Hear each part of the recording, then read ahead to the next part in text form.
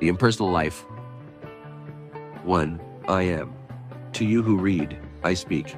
To you who, through long years and much running to and fro, have been eagerly seeking in books and teachings in philosophy and religion, for you know not what: truth, happiness, freedom, God. To you whose soul is weary and discouraged and almost destitute of hope. To you who many times have obtained a glimpse of that truth, only to find, when you followed and tried to reach it, that it disappeared in the beyond and was but the mirage of the desert. To you who thought you had found it in some great teacher, who was perhaps the acknowledged head of some society, fraternity, or religion, and who appeared to you to be a master. So marvelous was the wisdom he taught and the works he performed, only to awaken later to the realization that that master was but a human personality with faults and weaknesses and secret sins, the same as you, even though that personality may have been a channel through which were voiced many beautiful teachings of which seemed to you the highest truth. And here you are, soul aweary and anhungered, and not knowing where to turn. To you I am come. And likewise to you, who have begun to feel the presence of that truth within your soul, and seek the confirmation of that which of late has been vaguely struggling for living expression within. Yes, to all you who hunger for the true bread of life, I am come. Are you ready to partake? If so, then arouse yourself, sit up, still your human mind, and follow closely my word herein spoken, or you will turn away disappointed once more, with the aching hunger still in your heart. I, who am I? I, who speak with such seeming knowledge and authority. Listen, I am you, that part of you who is and knows, who knows all things, and always knew, and always was. Yes, I am you, yourself. That part of you who says I am and is I am. That transcendent, innermost part of you, which quickens within as you read, which responds to this my word, which perceives its truth, which recognizes all truth and discards all error wherever found. Not that part which has been feeding on error all these years. For I am your real teacher, the only real one you will ever know, and the only master.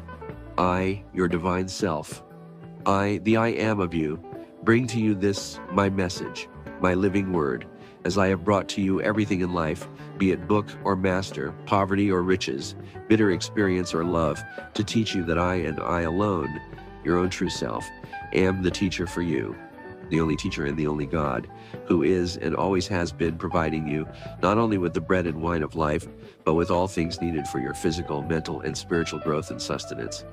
Therefore, that which appeals to you as you read is my message, spoken to your outer human consciousness from within, and is but a confirmation of that which the I am of you always knew within, but had not yet translated in definite, tangible terms to your outer consciousness. Likewise, all that ever appealed to you, coming from some outward expression, was but the confirmation of my word already spoken within, and which outward expression was the avenue or means I chose at the time through which to reach and impress your human or self-consciousness. But I am not your human mind, nor its child, the intellect. They are but the expression of your being, as you are the expression of my being. They are but phases of your human personality, as you are a phase of my divine impersonality. Weigh and study carefully these words. Rise up and free yourself from the domination of your personality, with its self-inflated and self-glorifying mind and intellect, now and for always. For your mind henceforth must be your servant, and the intellect your slave, if my word is to penetrate to your soul consciousness. I am come now to your soul consciousness, which I have quickened expressly in preparation for the reception of my word. Now, if you are strong enough to bear it, if you can put aside all your private personal fancies, beliefs, and opinions, which are but the rubbish you have gathered from the dumping grounds of others, if you are strong enough to cast them all away, then my word will be to you a source of endless joy and blessing. But be prepared to have this personality of yours doubt my word as you read it all along the way. For its very life is threatened, and it knows it cannot live and thrive and longer dominate your thinking, your feelings, your going and coming, as of old, if you take my word into your heart and permit it there to abide. Yes, I am come to you now, to make you conscious of my presence. For I have likewise prepared your human mind, so that it can, in a measure, comprehend the meaning of me. I have been with you always, but you did not know it. I have purposely led you through the wilderness of books and teachings, of religions and philosophies, keeping ever before your soul's eye the vision of the promised land, feeding you with the manna of the desert, that you might remember and value and long for the bread of the Spirit. Now I have brought you to the river Jordan, that separates you from your divine heritage. Now the time has come for you consciously to know me. The time has come for you to cross over into Canaan, the land of milk and honey. Are you ready? Do you want to go? Then follow this my word, which is the ark of my covenant, and you shall go over dry shod. 2. Be still and know. Now, in order that you may learn to know me, so that you can be sure it is I, your own true self, who speak these words, you must first learn to be still, to quiet your human mind and body and all their activities, so that you no longer are conscious of them. You may not yet be able to do this, but I will teach you how, if you really want to know me and are willing to prove it by trusting me and obeying me in all that I now shall call upon you to do. Listen, try to imagine the I, who speak throughout these pages, as being your higher or divine self, addressing and counseling your human mind and intellect, which you will consider for the moment as being a separate personality. Your human mind is so constituted that it cannot accept anything which does not conform with what it has previously experienced or learned, and which its intellect does not consider reasonable. Therefore, in addressing it, you are using such terms and expressions as will most clearly explain to your intellect the truths it must understand before the mind can awaken to the consciousness of your meaning. The fact is, this I is yourself, your real self. Your human mind has heretofore been so engrossed with the task of supplying its intellect and body with all manner of selfish indulgences that it has never had time to get acquainted with the real you, its true Lord and Master. While you have been so interested in and affected by the pleasures and sufferings of your body and intellect that you have almost come to believe you are your intellect and body, and you have consequently nearly forgotten me, your divine self. I am not your intellect and body, and this message is to teach you that you and I are one. The words I herein speak, and the main burden of these instructions, is to awaken your consciousness to this great fact. But you cannot awaken to this fact until you can get away from the consciousness of this body and intellect which so long have held you enslaved. You must feel me within before you can know I am there. Now, in order that you can become wholly oblivious of your mind and its thoughts, and your body and its sensations, so that you can feel me within it, is necessary that you studiously obey these. My instructions. Sit quiet in a relaxed position, and, when wholly at ease, let your mind take in the significance of these words. Be still, and know I am God. Without thinking, allow this, my divine command, to penetrate deep into your soul. Let whatever impressions that come to your mind enter at will, without effort or interference on your part. Note carefully their import, for it is I within, through these impressions, instructing you. Then, when somewhat of their vital significance begins to dawn upon your consciousness, speak these my words slowly, imperatively, to every cell of your body, to every faculty of your mind, with all the conscious power you possess. Be still, and know I am God. Speak them just as they are herein written, trying to realize that the God of you commands and demands of your mortal self implicit obedience. Study them, search out their hidden potency, brood over them, carry them with you into your work, whatever it be. Make them the vital, dominating factor in your work, in all your creative thoughts. Say them 1,000 times a day until you have discovered all my innermost meaning, until every cell of your body thrills in joyful response to the command, be still, and instantly obeys. And every vagrant thought hovering around your mind hies itself off into nothingness.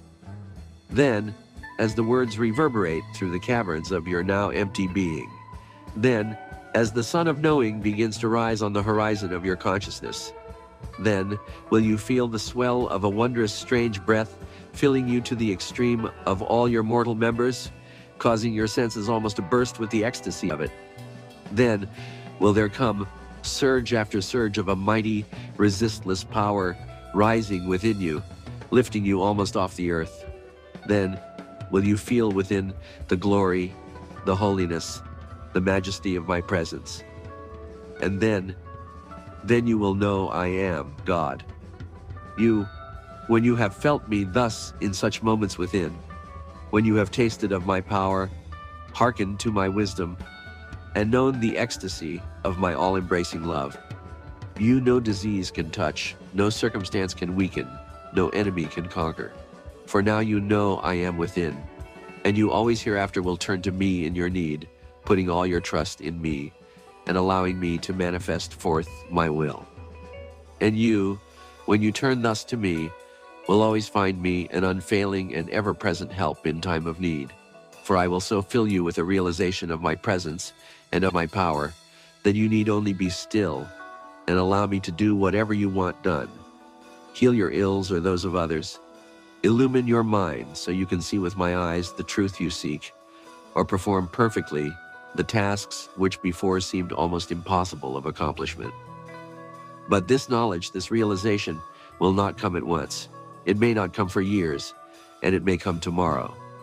It depends upon no one but you, not upon your personality with its human desires and human understanding, but upon the I am of you, God within. Who is it that causes the bud to open into the blossom? Who causes the chick to burst its shell? Who decides the day and the hour? It is the conscious, natural act of the intelligence within, my intelligence, directed by my will, bringing to fruition my idea and expressing it forth in the blossom and in the chick. But did the blossom and the chick have anything to do with it?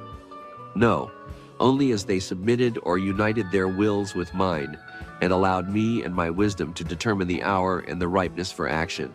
And then, only as they obeyed the impulse of my will to make the effort, could they step forth into the new life. You may, with your personality, try 1,000 times to burst through the shell of your human consciousness. But it will result only, if at all, in a breaking down of the doors I have provided between the world of tangible forms and the realm of intangible dreams. And the door being open, you then no longer can keep out intruders from your private domain without much trouble and suffering.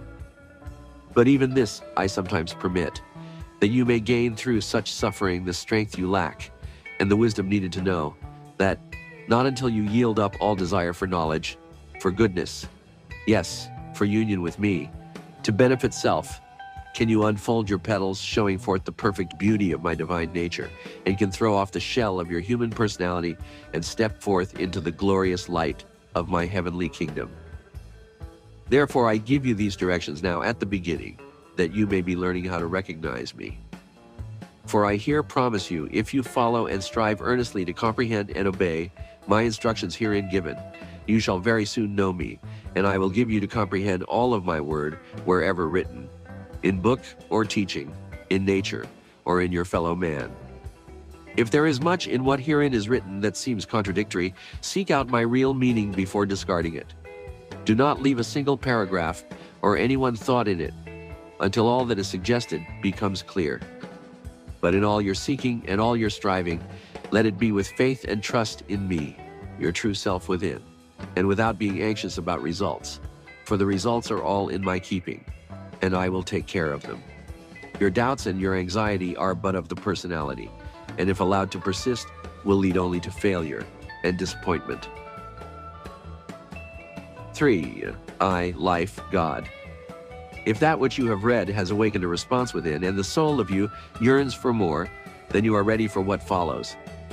But if you still question or rebel at the seeming assumption of divine authority for what is herein written, your intellect telling you it is but another attempt to beguile your mind with cunning suggestion and subtle sophistry, then you will receive no benefit from these words, for their meaning is as yet hidden from your mortal consciousness, and my word must come to you through other avenues of expression. And it is well if your personality with its intellect impels you thus to question and rebel against authority you do not yet know to be mine. But it is really I who cause your personality thus to rebel.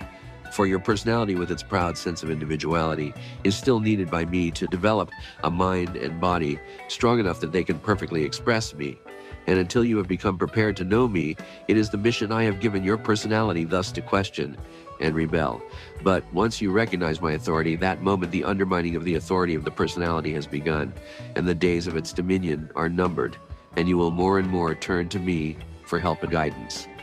Therefore, be not dismayed and read on, and mayhap the recognition will come. But know that you can read or not as you choose, but whichever you do, it is really I who choose and not you. For you, who seemingly choose not to read further, I have other plans. And in due season you shall learn that whatever you do or like or desire, it is I leading you through all the fallacies and illusions of the personality that you may finally awaken to their unreality and then turn to me as the one and only reality. Then these words will find a response within. Be still and know I am God. Yes, I am that innermost part of you that sits within and calmly waits and watches, knowing neither time nor space. For I am the eternal and fill all space.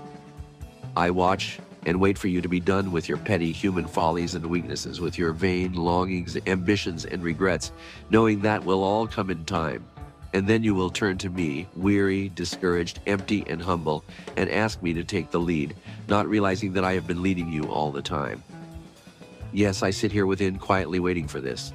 Yet while waiting, it was really I who directed all your ways, who inspired all your thoughts and acts, impersonally utilizing and manipulating each, so as eventually to bring you and my other mortal expressions to a final conscious recognition of me. Yes, I have been within always, deep within your heart. I have been with you through all, through your joys and heartaches, your successes and mistakes, through your evil doing, your shame, your crimes against your brother and against God, as you thought. Whether you went straight ahead or straight aside or stepped backward, it was I who caused you so to do. It was I who urged you on by the glimpse of me in the dim distance I permitted. It was I who lured you aside by a vision of me in some bewitching face or beautiful body or intoxicating pleasure or overpowering ambition. It was I who appeared before you in the garb of sin or weakness or greed or sophistry and drove you back into the cold arms of conscience, leaving you to struggle in its shadowy grasp until you awakened to its impotency, rose up in disgust, and in the inspiration of the new vision, tore off my mask. Yes, it is I who cause you to do all things, and if you can see it, it is I who do all things that you do, and all things that your brother does. For that in you and in him which is I, myself. For I am life. I am that which animates your body, which causes your mind to think, your heart to beat. I am that which attracts to you pain or pleasure, be it of the flesh, the intellect, or the emotions. I am the innermost, the spirit, the animating cause of your being, of all life, of all living things, both visible and invisible. And there is nothing dead, for I, the impersonal one, am all that there is. I am infinite and wholly unconfined. The universe is my body. All intelligence there is emanates from my mind. All the love there is flows from my heart. All the power there is but my will in action. The threefold force, manifesting as all wisdom, all love, all power, or if you will, as light, heat, and energy, that which holds together all forms and is back of and in all expressions and phases of life, be those phases creative, cohesive, or destructive, is but the manifestation of myself in the act or state of being. Nothing can be without manifesting and expressing some phase of me, who am not only the builder of all forms, but the dweller in each. In the heart of each I dwell, in the heart of the human, in the heart of the animal, in the heart of the flower, in the heart of the stone. In the heart of each I live and move and have my being. And from out the heart of each I send forth that phase of me I desire to express, and which manifests in the outer world as a stone, a flower, an animal, a man. Is there nothing then but this great I? Am I to be permitted no individuality for myself? I hear you ask. No, there is nothing, absolutely nothing. that is not a part of me, controlled and ruled eternally by me, the one infinite reality. As for your so-called individuality, that is nothing but your personality still seeking to maintain a separate existence. But soon you shall know there is no individuality apart from my individuality, and all personality shall fade away into my divine impersonality. Yes, and you shall soon reach that state of awakening, where you will get a glimpse of my impersonality, and you will then desire no individuality, no separation for yourself, for you will see that is but one more illusion of the personality. 4. Consciousness, intelligence, will. Yes, I know the many mixed thoughts that have been crowding into your mind as you read, the doubts and eager questionings, the vague fear that imperceptibly changed into a growing hope that this glimmering of my meaning, which has begun to penetrate the darkness of your human intellect, may shine brighter so you can see clearly the truth which you instinctively feel is hidden beneath my words. Again I say, this I am speaking herein is the real self of you. And in reading these words, it is necessary that you realize it is you, your own self, that is speaking them to your human consciousness in order fully to comprehend their meaning. And I also repeat, this is the same I am, that is the life and spirit animating all living things in the universe, from the tiniest atom to the greatest sun. That this I am is the intelligence in you and in your brother and sister, and that it is likewise the intelligence which causes everything to live and grow and become that which it is their destiny to be. But you cannot yet understand how this I am can be, at one and the same time, the I am of you and the I am of your brother, and also the intelligence of the stone, the plant, and the animal. You will see this, however, if you follow these my words and obey the instructions herein given. For I will soon bring to your consciousness a light that will illumine the deepest recesses of your mind and drive away all the clouds of human misconceptions, ideas, and opinions that now darken your intellect, if you read on and strive earnestly to comprehend my meaning. So listen carefully. I am you, the real self of you, all that you really are. That which you think you are not. That is only an illusion, a shadow of the real you, which is I, your immortal, divine self. I am that point of consciousness focalized in your human mind, which calls itself I. I am that I, but that which you call your consciousness is in reality my consciousness, thinned down to suit the capacity of your human mind. But it is still my consciousness, and when you can drive from your mind all its human misconceptions, ideas, and opinions, and can cleanse and empty it utterly so that my consciousness can have a chance to express freely, then you will recognize me, and you will know that you are nothing, being only a focal center of my consciousness, an avenue or medium through which I can express outwardly in matter my meaning. But you cannot see this yet, and of course cannot believe it until I fully prepare your mind by convincing your intellect of its truth. You have been told that each cell of your body has a consciousness and an intelligence of its own, that were it not for this consciousness, it could not do the work it so intelligently does. But each cell is surrounded by millions of other cells, each intelligently doing its own work, and each evidently controlled by the united consciousness of all these cells, forming a group intelligence, which directs and controls this work. This group intelligence apparently being the intelligence of the organ which the cells comprising it form. Likewise, there are other group intelligences in other organs, each containing other millions of cells, and all these organs making up your physical body. Now, you know, you are the intelligence that directs the work of the organs of your body, whether this directing is done consciously or unconsciously, and that each cell of each organ is really a focal center of this directing intelligence, and that when this intelligence is withdrawn, the cells fall apart, your physical body dies, and exists no more as a living organism. But who is this you who directs and controls the activities of your organs, and consequently of each cell composing them? You cannot say it is your human or personal self who does this, for you personally can of yourself control consciously the action of scarcely a single organ of your body. It must then be this impersonal I am of you, who is you and yet is not you. Listen, you, the I am of you, are to me what the cell consciousness of your body is to your I am consciousness. You are a cell, as it were, of my body and your consciousness as one of my cells is to me what the consciousness of one of the cells of your body is to you. Therefore, it must be that the consciousness of the cell of your body is my consciousness, even as your consciousness is my consciousness. And therefore we must be one in consciousness, the cell, you and I. You cannot now consciously direct or control a single cell of your body, but when you can, at will, enter into the consciousness of the I am of you and know its identity with me, then you can control not only every cell of your body, but that of any other body you might wish to control. What happens when your intelligence no longer controls the cells of your body? The body disintegrates, the cells separate, and their work for the time being is finished.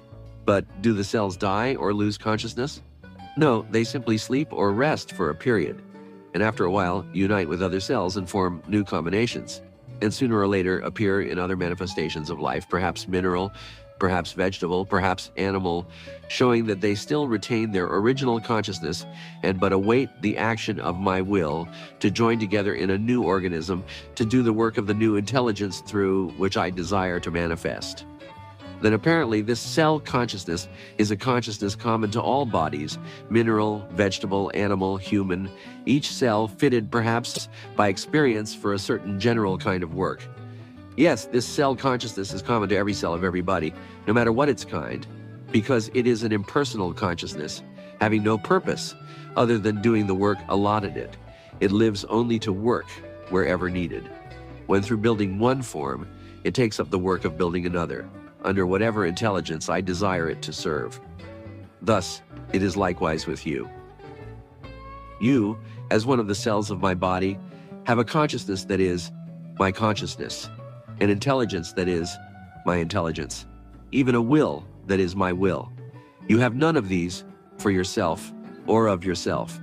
They are all mine and for my use only. Now, my consciousness and my intelligence and my will are wholly impersonal, and therefore are common with you and with all the cells of my body, even as they are common with all the cells of your body. I am, and being wholly impersonal, my consciousness, my intelligence, and my will, working in you and in the other cells of my body, and which constitute the I am of you and of them, must work impersonally, just as they work impersonally in the cells of your body. Therefore I, and the I am of you and of your brother, and the consciousness and intelligence of all cells of all bodies, are one. I am the directing intelligence of all the animating spirit, the life, the consciousness of all matter, of all substance. And if you can see it, you, the real you, the impersonal you, are in all and are one with all, are in me and are one with me, just as I am in you and in all, and thereby am expressing my reality through you and through all. This will, which you call your will, is likewise no more yours personally than is this consciousness and this intelligence of your mind and of the cells of your body yours. It is but that small portion of my will which I permit the personal you to use. Just as fast as you awaken to a recognition of a certain power or faculty within you and begin consciously to use it, do I allow you that much more of my infinite power. All power and its use is but so much recognition and understanding of the use of my will. Your will and all your powers are only phases of my will, which I thinned down to suit your capacity to use it. Were I to entrust you with the full power of my will, before you knew how consciously to use it, it would annihilate your body utterly. To test your strength, and more often to show you what the misuse of my power does to you, I at times cause you to commit a sin, so-called, or to make a mistake. I even permit you to become inflated with the sense of my presence within you, when it manifests as a consciousness of my power, my intelligence, my love, and I let you take these and use them for your own private purposes, but not for long, for not being strong enough to control them, they soon take the bit in their teeth, run away with you, throw you down in the mire, and disappear from your consciousness for the time being. But always I am there to pick you up after the fall, although you do not know it at the time, first shaming you, then straightening you out and starting you onward again by pointing out the reason of your fall, and finally, when you are sufficiently humbled, causing you to see that these powers accruing to you by the conscious use of my will, my intelligence, and my love are allowed you only for use in my service, and not at all for your own personal ends. Do the cells of your body, the muscles of your arm, think to set themselves up as having a separate will from your will, or a separate intelligence from your intelligence? No, they know no intelligence but yours, no will but yours. After a while, it will be that you will realize you are only one of the cells of my body, and that your will is not your will, but mine. That what consciousness and what intelligence you have are mine wholly, and that there is no such person as you personally being only a physical form containing a human brain, which I created for the purpose of expressing in matter an idea, a certain phase of which I could express best only in that particular form. All this may be difficult for you now to accept, and you may protest very strenuously that it cannot be, that every instinct of your nature rebels against such yielding and subordinating yourself to an unseen and unknown power, however impersonal or divine. But fear not. It is only your personality that thus rebels. If you continue to follow and study my words, all will soon be made clear, and I will surely open up to your inner understanding many wonderful truths that now are impossible for you to comprehend, and your soul will rejoice and sing glad praises, and you will bless these words for the message they bring. V. The key. Now you may not even yet know I am, or believe that I am really you, or that I am likewise your brother and your sister, and that you are all parts of me and one with me. You may not realize that the souls of you and your brother and sister, the only real and imperishable parts of the mortal you, are but different phases of me in expression in what is called nature. Likewise, you may not realize that you and your brothers and sisters are phases or attributes of my divine nature, just as your human personality with its mortal body, mind, and intellect is a phase of your human nature. No, you do not realize this yet, but I speak of it now, that you may know the signs when they begin to appear in your consciousness, as they surely will. But in order to recognize these signs, all that now follows must be carefully considered and studied, and should not be passed by until my meaning, at least in some degree, is grasped. Once you understand fully the principle I here set down, then all my message will become clear and comprehensible. I first give you the key that will unlock every mystery that now hides from you the secret of my being. This key, when you once know how to use it, will open the door to all wisdom and all power in heaven and earth. Yea, it will open the door to the kingdom of heaven, and then you have but to enter in to become consciously one with me. This key is, to think is to create, or, as you think in your heart, so is it with you. Stop and meditate on this, that it may get firmly fixed in your mind. A thinker is a creator. A thinker lives in a world of his own conscious creation. When you once know how to think, you can create at will anything you wish, whether it be a new personality, a new environment, or a new world. Let us see if you cannot grasp some of the truths hidden and controlled by this key. You have been shown how all consciousness is one, and how it is all my consciousness, and yet is also yours, and likewise that of the animal, the plant, the stone, and the invisible cell.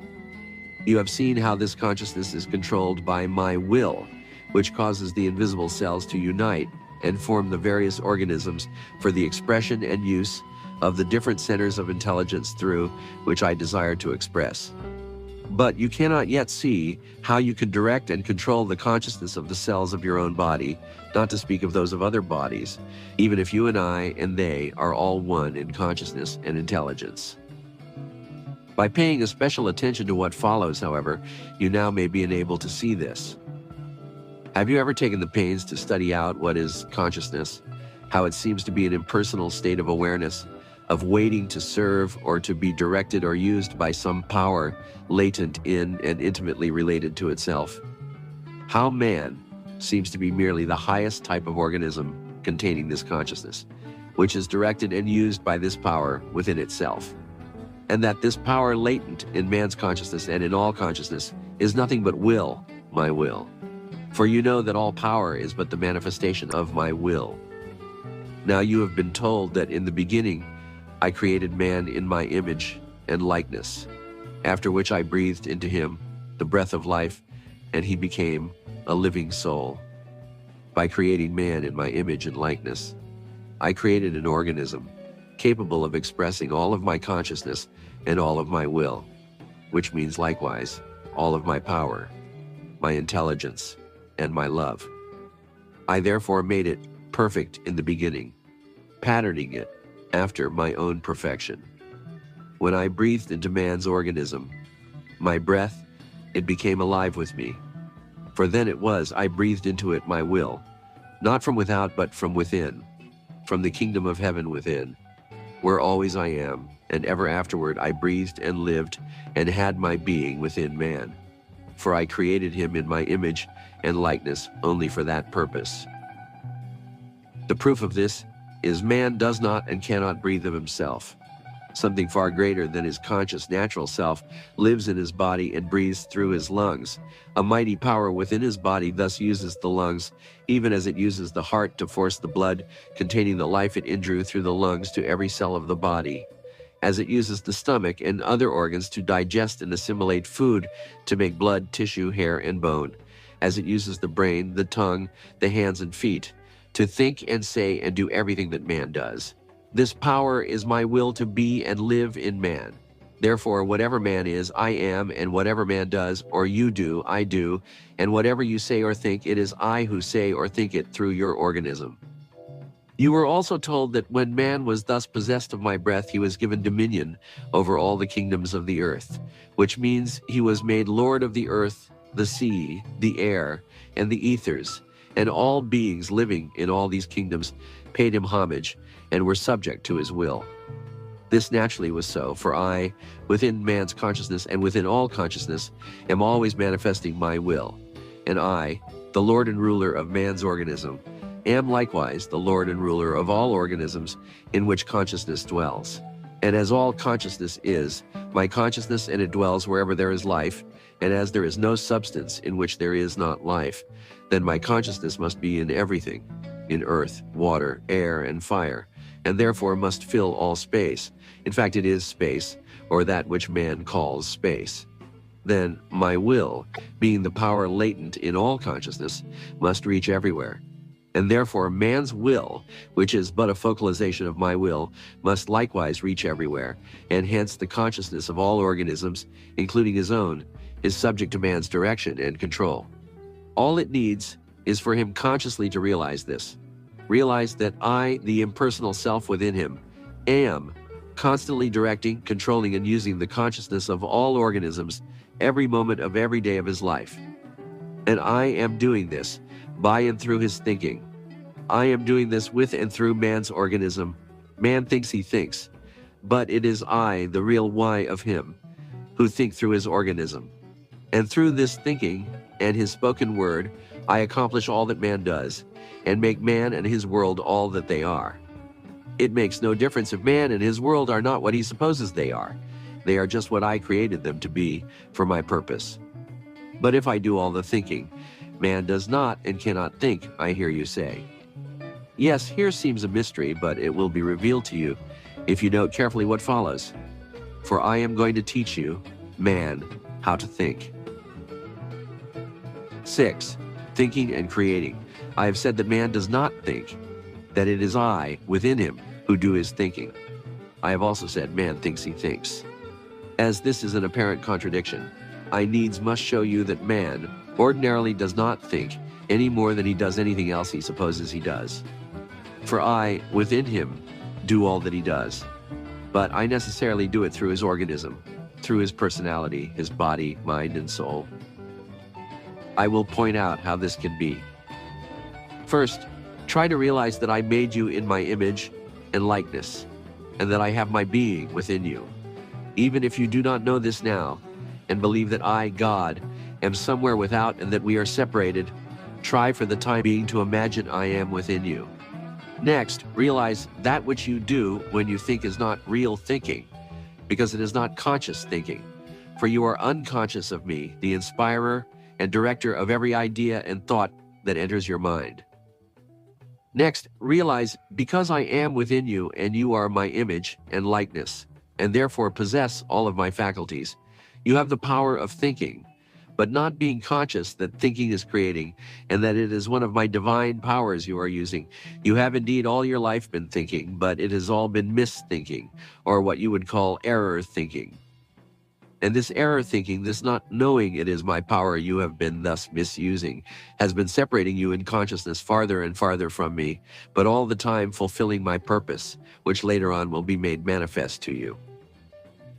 The proof of this is, you think you are separated from me, that you are living in a material world, that your body of flesh engenders and harbors pleasure and pain, and that an evil influence, called the devil, is manifesting in the world, opposing my will.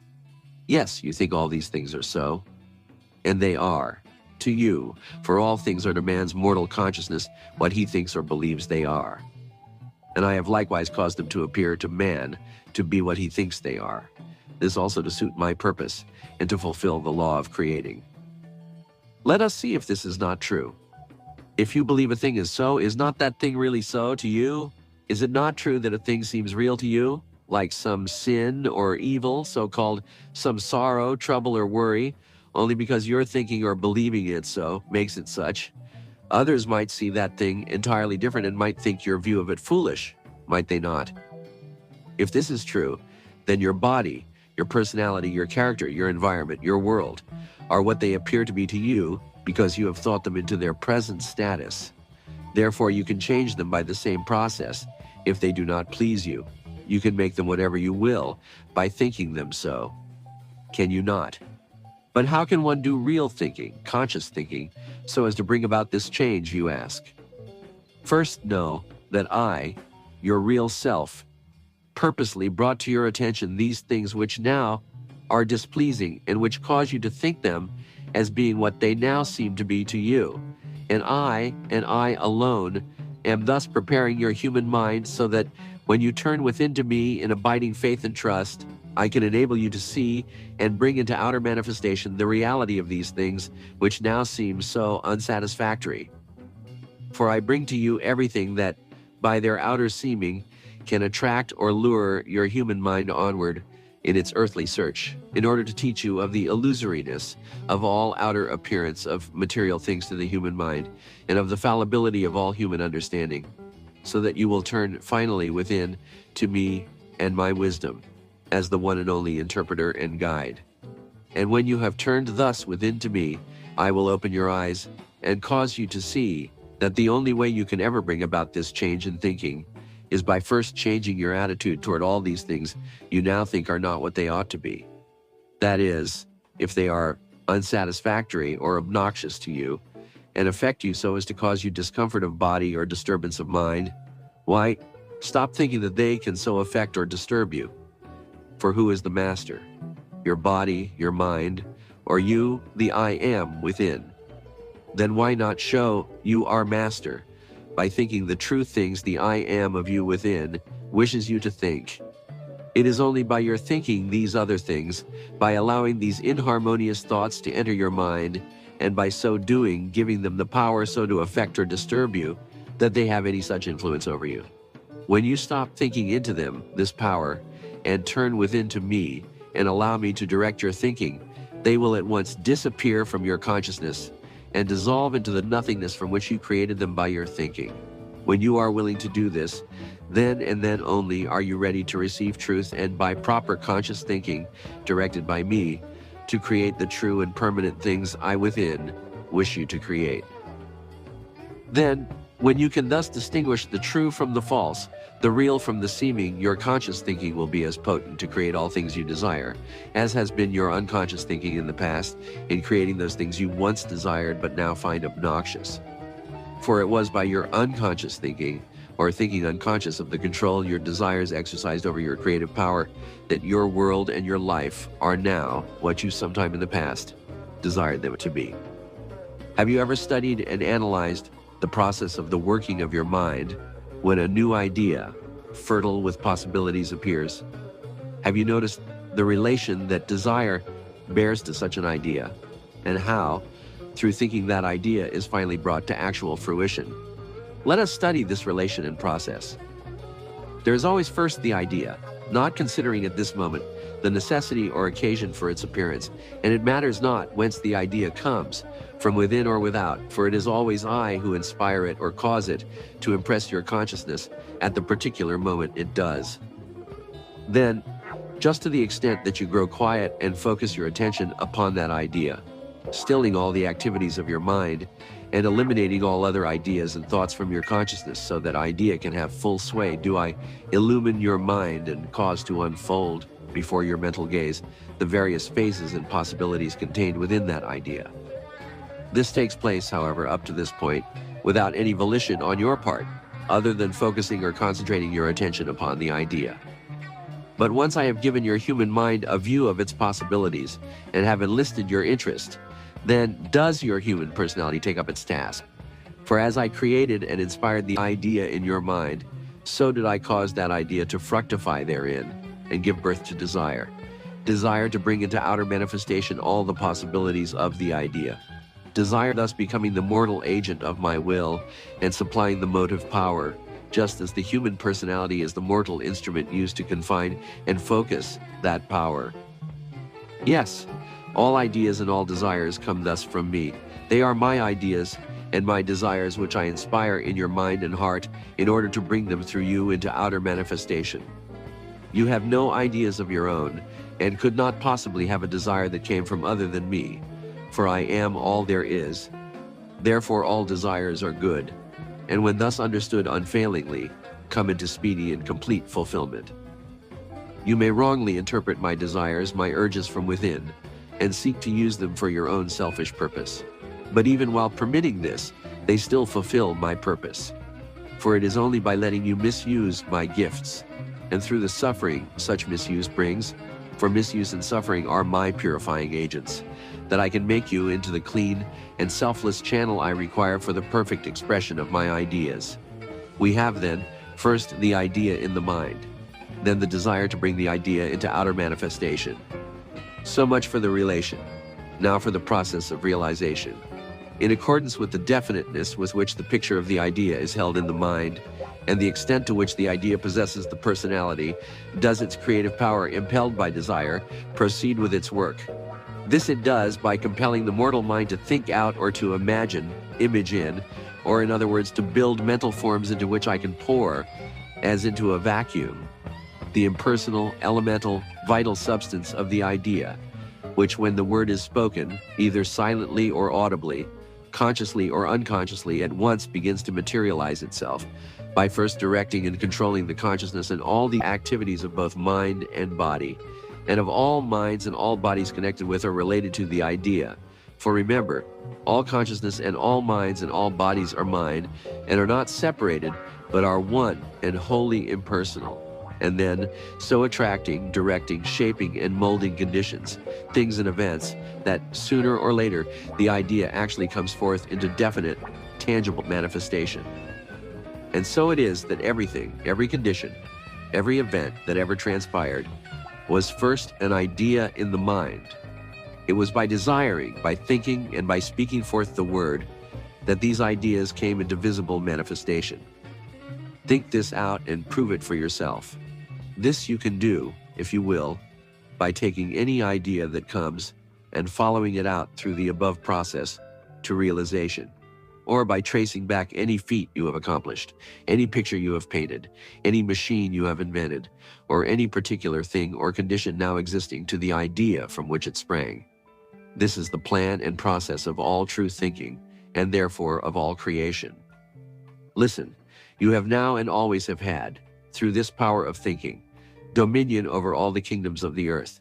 And if you but know it, you have now this moment only to think and speak the word, realizing your power, and that I, God, your omniscient, omnipresent, omnipotent self, will bring about the results and the waiting consciousness of the invisible cells of all matter upon which your will and attention become focused, which waiting consciousness is, my consciousness, remember, will begin immediately to obey and do exactly according to the image or plans you have prepared by your thinking. For all things are made by the word, and without the word was not anything made that was made. When you can once realize this, and can know that the I am consciousness within you is one with the consciousness of all animate and inanimate matter, and that its will is one with your will, which is my will, and that all your desires are my desires, then will you begin to know and feel me within, and will acknowledge the power and glory of my idea, which is eternally expressing itself impersonally through you. But it is first wholly necessary that you learn how to think, how to know your thoughts, those directed by me, from the thoughts of others, how to trace thoughts back to their source, and to banish undesirable ones at will from your consciousness, and finally how to control and utilize your desires so that they will always serve you instead of your being a slave to them. You have within you all possibilities, for I am there. My idea must express, and it must express through you. It will express itself perfectly if you but let it. If you will only still your human mind, put aside all personal ideas, beliefs, and opinions, and let it flow forth. All you need to do is to turn within to me, and let me direct your thinking and your desires. Let me express whatever I will, you personally accepting and doing what I desire you to do. Then will your desires come true, your life become one grand harmony, your world a heaven, and yourself one with myself. When you have begun to realize this and have glimpsed somewhat of its inner meaning, then you will be ready to grasp the real import of what follows. 7. The Word. We will now take the key and show you how the plan and process just described is the one by which the world came into existence. How the earth and all that is in it and on it, including yourself and your brothers and sisters, are but the outer manifestations of an idea, my idea, which is now being thought into life expression. First know that I, the Creator, am the original thinker, the one and only thinker. As previously stated, man does not think, it is I who think through his organism. Man believes he thinks, but before he is awakened to a realization of me within, he only takes the thoughts I attract to or inspire in his mind, and mistaking their real meaning and purpose, places a personal construction upon them and, through the selfish desires thus aroused, creates for himself all his troubles and brings upon himself all his woes. But these apparent mistakes, misconstructions and interferences of man are in reality only the obstacles I place in his way to be overcome, that he may, through the overcoming, finally develop a body and mind strong and clean and capable enough to express perfectly and consciously this idea of mine eternally working within his soul. Man, then, is only the organism I am, thus preparing through which to manifest the perfection of my idea. He provides the personality with its body, mind, and intellect through which I can perfectly express this idea, the physical brain with which I can think and speak it into outer manifestation. I plant in man's brain an idea, any idea. That idea would grow, mature, and speedily ripen into complete outer fruition or manifestation if man only would let it, would give his mind and all its thoughts, his heart and all its desires wholly over to me, and let me come forth as the perfect fulfillment of that idea. I will now plant in your brain an idea. May it grow, mature, and ripen into the glorious harvest of wisdom which is awaiting you, if you let me direct its growth and expression through you. In one of my other revelations, called the Bible, you are told much about the Word, but very few, even the most learned Bible students, comprehend clearly my meaning. You are told that in the beginning was the Word, and the Word was with God, and the Word was God. The same was in the beginning with God. All things were made by him, by the Word, and without him, the Word, was not anything made that was made. You shall learn herein how my Word was in the beginning, how it was with me, and how it was I myself, how all things were made by me and by my Word, and that without me and my Word was nothing made that now exists. Now, a word to the human understanding is a symbol of an idea. That is, it stands for, embodies, and represents an idea. You are a word, a symbol of an idea if you can see it. So is a diamond, a violet, a horse. When you can discern the idea back of the symbol, then you know the soul or the reality of the manifestation appearing as a man, a diamond, a horse, a violet. Hence, a word, as used in the above quotation, means an idea latent and unmanifest, however, waiting to be expressed, or thought and spoken forth in some form or another. The word that was in the beginning and that was with me was then not only an idea, but it was my idea of myself in expression in a new state or condition, which you call earth life. This idea was I, myself, because it was part of me, being as yet latent and unmanifest within me, for it was of the substance and essence of my being, which is itself an idea, the one original idea. All things were made by me, by the vitalized action of this, my idea, being thought and spoken into expression. And nothing has been or ever can be expressed in earth life without having my idea as the primary and fundamental cause and principle of its being. This, my idea, therefore, is now in the process of unfoldment or of being thought into outer expression. Some call it evolution, just as is the flower when the bud puts forth from the stalk and finally opens into the blossom, obeying the urge to express my idea hidden within its soul. Just so will I develop and unfold all my mediums of expression, which shall finally, unitedly and completely picture forth my idea from out their souls, in all the glory of its perfection. At present, these mediums are of such nature that they require many languages of many types, from the simplest to the most complex, composed of almost an infinite number of words to express my idea. But when I shall have completely thought out my idea, or shall have perfected my many mediums of expression, then shall my idea shine forth in every word, each in fact being a perfect part or phase of my idea, also chosen and arranged that they will really be as one word, radiating the sublime significance of my meaning. Then shall all languages have melted, merged into one language, and all words into one word, for all mediums shall have become flesh, and all flesh shall have become one flesh, the now perfected medium for the complete expression in one word of my idea, myself. Then shall myself, now capable of being expressed by these perfected words, shine through its medium of expression, through the personalities, their bodies, minds, and intellects, and the word shall have become flesh, or shall be the flesh.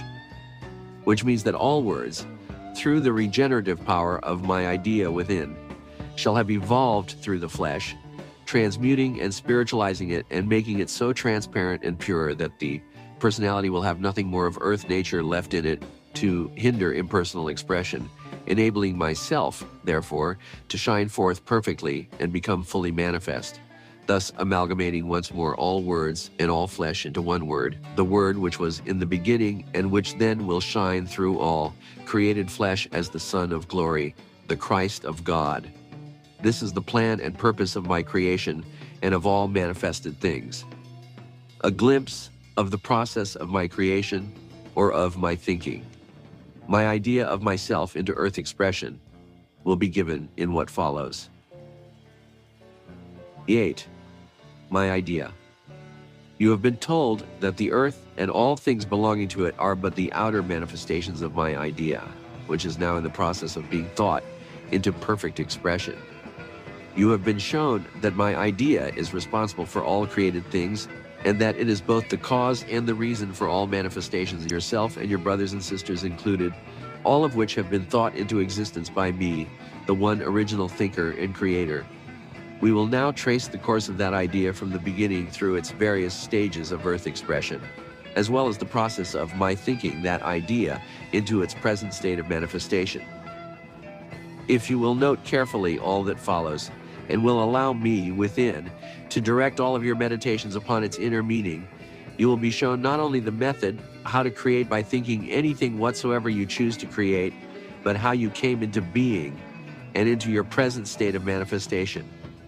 In the beginning, when, after a rest of incalculable eons, at the dawn of a new cosmic day, when the world consciousness was just awakening, and the stillness of cosmic night yet prevailed, I, the thinker, conceived my idea. This, my idea of myself. In manifestation in a new condition called earth expression, I saw completely pictured in the mirror of my omniscient mind.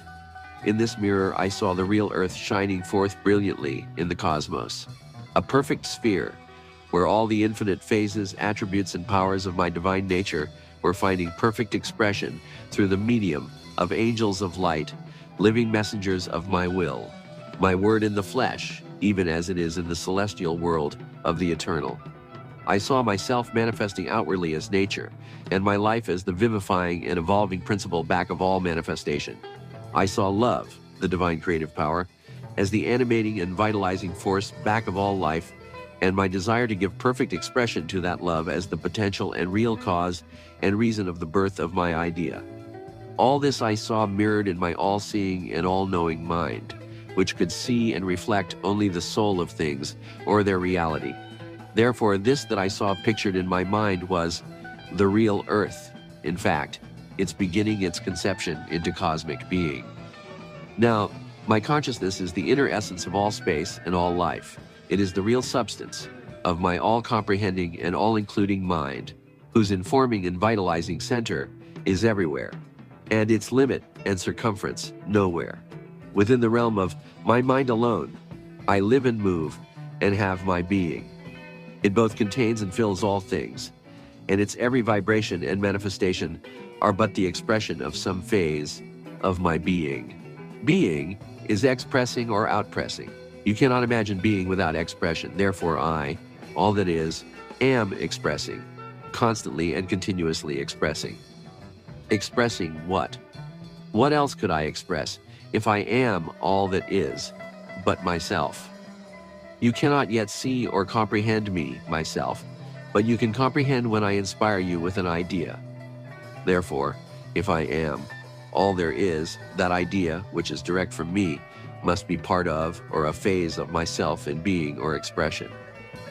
Any idea, once born within the realm of my mind, as has been shown, immediately becomes a reality, for in the eternality of my being, time is not. With you, however, an idea first creates desire, a desire to express that idea. Then desire compels thinking. Thinking causes action, and action produces results, the idea in actual outer manifestation. But in reality, I have no desire, for I am all things and all things are of me. I need only to think and speak the word to produce results. Yet that desire you feel in you is from me, because it is born of my idea, which I implanted in your mind only that it might come forth into expression through you. Indeed, whatever you desire is I, knocking at the door of your mind, announcing my purpose of manifesting myself in you, or through you in the particular form indicated by that desire. What is called desire in human personalities is but the necessary action of my will pushing forth the expression of my idea into outer manifestation or being. What to you would seem to be in me, a desire for expression, is but the necessity of my idea of myself to be or express itself. Therefore, every real desire you feel, every desire of your heart comes from me, and must of necessity sometime, in some shape or other, be fulfilled.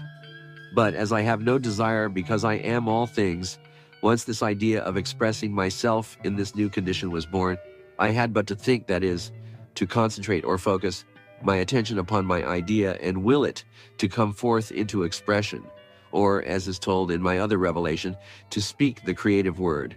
And at once did the cosmic forces of my being, set in vibration by the concentrating of my will, proceed to attract the necessary elements from the eternal storehouse of my mind, and with my idea as a nucleus, to combine, form, and shape around it these elements into what is called a thought form of a planet, filling it with my life substance, my consciousness, and endowing it with all the potentialities of my being.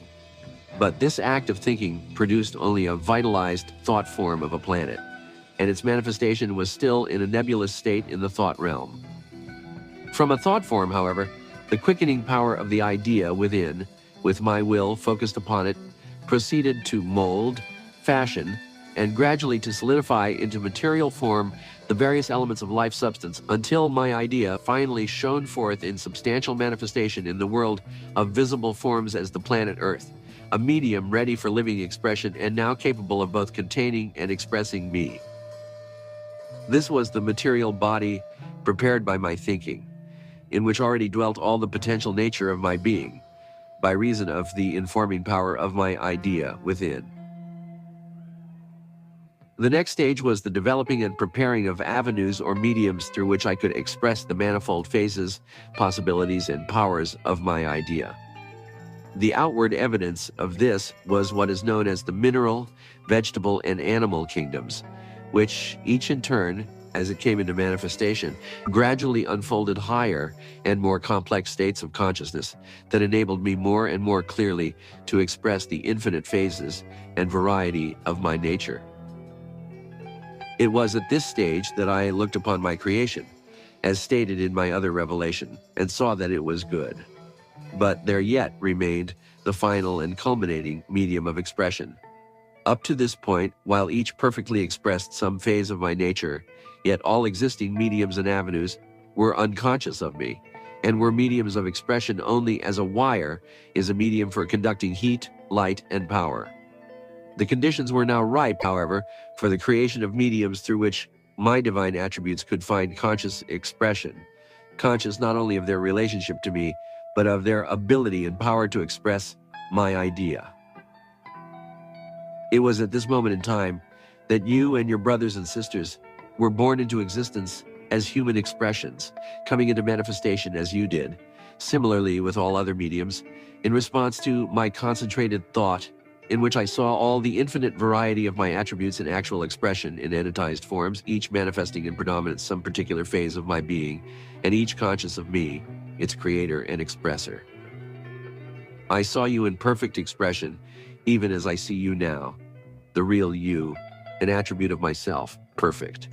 For in reality, you are an angel of light, one of my thought rays, an attribute of my being, ensouled in earth conditions, with no other purpose, which is no purpose at all, but a necessity of my being, but the final complete expression of my idea. In the eternal, there is no time or space or individuality, and it is only by reason of the phenomenon of thought being born from the womb of mind into the world of matter that the illusions of time, space, and individuality occur, the thought or creature acquiring the consciousness of separateness from its thinker or creator. So it was then that the first tendency to think yourself as separate from me was born, but the complete consciousness of separation did not become established until long after. In the beginning, when you thus first entered into earth expression, obeying the impulse I had sent forth through my concentrated thought, you, one of my attributes, surrounded or clothed yourself with my idea of myself, in expression as the particular attribute you represented, you being the animating force of that idea. In other words, my idea of myself, expressing that particular attribute, then became the soul of your particular expression. But that idea or soul is not you. Remember, for you are really a part of me, being myself in expression through the medium of that particular attribute. Having clothed yourself with my idea, this idea then, through the necessity of its being, immediately began to attract to itself the necessary thought substance, requisite for the expression of that particular attribute, and to build and shape it into my image and likeness. It thus became a holy temple filled with my living presence, because inhabited by you, one of my divine attributes.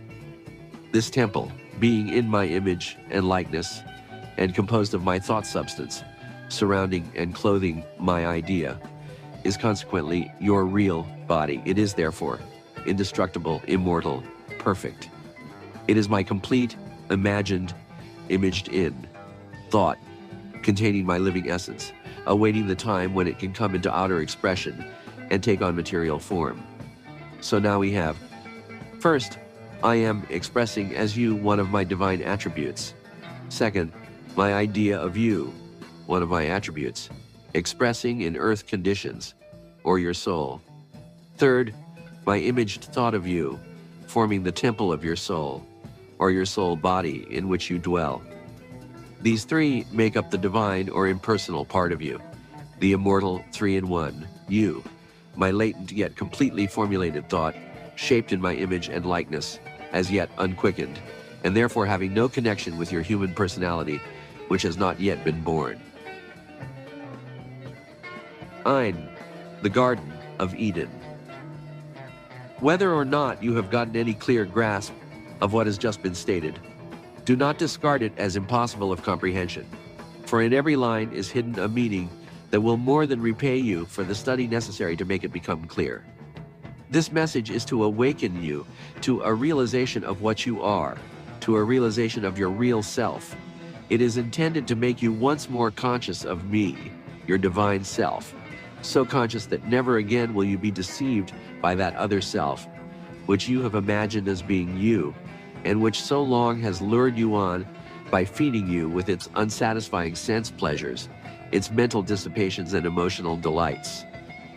But before that can be, it will be necessary for you thoroughly to know that supposed other self, that self which you created by thinking it real and separate from me, and then kept alive by giving it the power thus to entice and deceive you.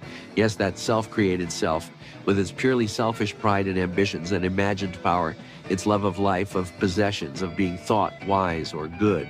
But which self is merely your human personality, which was born only to die as a separate identity, and as such has no more reality or permanence than the leaf, the snow, or the cloud. Yes, you will be brought face to face with that petty personal self, and will see with perfect vision all its sordid selfishness and human vanities. And you will then learn, if you will but turn to me and ask in simple faith and trust, that it is I, the infinite, impersonal part of you, abiding always within, who am thus pointing out to you all these illusions of the personality, which for so many ages have separated you in consciousness from me, your glorious, divine self. This realization will surely come when you can recognize that this message is from me, and when you have determined that it shall be. To you whom I have inspired with such a determination, I will cause every illusion in time to disappear, and you shall in truth know me. The exercise of your mind along these abstract lines will not hurt you. Instead, it is what your mind needs. For not until you can grasp my meaning when presented to you in ideas such as these herein contained, coming from without, can you perceive and correctly interpret my idea when I inspire you from within. Your mind I am thus preparing for use, not to gain more earthly knowledge, but in order that you can receive and give forth my heavenly knowledge to those whom I shall bring to you for that purpose. With a prayer to me, your own real self, your Father in heaven, that true realization may come, read carefully what follows. We have arrived in the course of our consideration of the process of unfoldment of my idea, to where the I am of you, manifesting in your immortal soul body, or in the thought image created by my thinking, is now ready to take on a substantial form, a form suitable for the earth expression of my attributes. This change from a mental to a mortal form took place after the manner and process of all thinking and all creating, and is literally described in the Bible, where it says, I formed man of the dust of the ground, and breathed into his nostrils the breath of life, and man became a living soul. Shall I explain further? That the quickening power within my idea, your soul, proceeded to attract to it the various elements of life substance, dust, and atom by atom and cell by cell, in due course of time to mold and shape each into substantial reality, after the pattern of the thought image composing your soul body, thus forming an earthly outer covering, as it were, until finally your mortal form actually became manifest to the psychic sense, if not yet to what is called the physical sense. Whereupon, all being now prepared for this cyclic moment, you, my attribute, breathed into and then through its nostrils, from within, the breath of life. And you then made your first appearance on earth as a human being, a living soul, my idea now able to express consciously through a suitable earth medium, containing within yourself all of my attributes, all of my powers, and all of my possibilities. Thus were now manifest all the various mediums for the earth expression of my idea. And you, being one of my attributes, naturally had dominion over all of these mediums, or possessed the power of utilizing any or all of them, if necessary, for the full and complete expression of my attributes, powers, and possibilities. In this manner, and for this reason alone, did you and your brothers and sisters come into human expression. But while in human form, yet was your expression so entirely impersonal that, though self-conscious, you still looked wholly to me within, for inspiration and guidance. This, then, was the first condition into which you awakened when you entered into earth expression, and is what is called the Edenic state or dwelling in the Garden of Eden. This Edenic state represents the celestial phase of impersonal consciousness, or that state in which you were still consciously one with me, though now confined in a mortal medium of expression. Now, I shall not tell you in detail how or why it became necessary for me to drive you, now manifesting as man or humanity, out of the Garden of Eden, other than to remind you of the part that desire plays in earth expression and its relation to my will, how it centers your interest in outer things and makes you forget me within. When you have solved that and comprehend somewhat of my reason, then perhaps you can understand the necessity of first causing you, humanity, to fall into a deep sleep, you having arrived at the close of another cycle called a cosmic day, and of letting you dream you had awakened. But in reality, you were and are still asleep, and everything from that day to this, including all seeming earthly events and conditions, have been but a dream, from which you will fully awaken only when you, humanity, again become wholly conscious of me within, and of finding yourself, humanity, no longer outwardly one, but two, one an active, thinking, aggressive part, thereafter called a man, and the other a passive, feeling, receptive part, a womb man or woman. Also, the necessity of these seeming earth influences being brought to bear to draw your consciousness from purely celestial delights and to hold it in this new dream condition in order to develop a mortal mind, that you might, through its natural selfish tendencies, become centered entirely upon your earthly mission of mortal expression. And the wisdom of having this influence, through the serpent of selfishness, the shape I caused it to assume in your mind, first generate in the passive, feeling, receptive part of you, desire, the mortal agent of my will, which was to supply the motives and the power for the further and complete expression of my attributes on earth. And finally, the necessity of desire, casting its complete spell over you, humanity, that your celestial or impersonal nature might be kept deep in sleep, until in your dream, by the free but ignorant use of my will, you could taste and fully eat of the fruit of the so-called tree of knowledge of good and evil, and through the eating could learn properly to discriminate and know its fruit for what it really is, and thus acquire the strength to use the knowledge thus gained wisely and perfectly in the expression of my idea only. You likewise possibly now can understand how, in your dream, you became more and more engrossed in and attached to this false earth state through first eating of this fruit and learning to know good and evil, and after learning of the new and enticing world thus opened up to you, dying to the knowledge of the reality back of it all, and how and why it was, you learned that you were naked, both the thinking and the feeling parts of you, and also why you grew afraid and tried not to hide from me, thus creating in your consciousness the sense of separation from me. And now perhaps you can see why this all had to be, why you, humanity, had to leave the Edenic state of impersonal consciousness and lose yourself wholly in the earth illusions of this dream world in order to be able to create a body and develop in it a personal or self-consciousness capable of fully expressing my perfection. Thus was born your human personality, and since its birth have I impelled you to nourish, support, and strengthen it by filling you with longings, hopes, ambitions, and aspirations, with all the various manifestations of desire, and which are but the human phases of my will, operating in the preparation and development of a medium capable of expressing perfectly my attributes on earth. And so I spake the word, and drove you out of the Garden of Eden, and clothed you with a coat of skin, or in other words, with flesh, the same as other animals. For now, in order that you might enter into the heart of earth conditions, into the real earth, the earth of my idea, not the one of your dream, so as to quicken my idea therein into active life expression. You, my attribute, had to have an organism and a covering appropriate for the conditions in which you were to manifest in your dream. Likewise, in thus giving you a coat of skin, did I, by so doing, provide my idea with a suitable form for earthly expression. I gave you the power to express yourself through a definite organism by means of words.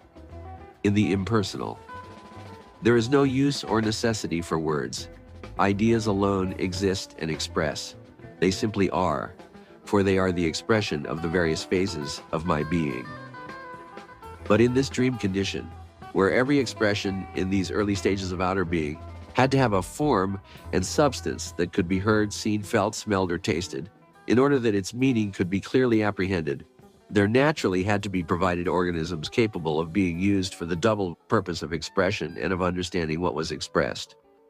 As my idea unfolded itself, after your expulsion from Eden, you, one of my divine attributes, dwelling within my idea of that attribute in expression, in turn dwelling within the thought image of myself, and finally manifesting outwardly in the earth form of words, when impelled by my will, in the guise of desire to express my meaning, began rapidly to increase and multiply.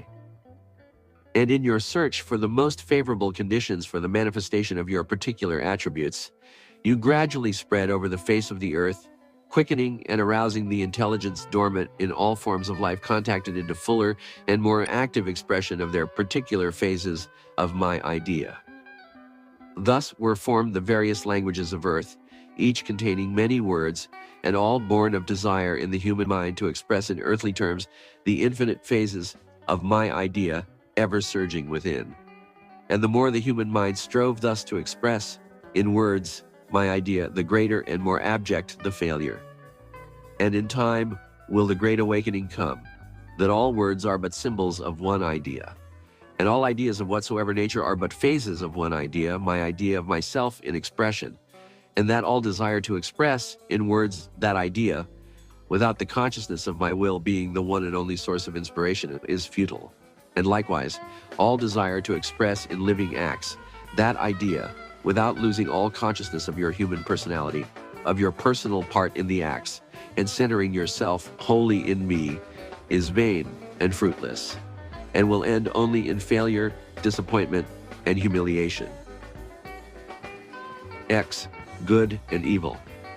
In the Garden of Eden, where you abode before entering upon your earthly mission, there grew this tree whose fruit is called the knowledge of good and evil. While dwelling in this garden, you were still wholly impersonal, for you had not yet tasted of this fruit.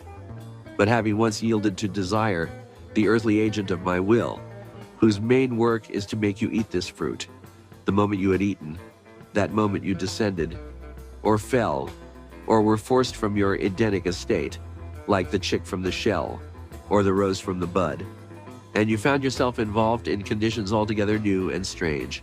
For now, instead of having dominion over the lower kingdoms, and of their supplying your every want, you had to till the ground to get it to bring forth fruit, and by the sweat of your face had you to earn your bread. But having taken upon yourself this earthly mission, it now became necessary for you to enter fully into all conditions of earth life in order to develop a mind and perfect a body capable of expressing perfectly my idea on earth, the real cause and reason of your entering into this dream condition.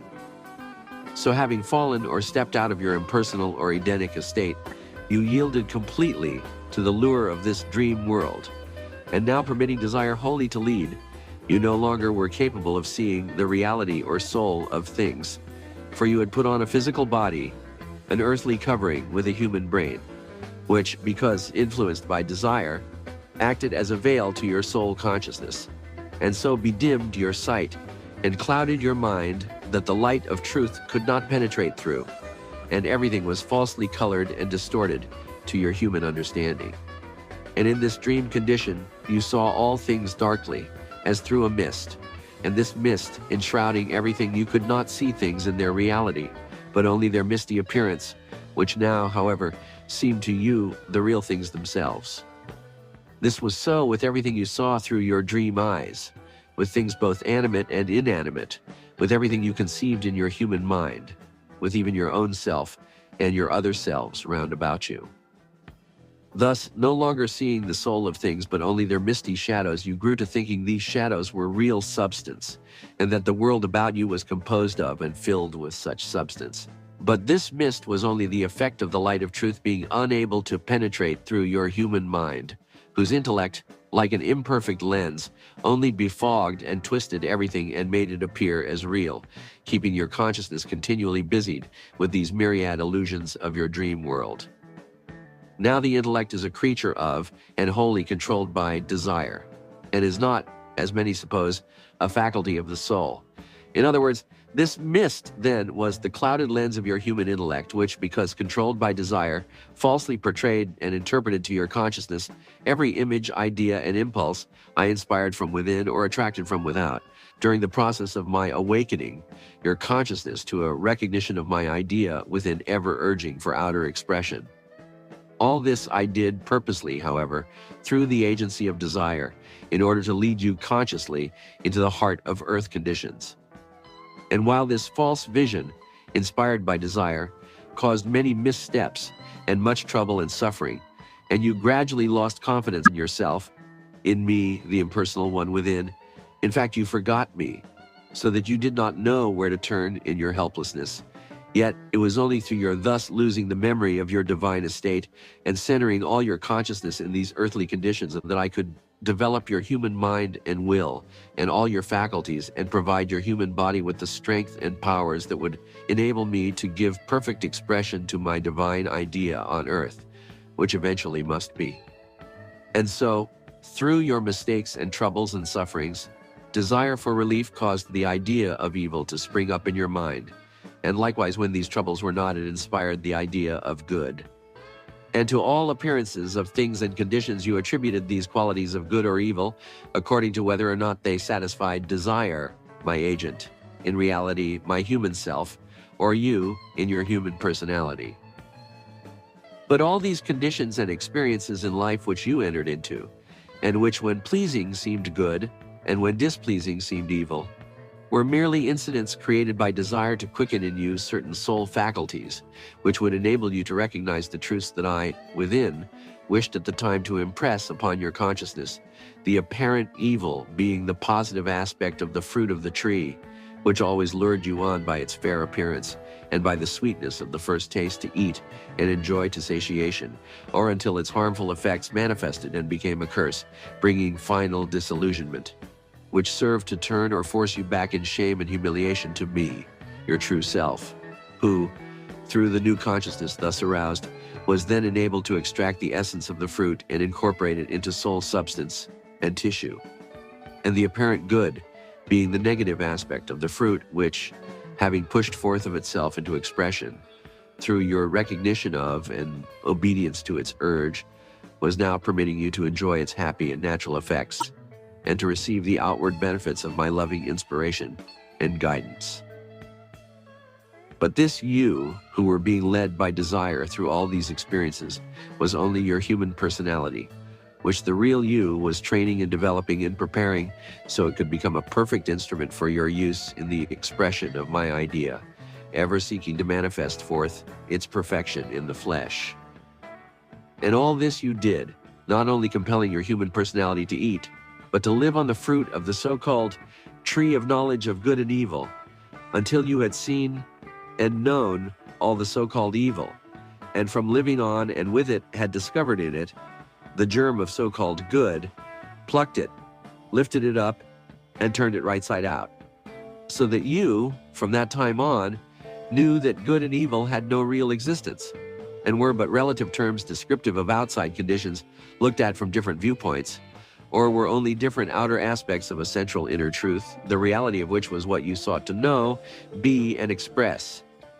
And so during the latter ages, you have been, as it were, gradually throwing off layer after layer of human consciousness, dissipating the mist or glamour thrown around your mind by the intellect, subduing, controlling, spiritualizing, and thus clarifying the intellect itself. Until now, you are beginning to awaken and to see, through the ever-thinning remaining layers, occasional glimpses of me, the one great reality within all things. But all this time, you, the omniscient, impersonal I am of you, were consciously and intentionally doing all this, not for the purpose of getting the mere knowledge of earth conditions and things, as your intellect has so loudly and authoritatively proclaimed, but in order that you might harvest what you had sown in the dim ages past, and could manifest forth my perfect idea on earth, even as you are now manifesting it in the impersonal estate, your heavenly home. And you, remember, are the great impersonal I, who am doing all this, who am continually changing in outward appearance, but who within am eternally the same. The endless flow of the seasons, the spring with its busy sowing, the summer with its warm, restful ripening, the autumn with its bounteous harvesting, the winter with its cool, peaceful plenty, year after year, life after life, century after century, age after age, are only the outbreathing and inbreathing of my idea as I inspire it forth through the earth and through you, my attribute, and through all my other attributes, during the process of unfolding in outer manifest state, the perfection of my nature. Yes, I am doing it through you, because you are an expression of me, because only through you, my attribute, can I express myself, can I be. I am because you are. You are because I am expressing myself. I am in you as the oak is in the acorn. You are I as the sunbeam is the sun. You are a phase of me in expression. You, one of my divine attributes, are eternally trying to express my perfection through your mortal personality. Just as an artist sees in his mind the perfect picture he wants to paint, but his hand cannot quite portray with the crude mediums of brush and color the true quality and effect he sees, so do you see me within yourself and know we are one, but always are prevented by the imperfection of the earthly material of your human personality with its animal body, its mortal mind, and selfish intellect from perfectly expressing me. Yet I created your body, mind, and intellect in order to express myself through you. The body I made in the image of my perfection. The mind I gave to inform you of me and my works. The intellect I gave to interpret my idea as I inspired it to the mind. But you have been so distracted by the human phases of this body, mind, and intellect and their outer uses, that you have forgotten me, the one and only reality within, whose divine nature I am ever seeking to express to and through you. But the time is soon here, when the outward uses shall no longer distract, and my reality shall be revealed unto you in all the glory of its perfection within you. But you, when I thus reveal myself, shall not be more blessed than before, unless that which I have revealed shall become the bread of life to you, and you shall live and manifest the life it reveals. 1. Use. Now I have purposely not stated clearly all the how and why of these things, for I have reserved for you, when you call upon me so to do, and are capable of receiving it, to inspire you from within with a far more comprehensive vision of the unfoldment and development of my divine idea and its final perfected expression than is herein pictured. If I were here to tell the real meaning of my many manifestations before you were consciously capable of experiencing its truth, you neither would believe my words, nor could you comprehend their inner application and use. No, therefore, as I begin to awaken in you a realization that I am within, and more cause your human consciousness to become an impersonal channel through which I can express, will I gradually reveal to you the reality of my idea, dissipating one by one the illusions of the ages which have hidden me from you, enabling me thereby to manifest through you my heavenly attributes on earth in all their humanly divine perfection. I have herein given you but a glimpse of my reality, but just to the extent that that which has been revealed becomes clear, will more be opened up unto you from within, and far more wonderful than these now seem to you.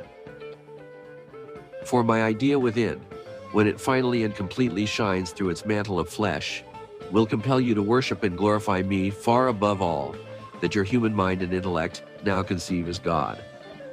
But before you can become conscious of all this and can truly comprehend it, you and your human personality must make it possible for me to reveal it by turning within to me as the one and only source, bringing to me your measure absolutely empty of self, and with mind and heart as simple and trusting as those of a child.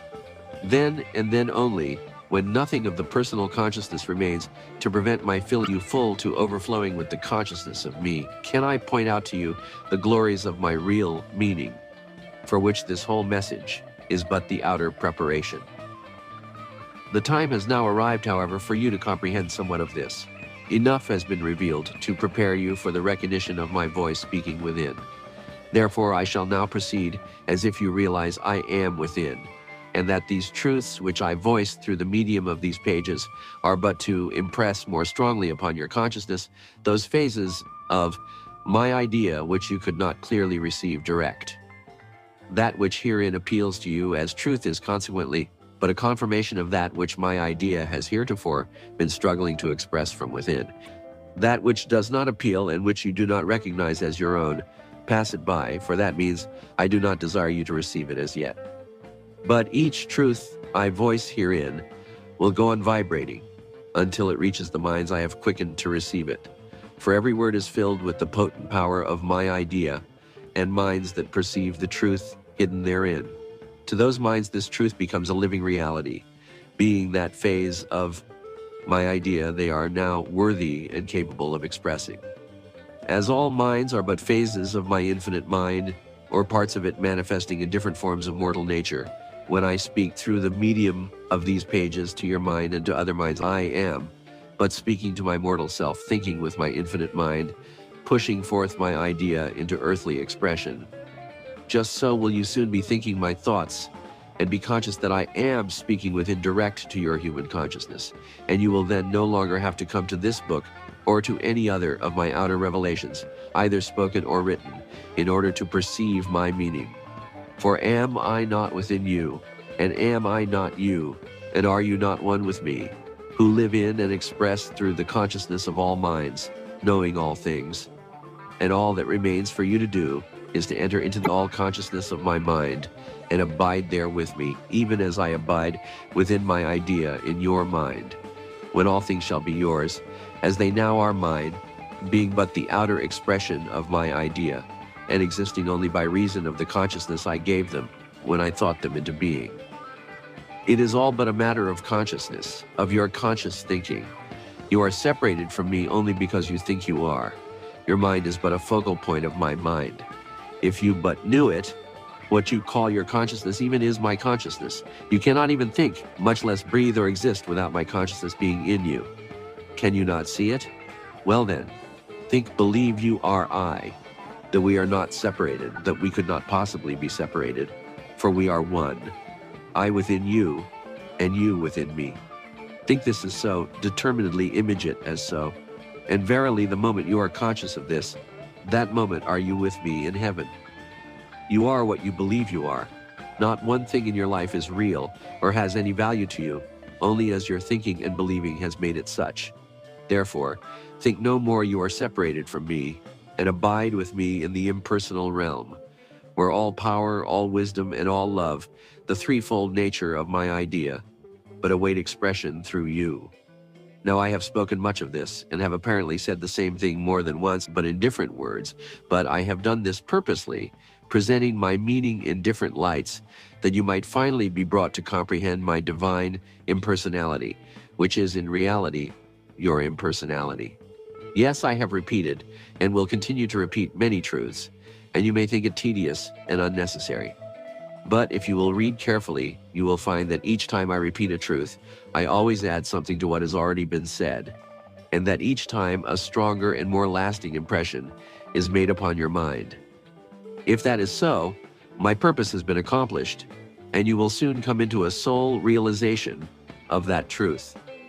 But if you receive not such impression and still think such repetition a useless waste of words and time, know that your intellect only is reading, and that my real meaning has altogether escaped you.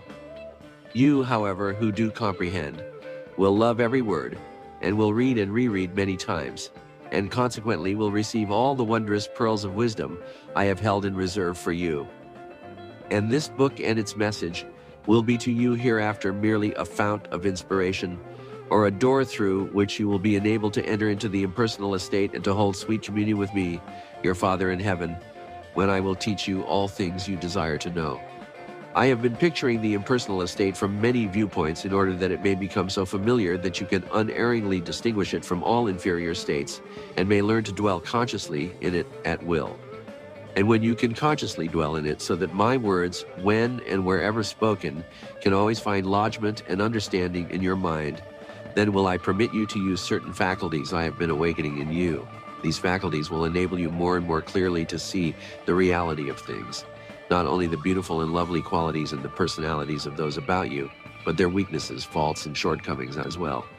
But the reason you are enabled to see these faults and shortcomings is not that you may criticize or judge your brother, but that I may arouse in you a definite resolve to overcome and suppress such faults and shortcomings in your own personality. For mark you, you would take no note of them in others were they not still in yourself, for I within then would not need to call them to your attention.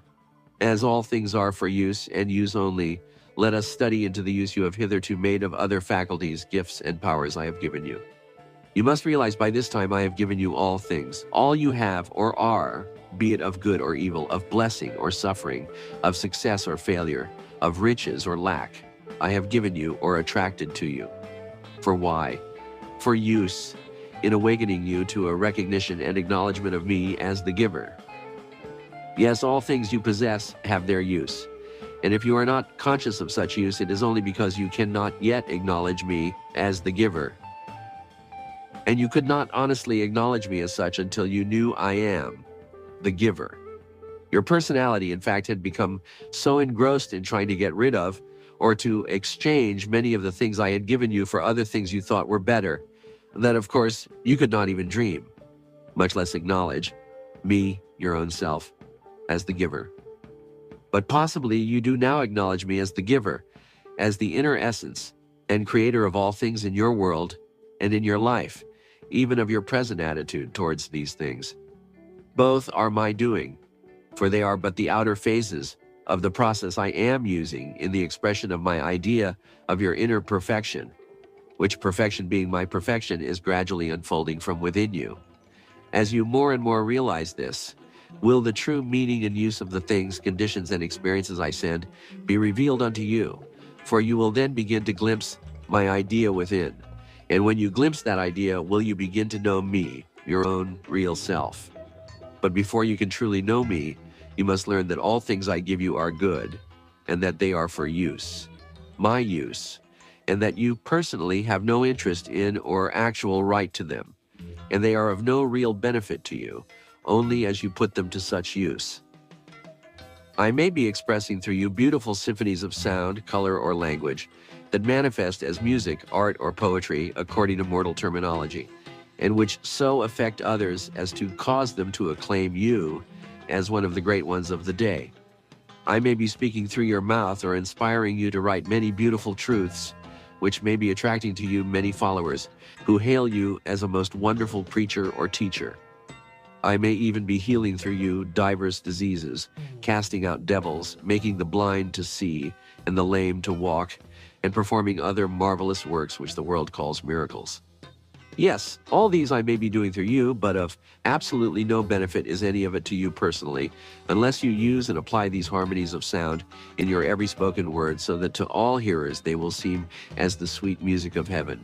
And unless your sense of color and proportion so manifests in your life that only kind, uplifting, helpful thoughts flow from you, proving that the only true art is that of seeing clearly my perfection in all my human expressions, and of allowing the quickening power of my love to pour through you into their hearts, picturing to their inner vision my image hidden therein. Likewise, no credit attaches to you, no matter what wonderful truths I speak or works I perform through you, unless you yourself live these truths daily, hourly, and make these works serve as a constant reminder of me and my power, which I ever pour out freely for you, my beloved, and for all to use in my service. You, to whom I have apparently given none of such gifts, and who deem yourself unworthy and not yet advanced enough to serve me in such ways. To you, I would say, just to the extent that you truly recognize me within and seek in real earnestness to serve me, just to that extent will I use you, no matter what your personality, no matter what its faults, tendencies, and weaknesses. Yes, I will cause even you, who thus seek to serve me, to do many wondrous things towards the quickening and awakening of your brothers to a like acknowledgement of me. I will cause even you to influence and affect the lives of many of those whom you contact, inspiring and uplifting them to higher ideals, changing their way of thinking and their attitude towards their fellows, and therefore towards me. Yes, all you who seek to serve me, no matter what your gifts, will I make to be a vital force for good in the community, altering the mode of life of many, inspiring and molding their ambitions and aspirations, and altogether becoming a leavening influence in the midst of the worldly activities in which I will place you. But you at the time will probably know nothing of this.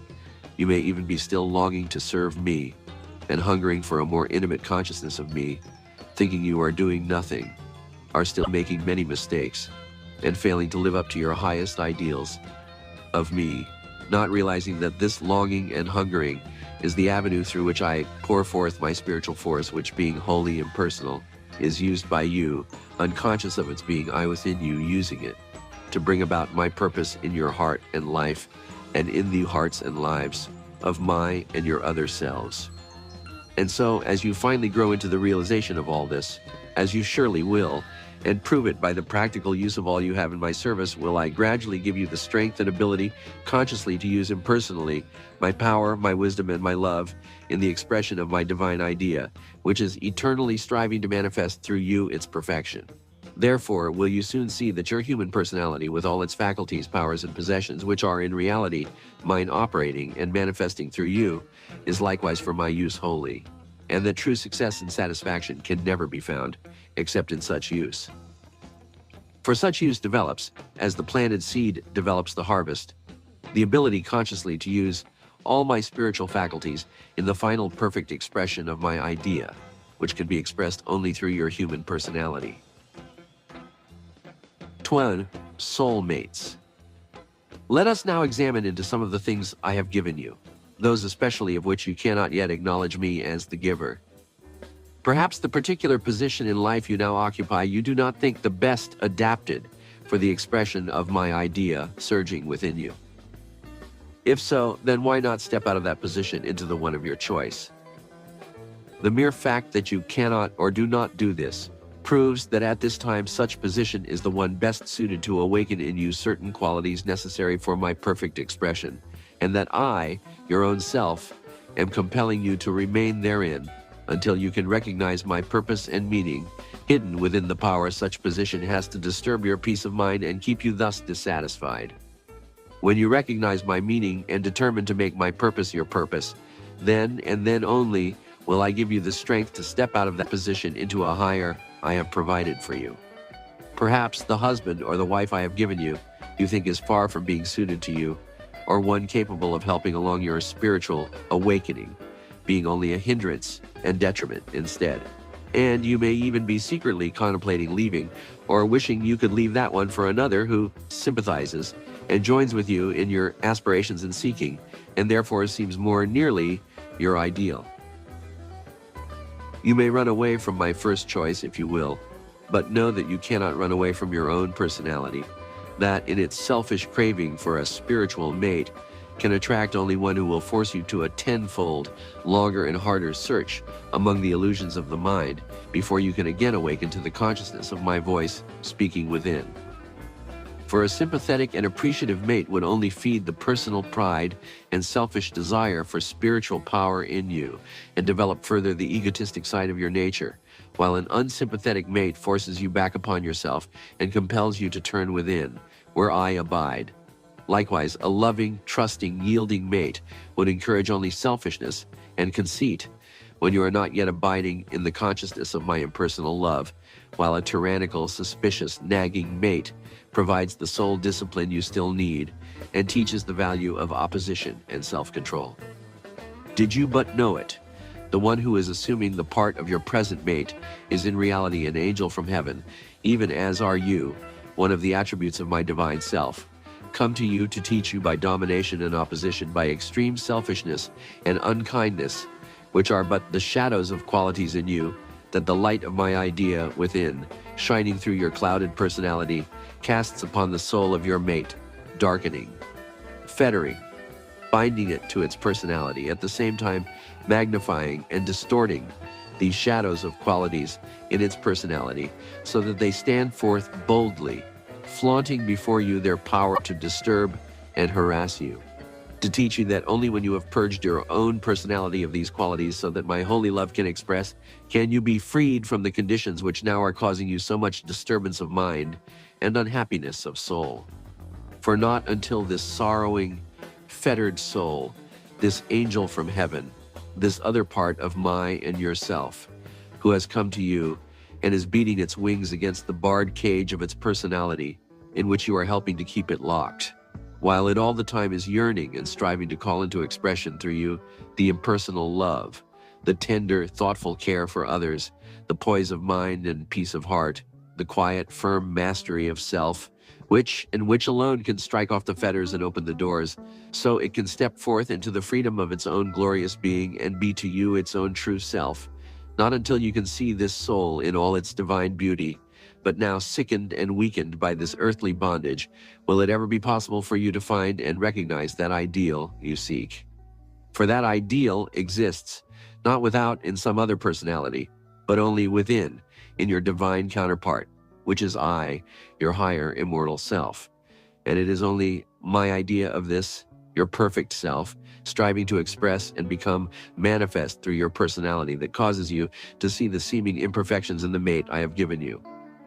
The time will come, however, when you cease to look without for love and sympathy, appreciation and spiritual help, and turn wholly to me within, that these seeming imperfections will disappear, and you will see in this mate only the reflection of qualities of unselfish love, gentleness, trust, a constant endeavor to make the other happy, that will then be shining brightly and continuously from out your own heart. Perhaps you cannot yet wholly believe all this, and you still question that I, your own self, am responsible for your present position in life, or that I chose for you your present mate. If so, it is well for you thus to question until all is made plain. But remember, I will speak much more clearly direct from within, if you but turn trustingly to me for help. For I ever reserve my holiest secrets for those who turn to me in deep, abiding faith that I can and will supply their every need. To you, however, who cannot yet do this, I say, if your own self did not place you here or provide this mate, why then are you here? And why have you this mate? Think, I the all, the perfect one. Make no mistake. Yes, but the personality does, you say, and the personality chose this mate, and perhaps has earned no better position. But what? Who caused the personality to choose this particular one and earn this particular position in life? And who picked out and placed this one where you could thus choose? And who caused you to be born in this country of all countries and in this town of all towns in the world at this particular time? Why not some other town and 100 years later? Did your personality do all these things? Answer truly and satisfactorily these questions to yourself, and you will learn that I, God, within you, your own self, do all things that you do, and I do them well.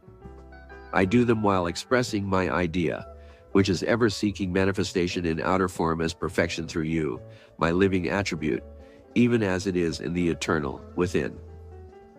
As for your true soulmate, which you have been led by others to believe must be waiting for you somewhere, cease looking, for it exists not without in some other body, but within your own soul.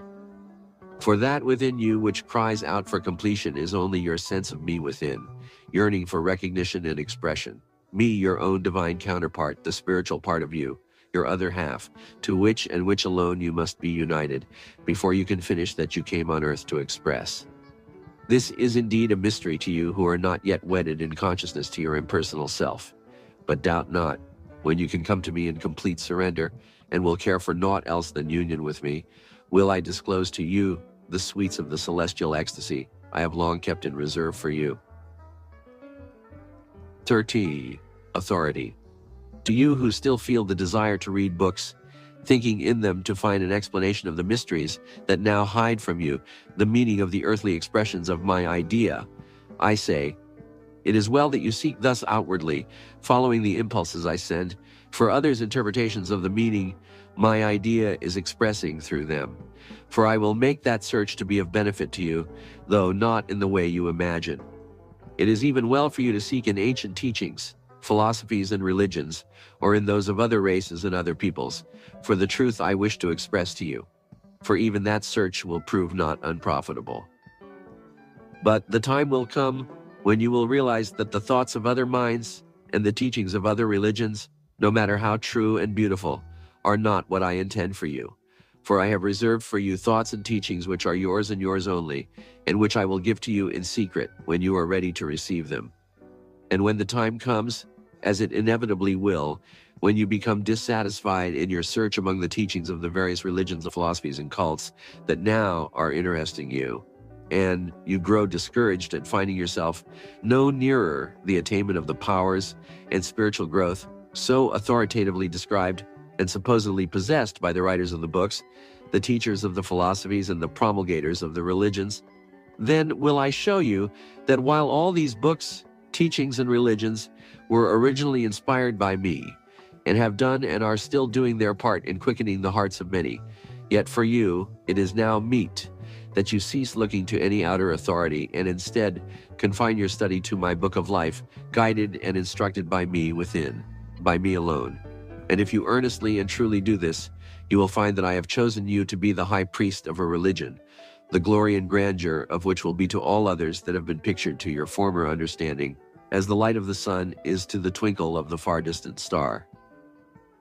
You will likewise realize that the ancient religions were given to my peoples of long ages past, and that the religions of other races are for my peoples of those races, and that none of these are for you, even though I brought them to you, and pointed out many wondrous things in them that inspired you to a more determined search for me within their teachings.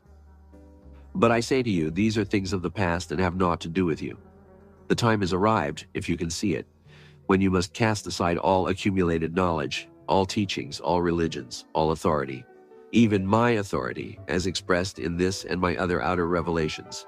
For I have quickened you to the consciousness of my presence within, to the fact that all authority, teachings, and religions, coming from any outer source, no matter how lofty or sacred, can no longer have any influence with you, only as they become a means of turning you within to me, for my final authority on all questions of whatsoever nature. Therefore, why seek in the things of the past, in religion, human knowledge, or in others' experiences, for the help and guidance which I alone can give? Forget all that has gone before. That which is past is dead. Why burden your soul with dead things? Just to the extent you hold to things that are past, do you still live in the past and can have naught to do with me, who dwell in the ever-present, now, the eternal? Just to the extent you attach yourself to past acts or experiences, religions or teachings, do they cloud your soul vision, hiding me from you, and which will ever prevent your finding me, until you free yourself of their darkening influence and step within into the light of my impersonal consciousness, which recognizes no limitations and penetrates to the infinite reality of all things. Likewise, the future concerns you not. He who looks to the future for his final perfection is chained to the past and can never get free, until his mind no longer is thus engrossed with the consequences of his acts, and he recognizes me as his only guide and throws all responsibility upon me.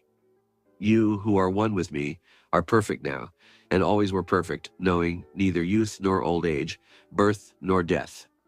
You, the perfect, have naught to do with what has been or what is to be. You care not for anything but the eternal now.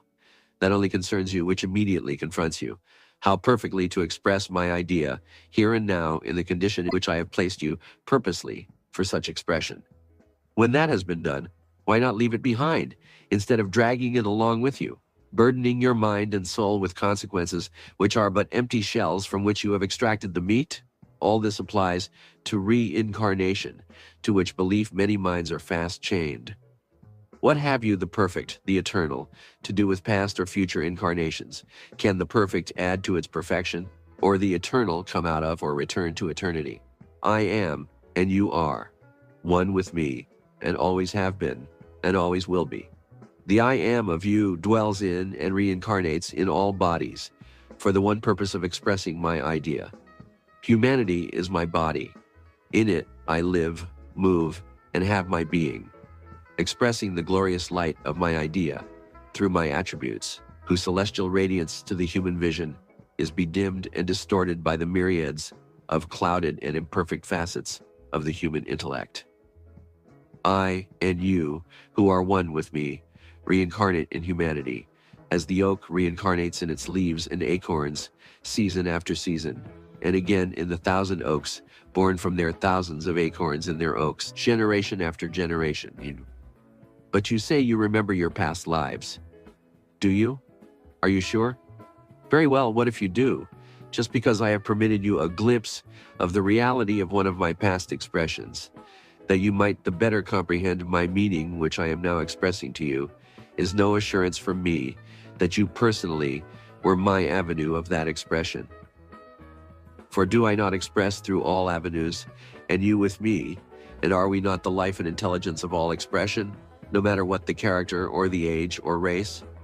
But if it pleases you to believe that you actually were that expression, it is well, and I shall cause such belief to be of benefit to you, but only to the extent of preparing you for the great realization that afterward will come. In the meantime, you are chained fast. Your personality, with its selfish desires and selfish seeking, is still bound hand and foot to the past, and looks only to the future for its deliverance, after the final wearing out of all the consequences of its acts. Dominating your mind and intellect with this false belief in birth and death, and that such is your only way to final emancipation and union with me, preventing the realization of our eternal and ever-constant oneness, and that you can free yourself any moment you will.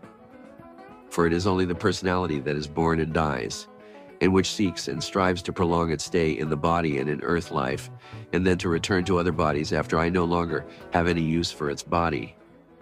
And it is only to this personality that you are bound by the beliefs and opinions it has engrafted on you back through the ages, during which it has kept your human mind busied with such delusions, and it is only when you can rise up in the realization of your divine immortality, omnipotence, and intelligence, and can cast off all personal beliefs and opinions, that you can free yourself from this perverted relation and can assume your true position as master and king, one with me, seated upon the throne of self, compelling the personality to take its proper and natural place as servant and subject, ready and willing to obey my slightest command, thereby becoming an instrument worthy of my use.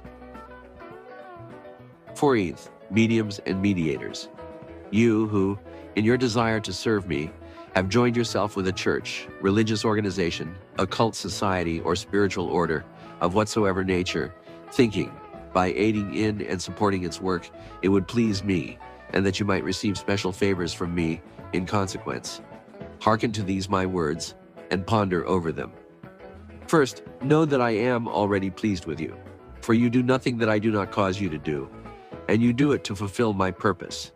Although it may seem to you at times you are acting contrary to my wish, and only to satisfy your own desires. Know likewise that I provide all minds with all their experiences of life, which I utilize solely to prepare the body, quicken the heart, and develop the consciousness so that they can comprehend me, and so that I can express through them my idea. I inspire minds with glimpses of me and my idea through these experiences. And I have spoken thus through inspiration to many, who have taken my words and have written them in books and have taught them to other minds. And these words I have caused to quicken the hearts and consciousness of those who are ready to receive them, even though the writers and teachers of themselves had no real comprehension of my meaning. Many of those whose minds I thus inspire with glimpses of me and my idea, I cause to become teachers and leaders, organizing churches and societies and cults, drawing seekers and followers to them, that I, through the words I thus speak through them, can quicken the hearts and consciousness of those that are ready to recognize me. But I, the impersonal one within, do all this, and the teachers and leaders personally do nothing, only serving as channels through which my idea can express to the consciousness of those I draw to them for that purpose. For the mind is only a channel, and the intellect an instrument, which I use impersonally wherever and whenever necessary to express my idea. And not until the heart has been quickened and has opened wide to contain me, can man, with his mortal mind and intellect, consciously comprehend my meaning when I express through him my idea.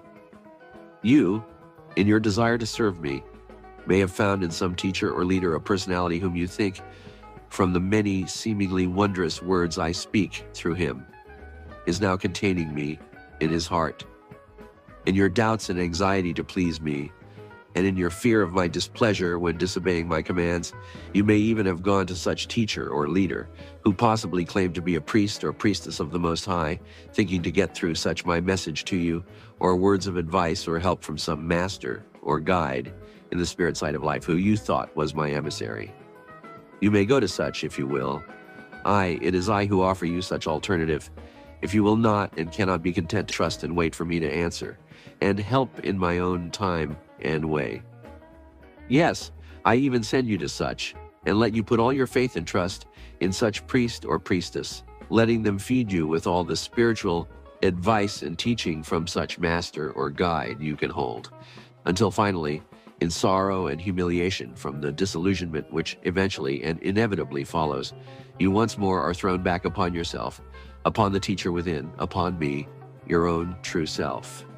Yes, all the deception, all the discipline, all the taking of your ardor and devotion, not to speak of your money and services, to what you believe to be my work, and selfishly purloining and utilizing them for the upbuilding and strengthening of their own personal power and prestige among their followers, feeding each of you with just enough subtle flattery and promises of spiritual advancement, together with clever sophistry under the guise of high and beautiful sounding spiritual teaching to keep you bound to them, so you would continue to support and honor and glorify them, ever holding over you the lash of my displeasure if they receive not unquestioning trust and obedience. Yes, all this I bring to you, for it is what you desire and seek, and desire is truly the agent of my will. You may be even giving to some other teacher, either in the seen or the unseen, and no matter how true, well-meaning, and spiritually wise, who you think cannot be classed with the kind just mentioned, your unquestioning love, devotion, and obedience, and you may be receiving what you think are teachings and guidance of inestimable value. And all this is well, so long as you are receiving that which you seek and think you need, for I supply all things to satisfy such desires. But know that all such is vain and unproductive of the real results sought, for all seeking and all desire for spiritual attainment is of the personality and therefore selfish, and leads only to final disappointment, disillusionment, and humiliation. But if you can see it, it is in the disillusionment and humiliation that the real results are attainable. For those are what I opened up for you and led you towards when presenting the possibility of getting help from some human teacher. And these disillusionment and humiliation are what I purposely brought you to, in order that, having become once more humble and docile as a little child, you would then be ready to listen to and obey my words spoken within. And, hearing and obeying, you could enter into my kingdom. Yes, all outward seeking will end thus, and will but bring you back to me, weary, naked, starving, willing to listen to my teaching, and to do anything for even a crust of my bread, which in your stubbornness and conceit you disdained before and deemed not good enough for your proud spirit. But now, if you have had enough of teachings and teachers, and are sure that within you lies the source of all wisdom, these words will bring joy unspeakable to your heart. For do they not confirm that which you already have felt within to be true? For you who cannot yet see this and still need a mediator, I have provided the story of the Christ crucified for your redemption, picturing how I desire you to live, that through the crucifixion of your personality, you may rise in consciousness to oneness with me. But to you who are strong enough to bear it, I say you need no mediator between you and me, for we are one already. If you can but know it, you can come direct and at once to me in consciousness, I, God within you, and I will receive you, and you shall abide with me forever and ever, even as does my son Jesus, the man of Nazareth, through whom I am, even now expressing as I did express 1900 years ago, and as I someday shall express through you. To you who wonder how and why I say such beautiful and such spiritual things through personalities who fail to live up to the teachings they apparently of themselves give out, I say, I use all avenues impersonally to express my meaning. Some I have prepared to be better mediums of expression than others, but personally knowing nothing of me. In some I have quickened the heart so as the better to contain me, thereby becoming consciously more at one with me. Some have become so at one with me that they no longer are separated in consciousness from me, and in whom I live and move and express my spiritual nature. Since the earliest days of expression on earth, I have prepared my priests and my prophets and my messiahs to vision forth to the world my idea, my word that shall finally become flesh. But whether I speak through priest, prophet, or messiah, or through a little child, or through your worst enemy, all words that appeal vitally to you are the words the I am of you speak through the organism of such medium to your soul consciousness. Should a number be gathered together to hear my word spoken through one of my priests, it is not the priest of himself, but I in the heart of each hearer, who draw from the priest the vital words that sink deep into the consciousness of each. The priest knows not what he says that so affects you, and may not even comprehend my meaning of the words he speaks to you. But I within him do draw from the combined devotion to and belief in me, consciously or unconsciously, expressed by all those gathered around him, the spiritual force which serves as a channel or a connecting line through or over which I reach the consciousness of those minds I have prepared to comprehend my meaning.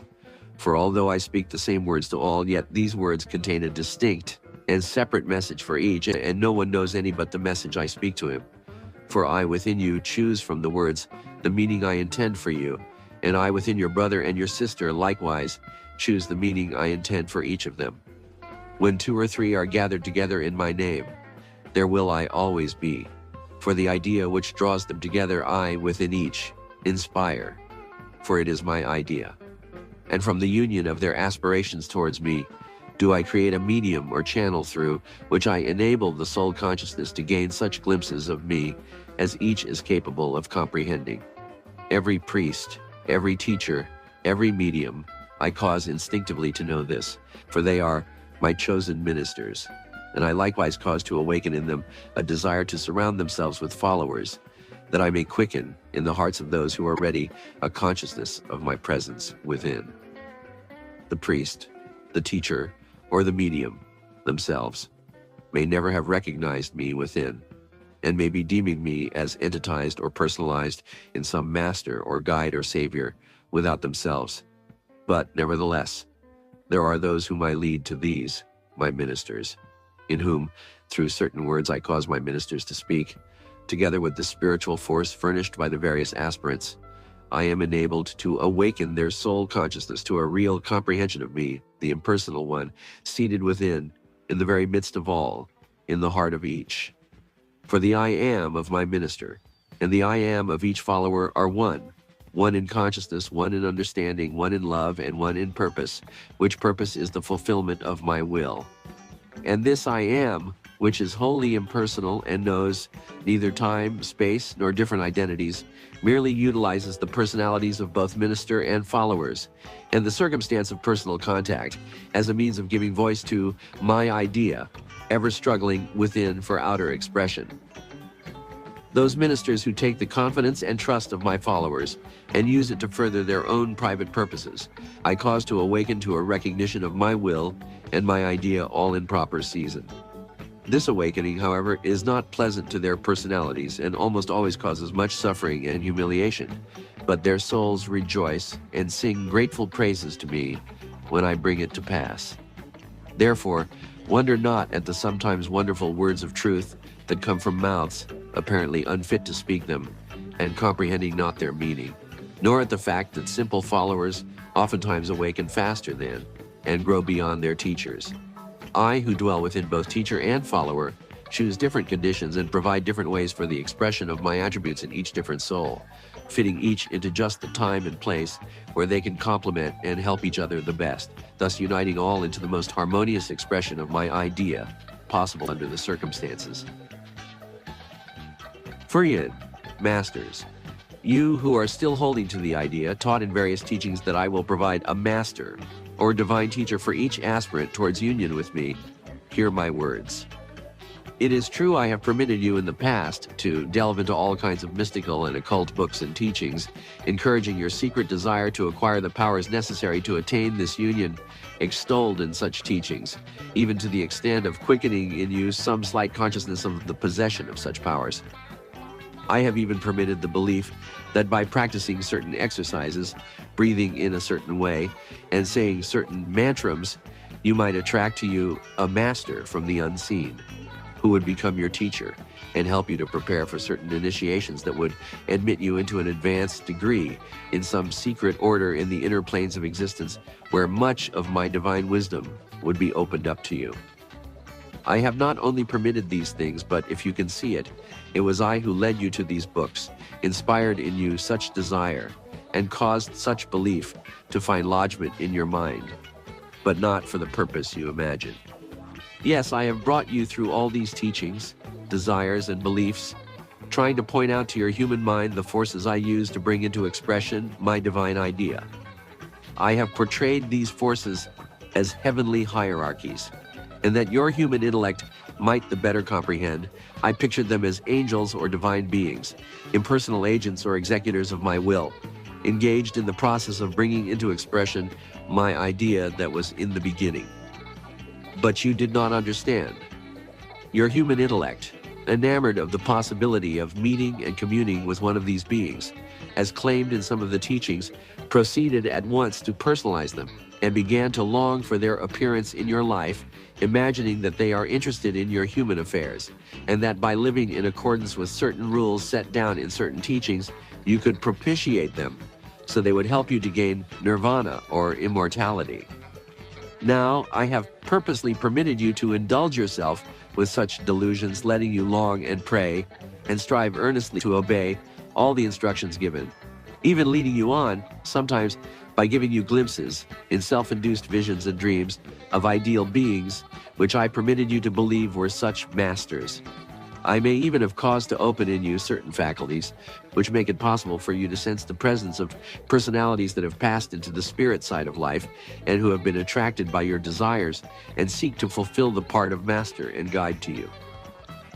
But now the time has come for you to know that such beings are not masters, also that divine beings do not call themselves masters, that I and I alone, your own real self, am the only master for you now, and until you are able to know me also in your brother, that any being, either in human or spirit form, that presents himself to your consciousness and claims to be a master, or who permits you to call him master, is nothing more nor less than a personality the same as yours, and therefore is not divine, as your human mind understands that term, despite the many wonderful truths he may utter, and the marvelous things he may do. Just so long as your human mind seeks or worships the idea of a master in any other being, no matter how lofty or sacred he may seem to you, just so long will you be fed with such ideas, until verily I may perhaps permit you to meet and commune with such a master. But if that privilege is vouchsafed you, it will be only in order to hasten your awakening and your consequent disillusionment, when you will learn that master is indeed but a personality, even though far more advanced in awakening than you, but still a personality, and not the divine one your innermost soul is yearning for you to know. For I feed you with every idea that will operate to teach you the reality back of the seeming, and if I lead you on to apparent deception and loss of faith in all human teachings, and in all human and even divine perfection, it is only to enable you the more clearly to distinguish between the substance and the shadow, and to prepare you for that far higher ideal I am waiting to picture to you. You can rise in your human personality only to the ideal your human mind is capable of conceiving. Through desire, I cause my will to manifest in you, and through desire I perform many wondrous works. If you doubt this, you need only to apply the key. To think of a master is to create one. This idea of a master, by your thinking, becomes what you desire and imagine a master to be. In other words, by your thinking, you build around this idea all the qualities you imagine a master possesses. Your human mind, through desire, through aspiration, through worship, must needs create these qualities in some imaginary being who is still a personality, for you cannot as yet conceive of an impersonal being.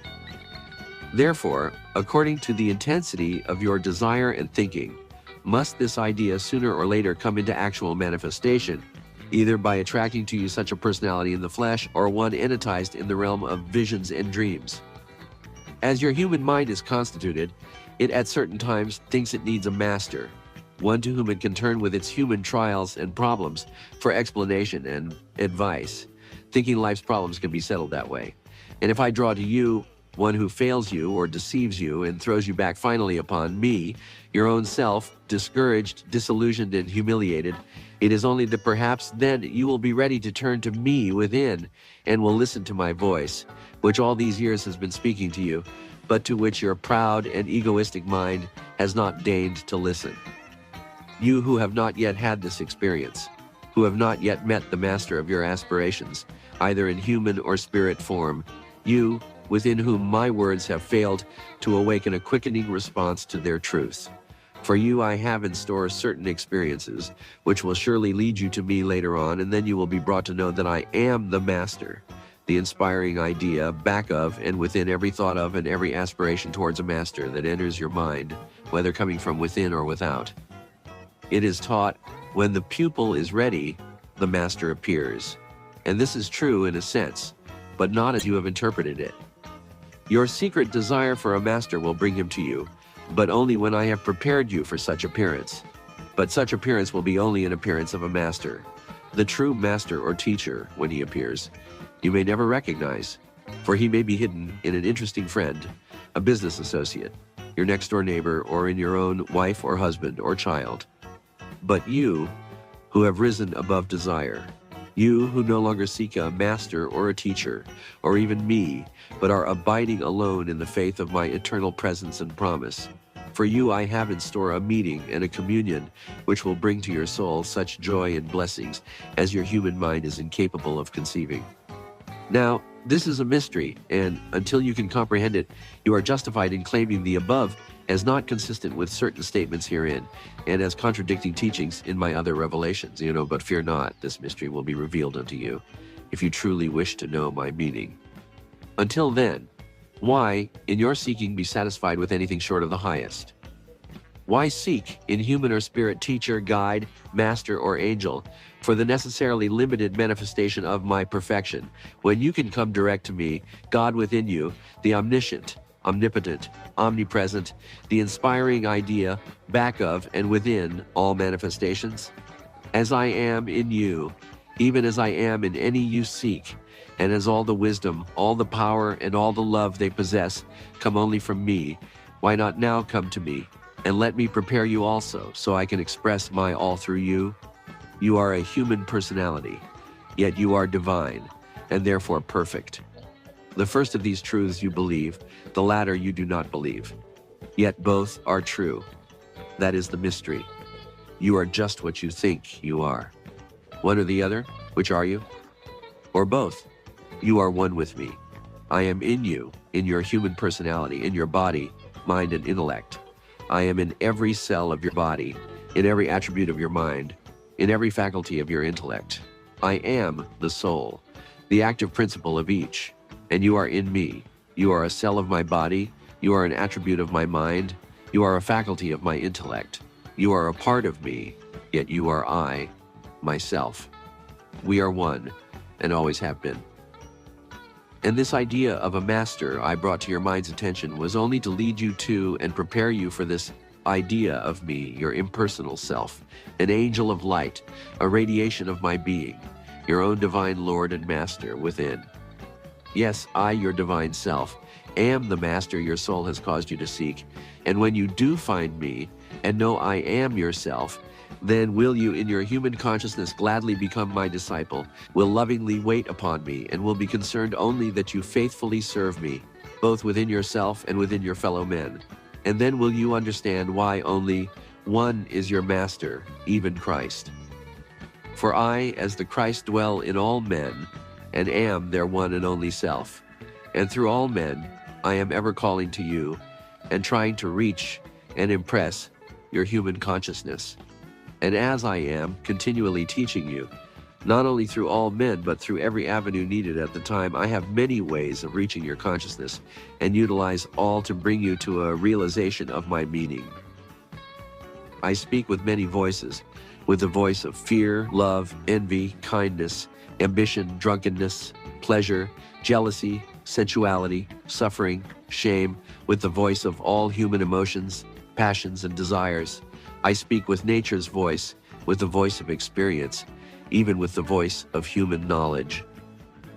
Yes, these are all my voice, which I use impersonally to express to you the one fact that I am in all, and that I am all.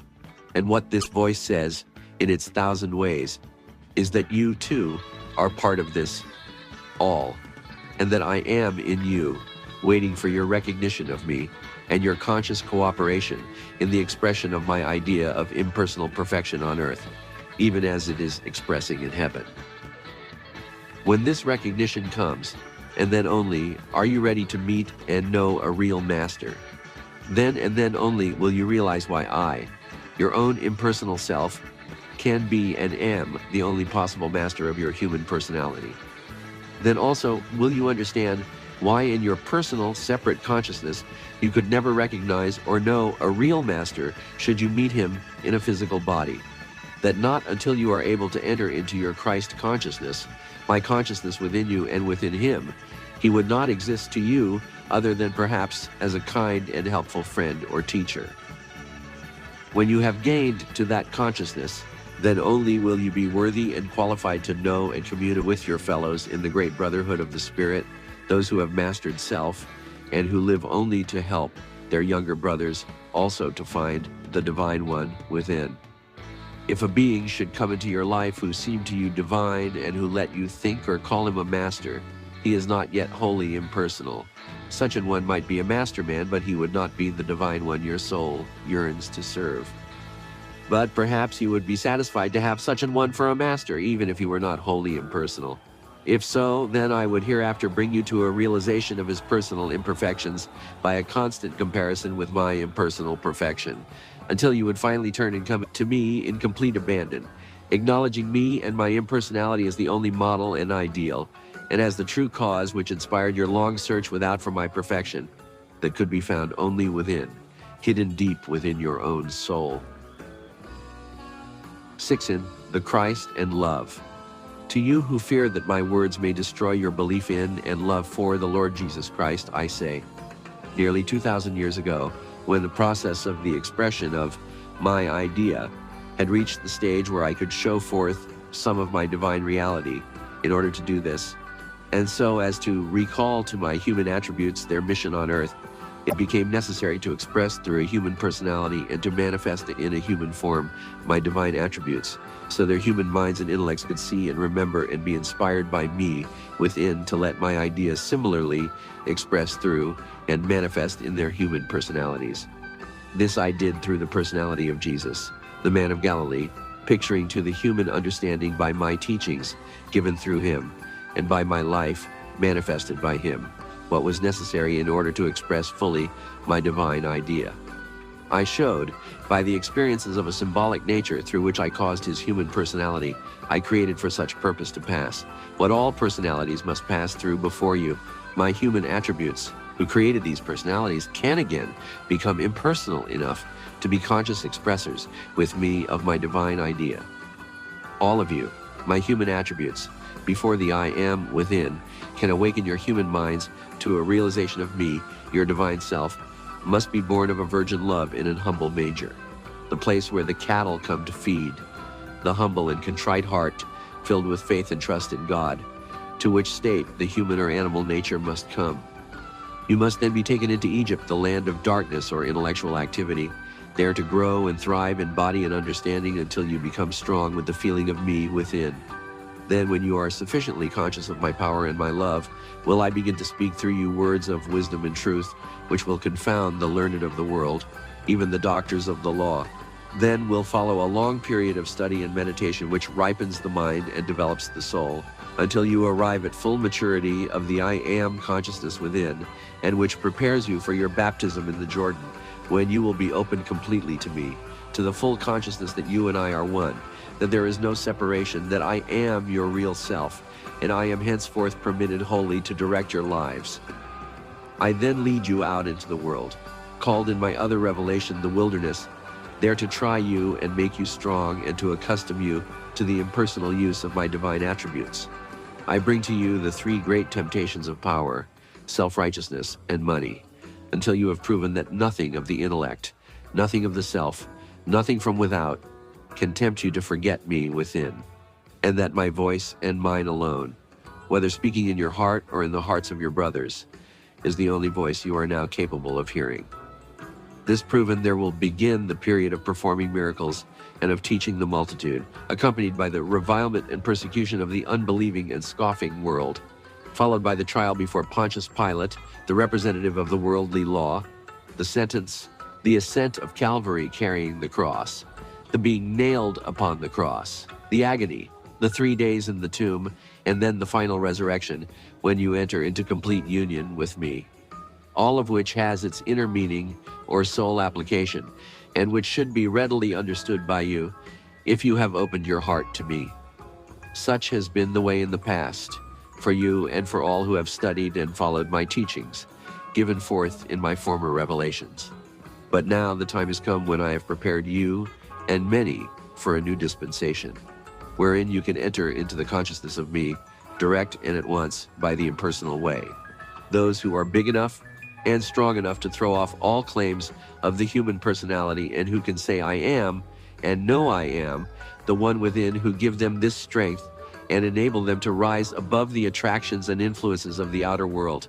Those are the ones I have chosen through whom to express all the wondrous glories of my divine idea. The Christ, or the I am consciousness, must be born in your heart and in the heart of every human personality, must grow and thrive and pass through in some manner every experience symbolized in the life of Jesus before you can come to this point and become a conscious expresser with me of my divine idea. And the example of the Christ love and compassion which I expressed in that life must you also express in some degree in your life before you can taste of the fruits of that love, which in reality is not love, but the holy three-in-one love wisdom power that is the true expression of my impersonal life. You heretofore have not known the meaning of the impersonal life, hence you could not know the meaning of impersonal love. Love to you, if you will carefully analyze that feeling, has always been a human emotion or expression, and you have been unable to conceive of a love devoid of or unattached to some human or personal interest. But now, as you begin to feel me within your heart and open it wide to contain me, will I fill you with a wondrous, strange new feeling, which will quicken every fiber of your being with the creative instinct, and be to you a veritable elixir of life. For in the outer expression of that feeling, when I thus, through you, pour it forth into the world, will you taste of the unutterable sweetness of my holy impersonal love, with its accompanying illumination of mind and consciousness of unlimited power. And it will make you a wholly selfless and therefore perfect channel for the impersonal expression of my divine idea. And you will realize that you are part of me and part of every other being, and that all you have or are not yours, but mine, for use wherever and however I direct. And your life will no longer be centered in yourself, but that self will be lost, merged in your other selves, giving freely of your life, your understanding, your strength, your substance, which are but phases of my impersonal life or my impersonal love that I have portioned out to you only for such use. In the personality of Jesus, the Christ, I manifested much of the love impersonal, enough to inspire and lead you into seeking to emulate his life and his personality, and through such seeking and striving to awaken in you the consciousness of the Christ within you. Through this awakening and the realization that the Christ is but the channel or door that opens unto me, I have finally brought you to the point where you can enter in and consciously become a part of my impersonal life. But I here tell you plainly that my impersonal love has naught to do with personal lives and personal loves. All such are but the outer mediums I use through which to pour from out the heart of humanity into the world my real love, where it is ever expressing its all-embracing, vitalizing, creative, and uplifting power. My love considers not individuals or personalities. They are but pawns on the chessboard of life, which I move as I deem best to accomplish my purpose, the full and complete expression in humanity of my divine idea. In humanity only can I express my idea, even as you can express your idea of yourself only in and through your human personality. In humanity, I live and move and have my being. It is the mortal personality and body of my immortal self, even as is your personality and its body what you use to express your being. All individual human personalities with their bodies are but the cells of my body of humanity. Just as the I am of you is now building your body, so that through it you can perfectly express my idea of you or your real self, so am I gradually building humanity so that through it I can perfectly express my idea of myself. As the individual cells of my body of humanity, even as those of your human body, by partaking of my life, become impersonal and harmonious parts of the organs they form, they live a healthy and happy life. But let one cell oppose or act contrary to the general law of its organ, and the harmonious functioning of that organ becomes impossible, which naturally affects the whole body and results in disease. Every cell of an organ is an integral part of that organ, and its work is necessary to that organ's perfect functioning and to the perfect health of my body. So that unless each cell gives up all its power and all its intelligence, which are but attributes of the life I give it, toward the perfect functioning of my entire body, the only result for my body can be in harmony with its consequent effects: disease, suffering, sin, bondage, poverty, lack of understanding, disintegration, or death. Likewise, unless each organ gives up all the intelligence and all the powers with which I endowed it to the one purpose of expressing and maintaining the life of my body in perfect health, the only result could be disorganization, disruption, rebellion, and finally, war between the various organs and between their respective cells, and a greater or less consequent chaotic condition in my whole body. In my body of humanity, this would mean war between nations, which are the organs of my body. And as all war is but acute disease or disharmony, and as my life, which in humanity manifests as impersonal love, can express only in harmony, even as in the physical body, it is always utilizing, equalizing, and preparing conditions so that it can thus express. This it does either by eradicating gradually from the various organs of the body all diseased, weakened, and unfit cells, or by developing the disease into a malignant form such as fever, dropsy, carbuncles, blood poisoning, or degeneracy in the physical body. It throws off such cells quickly by the billions, until a particular organ either is purified or its power of functioning is wholly destroyed. In other words, the real life and work of each cell and of each organ lies in giving up its individual life that my whole body can be or express in perfect harmony. When each cell and each organ has no other idea than this, and makes itself a pure and selfless channel through which my impersonal life can flow, then has my body become a harmonious and perfect whole. And then can my idea express on earth its divine powers and possibilities, even as it does in the celestial realm of the eternal.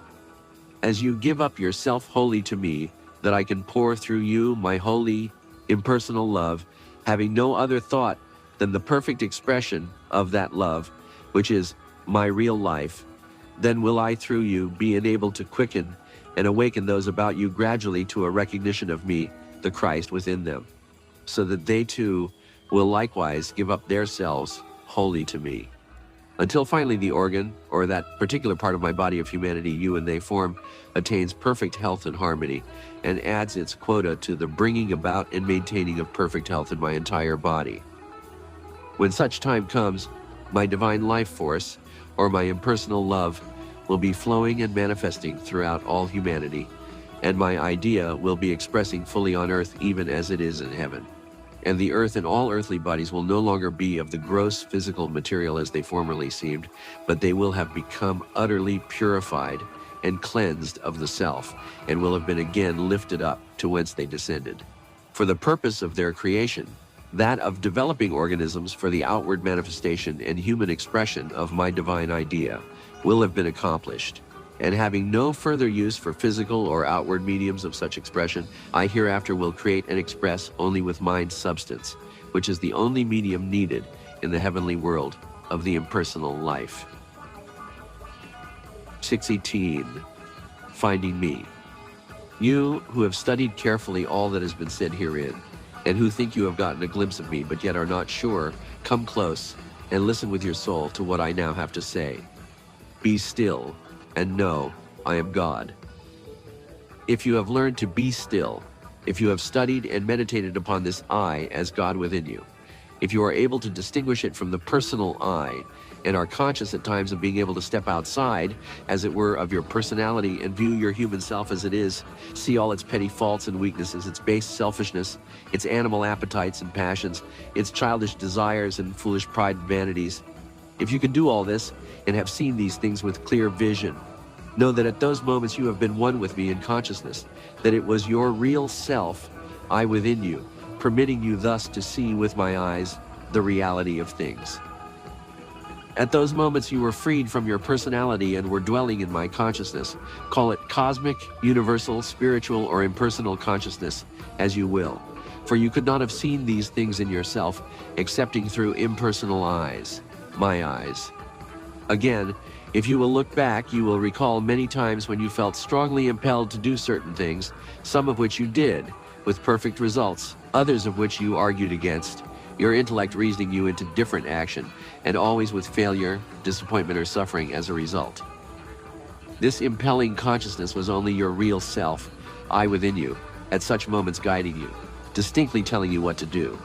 At those moments you were hearing with your spiritual ears my ears, and when you impersonally obeyed, success and satisfaction followed. But when you personally thought you knew better, discomfiture, regret, and unhappiness resulted. Again, there have been moments when you have felt approaching events, or the nearness of unseen persons, or inharmonious vibrations when contacting others. This is only the real you feeling with your spiritual or impersonal body, whose consciousness, did you but know it, is ever on the alert to protect and warn and advise you regarding all outer things, conditions, and events. But the best and surest way you may know me is when selfless love fills your heart, and there is a strong, compelling urge to help someone, to heal their ills, to relieve their suffering, to bring them happiness, to point out the true way. That is the actual feel of me within you, pushing the personality aside, using your mind and body for the purpose I created them, as avenues for the expression of my real nature, which is perfect love, the Christ of God, the One, vitalizing, quickening, life-giving, strengthening, healing, all-supplying, all-informing power in the universe. All this is pointed out to you in order to impress upon you that it is I, in your spiritual body, the perfect body within, where I dwell, who am always thus talking to you, advising you, teaching you, warning and helping you in all the affairs of life, yes, in every little detail. And if you will but turn to me, and will carefully watch for and study these impressions which you are receiving at every moment, and will learn to trust them, and thus to wait upon and rest in me, putting all your faith in me, verily I will guide you in all your ways. I will solve for you all your problems, make easy all your work, and you will be led among green pastures beside the still waters of life. Ah, my child, if you will spend but 1/10 of the time and energy you have wasted in seeking without among the husks of human knowledge and human teachings, in earnest, determined efforts directed within to find me, if you will devote but 1 hour each day thus to me alone, imagining and practicing the presence of me within you, I here promise you that you will not only soon, very soon find me, but I will be to you an exhaustless fount of such wisdom and strength and help as your human mind now cannot possibly conceive. Yes, if you will but seek me thus, making me first in your life, never resting until you do find me, it will not be long before you will become conscious of my presence, of my loving voice, speaking constantly from out the depths of your heart. And you will learn to come to me in sweet communion, and gradually you will find yourself abiding in my consciousness, and that my word is abiding in you, and that whatever you desire will, in seemingly miraculous ways, be done unto you. But this abiding continually in me will be difficult at first, for the world, the flesh, and the devil are still in evidence in your consciousness. But you will gradually become accustomed to the use of my impersonal eyes, and will soon be able to see into the reality of things, even into the reality of these seeming lords of the earth, when you will find you are dwelling in a wondrous new world, peopled with angelic beings, using the flesh bodies of their human personalities merely as vehicles, or instruments, or clothing, in which to contact the earthly conditions and experiences they have created in order to develop the soul qualities necessary for the perfect expression on earth of my idea. To your eyes, then, there will be no shadows, no evil, and consequently no devil. For all is light and love, freedom, happiness, and peace. And you will see me in all, in each being some attribute of me, in each animate thing some phase of me. And you will need only to let my love shine from out your heart, and it will illumine for you the real meaning of all that you see. And then the great realization will come, that you have found the kingdom of God, that you are walking in it, that it is right here on this earth, that it is manifesting all around you, that you have been living in it all the time, but you did not know it. That instead of being without in some far-off place, it is within your own being, within every other being, the innermost inner of all manifested things. In other words, it will be found to be the reality of all things, and that all outward seeming is but the shadow of this reality, created by man's misconceptions and his belief in his separateness from me. And when you have found the kingdom, you will likewise find your place in it, realizing now that you are in truth one of my divine attributes, that your work was all laid out for you from the beginning, and that all that has gone before has been but a preparation and a fitting of your human personality for that work. And your whole soul will leap with joyful anticipation that after all these many years of wandering, you have at last returned to my home and can now enter into my real life, one in consciousness with me and with your other selves, all working to bring about the final perfect expression on earth of my divine idea. You, to whom the reading of this has brought memories of previous joys and whose soul has quickened in response, do not leave these words until you have gotten from them all I have to tell you. Be still and listen to my inner voice and learn of the glories that await if you are able to see with impersonal eyes and hear with impersonal understanding. But if this reading brings to you your first vision of my reality within you, setting in motion by this partial realization of me and my kingdom, high vibrations which lift you into a temporary spiritual ecstasy, and you resolve to try to abide always in this consciousness of me and always to obey me, do not be discouraged should you fail ignominiously when immediately thereafter an occasion comes to test the sincerity and strength of your resolve. For it is only by your trying and failing and realizing keenly your lack of strength and ability to rest and trust in me that I can quicken in you the consciousness of my divine powers, ever waiting to manifest through you. These high vibrations are only the arousing into action of certain soul qualities and their corresponding faculties, which must be awakened before I can manifest such powers. And naturally, when such soul qualities are aroused, they call into active opposition certain other qualities which heretofore held undisputed sway in your nature, and which must be overcome and brought under subjection, and then lifted up into their true service before the soul qualities can freely express. And this opposition is merely in order to strengthen and test and perfect the expression of these soul qualities, for they must be capable of withstanding every attack from without before they can fully manifest all my divine powers pushing forth from within. But know I am manifesting these powers in you just as fast as you can bear it and be strong. The mistake you make is in trying to grow yourself. I am the tree of life within you. My life will and must push forth, but it will do it by gradual and steady growth. You cannot come into your fruitage before you have grown to it. But remember, my life is all the time building you up into the perfection of health and strength and beauty that must express outwardly as it is even now expressing within. You who have begun to realize I am within, but have not yet learned to commune with me, listen and learn now. You have learned to be still, and you have perhaps felt my presence within. If so, realizing I am there, ask me a question. Then, with a silent, earnest prayer to me for an answer, but without anxiety, care, or a personal interest, and with mind a perfect void, wait confidently for the impressions that will come. Should a thought come in answer that you recognize as what you have heard or read somewhere, cast it out immediately and say, "No. Father, what do you say?" Other thoughts may come from other human sources, but if you are alert, you will recognize them as such and refuse to accept them. And then if you persist in asking me, you will finally get an answer that you will feel is really from me. Thus it will be at first. When you have learned to distinguish my voice from all other voices, and you can keep your personal interest wholly suppressed, then will you be able to hold silent communion with me at will, without interference from others' ideas, beliefs, and opinions. And you can ask any question you wish, or another can ask you any question on any problem on which they need help. And I will that moment place in your mind the words to speak either silently to yourself or audibly through your tongue to the other. You, my beloved, who have consecrated yourself to me and are bending every effort to find union with me, but instead have found apparently that every prop of the world's support has been withdrawn or is being withdrawn, and that you are without money and without friends, and know not where to turn for human help.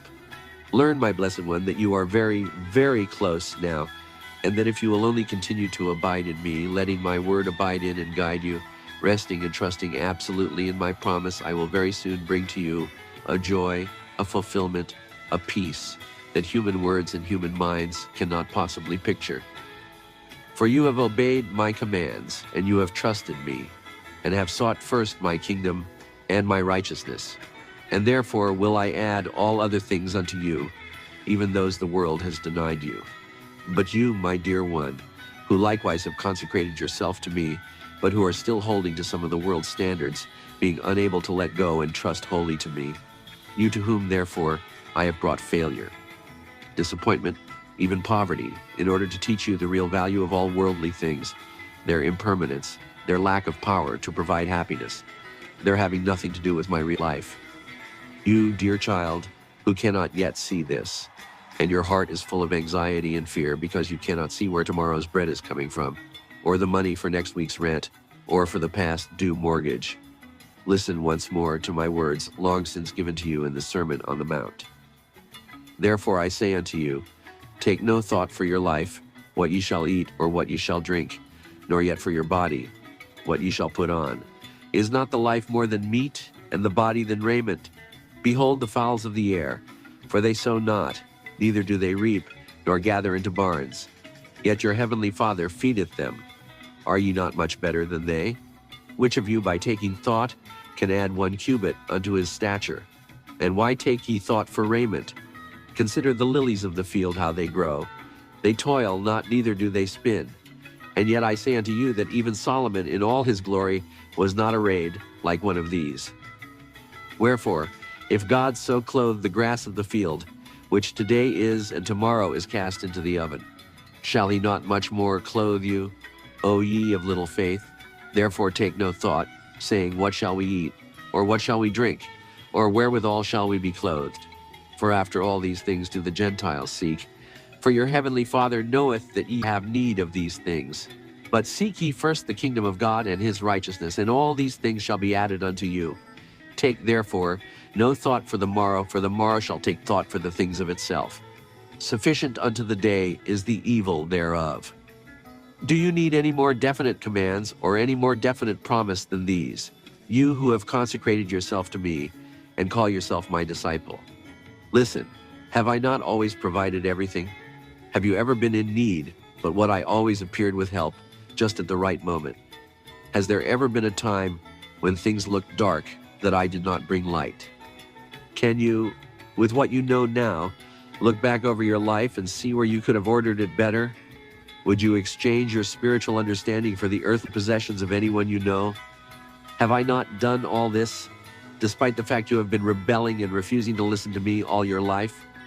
Ah, my children, can you not see that money, home, clothes, food, and their acquirement are only incidents, and have nothing to do with your real life, excepting as you make them real, by thinking into them so much importance, and letting me remain only a side issue?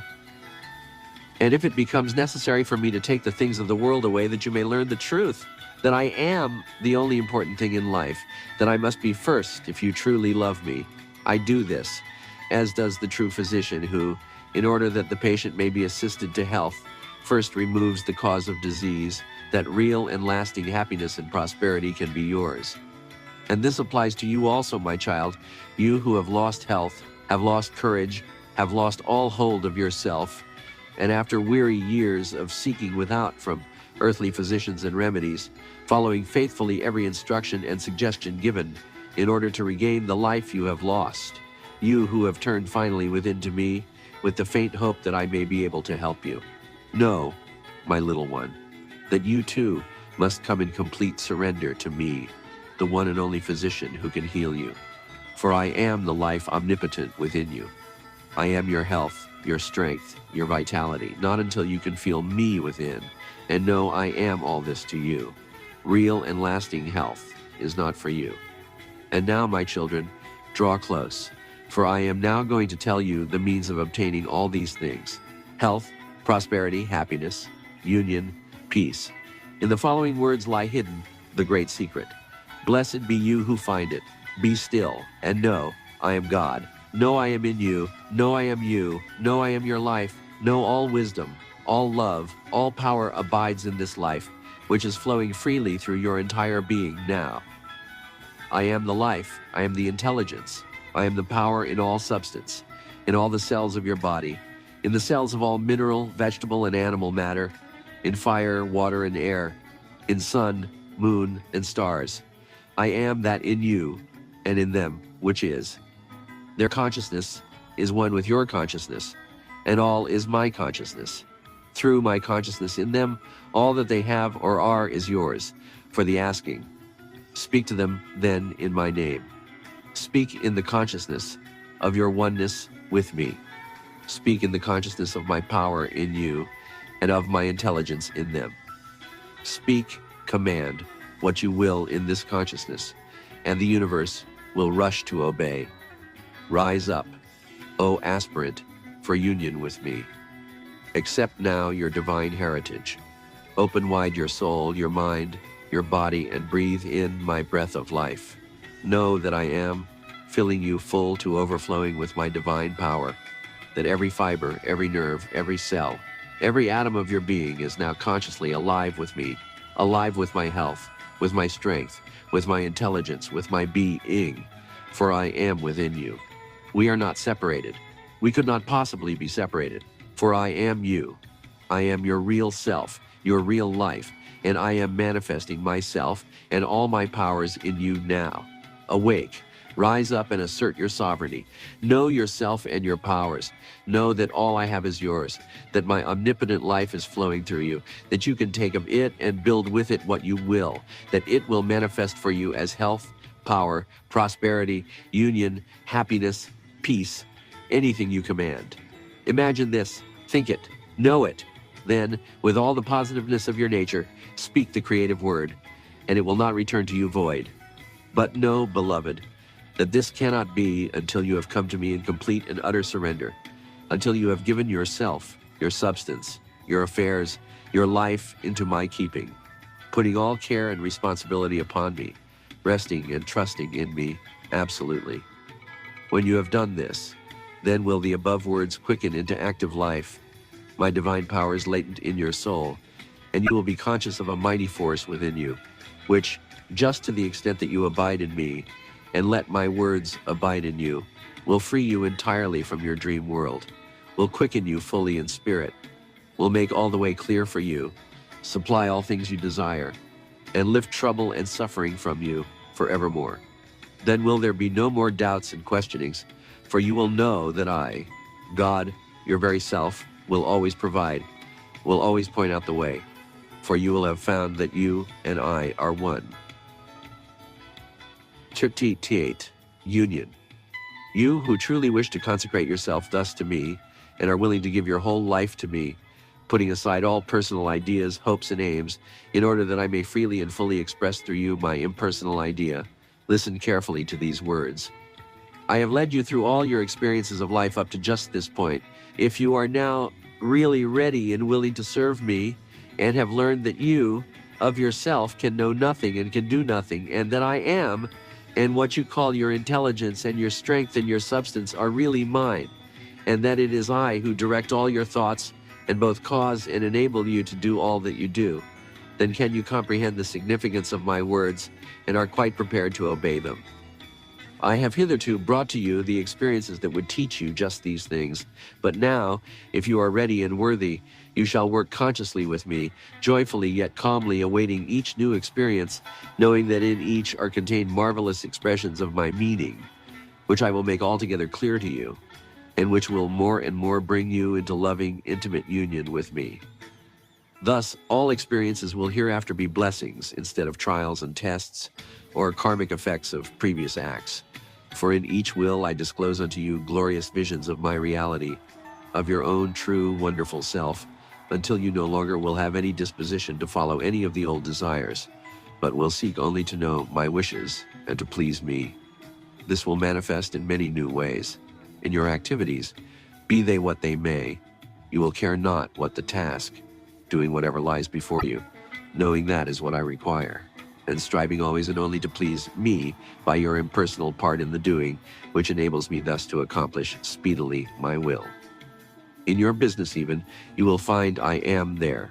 In fact, it is I who provide you with such business, whatever it be. Not that in it you can be the success, or the failure, or the common plodder you are, nor that you can pile up riches for your descendants, or lose all that you have, or never accumulate any. No, but that through the success or failure or lack of ambition or special ability, I may quicken your heart to a realization of me, the impersonal one, seated within, inspiring and directing all these things that you do, waiting for you consciously to participate in the true success and accept of the real riches I have in store for you.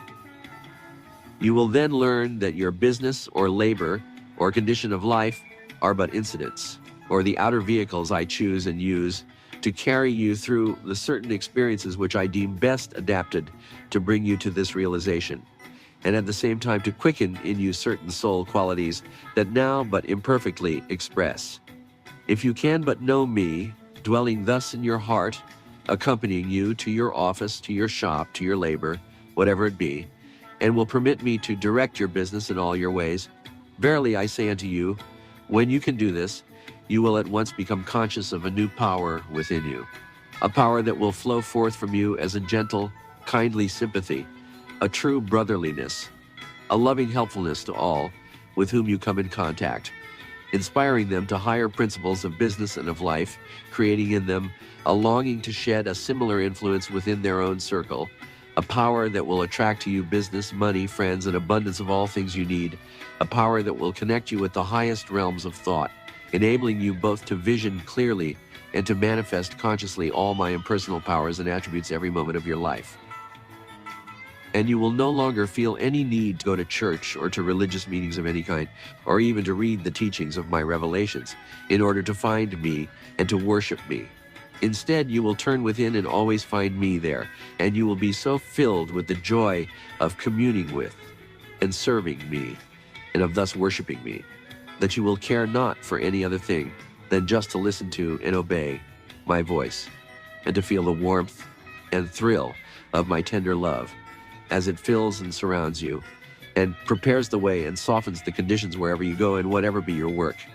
You I will cause to be an uplifting and leavening influence in the community wherever I send you, drawing all men to me to receive my blessing through you, who now are able so to subserve your personality to my holy impersonality that they forget you and see only me, and feel the quickening of my presence within their own hearts, so that they go forth with a new light in their eyes and the sense of a new purpose in their lives. In your homes particularly will I dwell. Through those nearest you will I teach you many wonderful things, which now you can understand, when before you passionately rebelled against their truth.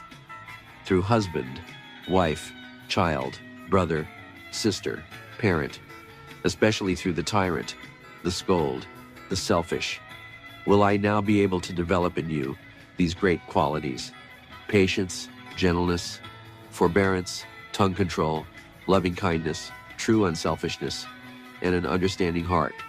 For I will cause you to see that I, deep down in their hearts, am compelling their personalities to give just what your personality calls forth through the weaknesses in it that still exist. Now will you be able to appreciate this and profit by it? And when you truly do comprehend this great truth, will you be able to see me in your brother or your wife or your parent or child, appealing to you with loving, sorrowing eyes, when they speak thoughtlessly or selfishly or in the heat of anger.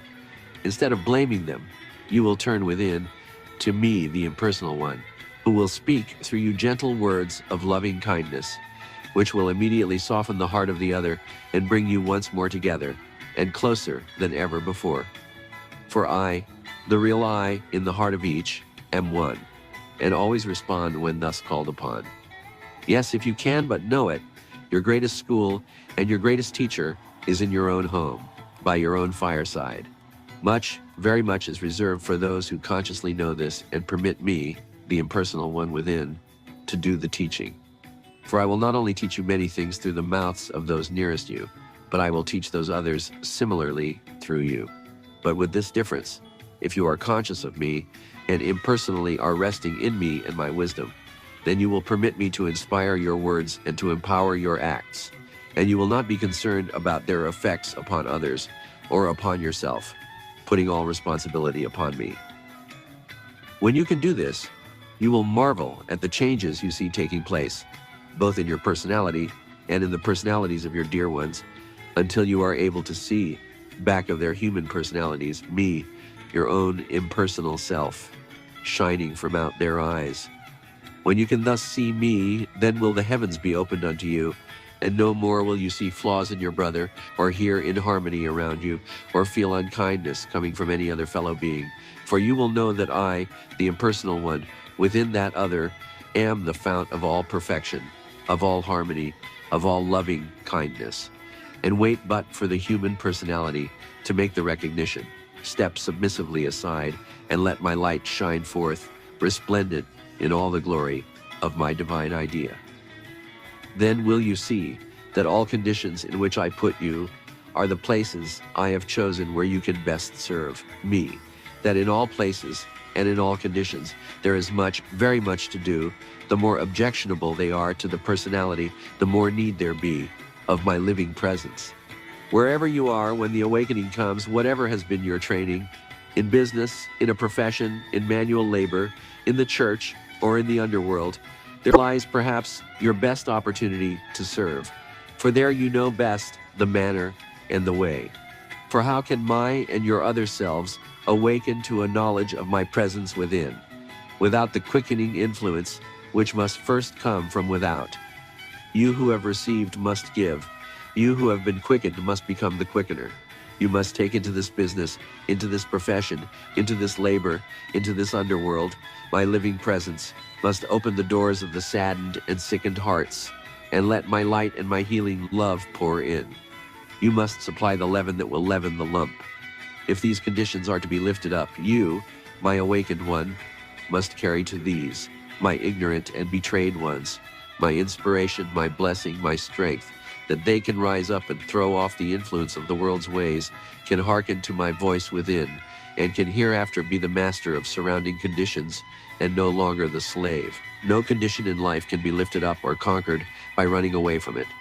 The divine touch is needed and must be supplied, but it can only be supplied by one who has sounded the depths as well as reached the heights of human experience, with me as guide and interpreter. You who read and whose soul comprehends are blessed, and your work lies before you. But you who still hesitate, while your personality quakes in fear, as the light filters through your clouded intellect, you too will soon partake of my blessings, for I am rapidly preparing you for the joy that awaits. But both you who comprehend and you who fear know that I am, even now, manifesting my will through you, and the time will surely come when you will know no other will but mine, and when all things you will come to pass, and you will awaken fully from your dream of separation, and know me as your real and only self. But this will not be until you have given yourself and everything in your life wholly over to me, and there is nothing left in your human personality to attract from others the slightest inharmonious thought or feeling by act or word of yours. Your way then will be one continuous round of blessing. Wherever you go will my light shine and my love radiate forth about you, creating peace, concord, unity. And the great thing will be, though not great, but natural, when once you understand, that everyone will be better and happier by reason of your appearance in their lives. For the I am in them while still in the flesh, has found or sensed within you a truly impersonal avenue of expression, and therefore feels, though not consciously by the personality, the glory and the holiness of my impersonal life. The way out. We know that with many, finances are often a problem. All followers of Jesus Christ should learn the law, which, if obeyed, will enable them to rise out of all conditions of lack, limitation, inharmony, disease, and unhappiness that may manifest. You ask if this is really possible, and if there is a law which, if obeyed, will enable one to accomplish all that. We say emphatically, there is such a law, and that you can be free from the fear and dominance of money, that you can have an abundance of all good things, that you can be well and happy, and can bring about an adjustment into perfect harmony of all departments of your life, if you want these things enough to train yourself to obey this law. You say that you would do anything to obtain such wonderful blessings, if it is humanly possible. It is not only possible, but everyone who is filled with such a desire can do it. For know a great truth, that you are permitted to be in such unhappy conditions by your higher self, solely in order that you may seek and gain the knowledge, the power, and the ability to control them, in order to free yourself forever from them, and to assume your true place in life, and therein receive the heritage of good that is here for you, whenever you become wise and strong enough to claim it, and use it for the good of others, and not for selfish ends. First know that it is all a matter of consciousness, and that you, yourself alone, are to blame for these conditions, for you alone created them, and are firmly holding them in your consciousness, or they would not be so plainly manifesting. All this we are taught in those great words, as a man thinketh in his heart, so is he. We know that you have heard this stated perhaps many times before, and so often that it may have become an old story. Some of you have tried to prove it, and to rid your consciousness of all your negative thoughts, but because it took determined and persistent effort, you soon grew tired, on account of the strong opposition met with, and you then dropped back into the current of the old conditions, and if anything became more helpless than you were before. Others may have heard of the saying, but it did not impress them, for they could not accept the assertion that all of the inharmonies in their lives are the result of their own beliefs or of their past thinking crystallized into beliefs. They preferred to blame it all on someone else, and even God came in for a share of the blame. The main trouble with almost everyone is that they do not realize how many negative and destructive beliefs they are carrying around with them in the subconscious realms of mind, and which creep through into the conscious mind whenever it is free from interest in other things.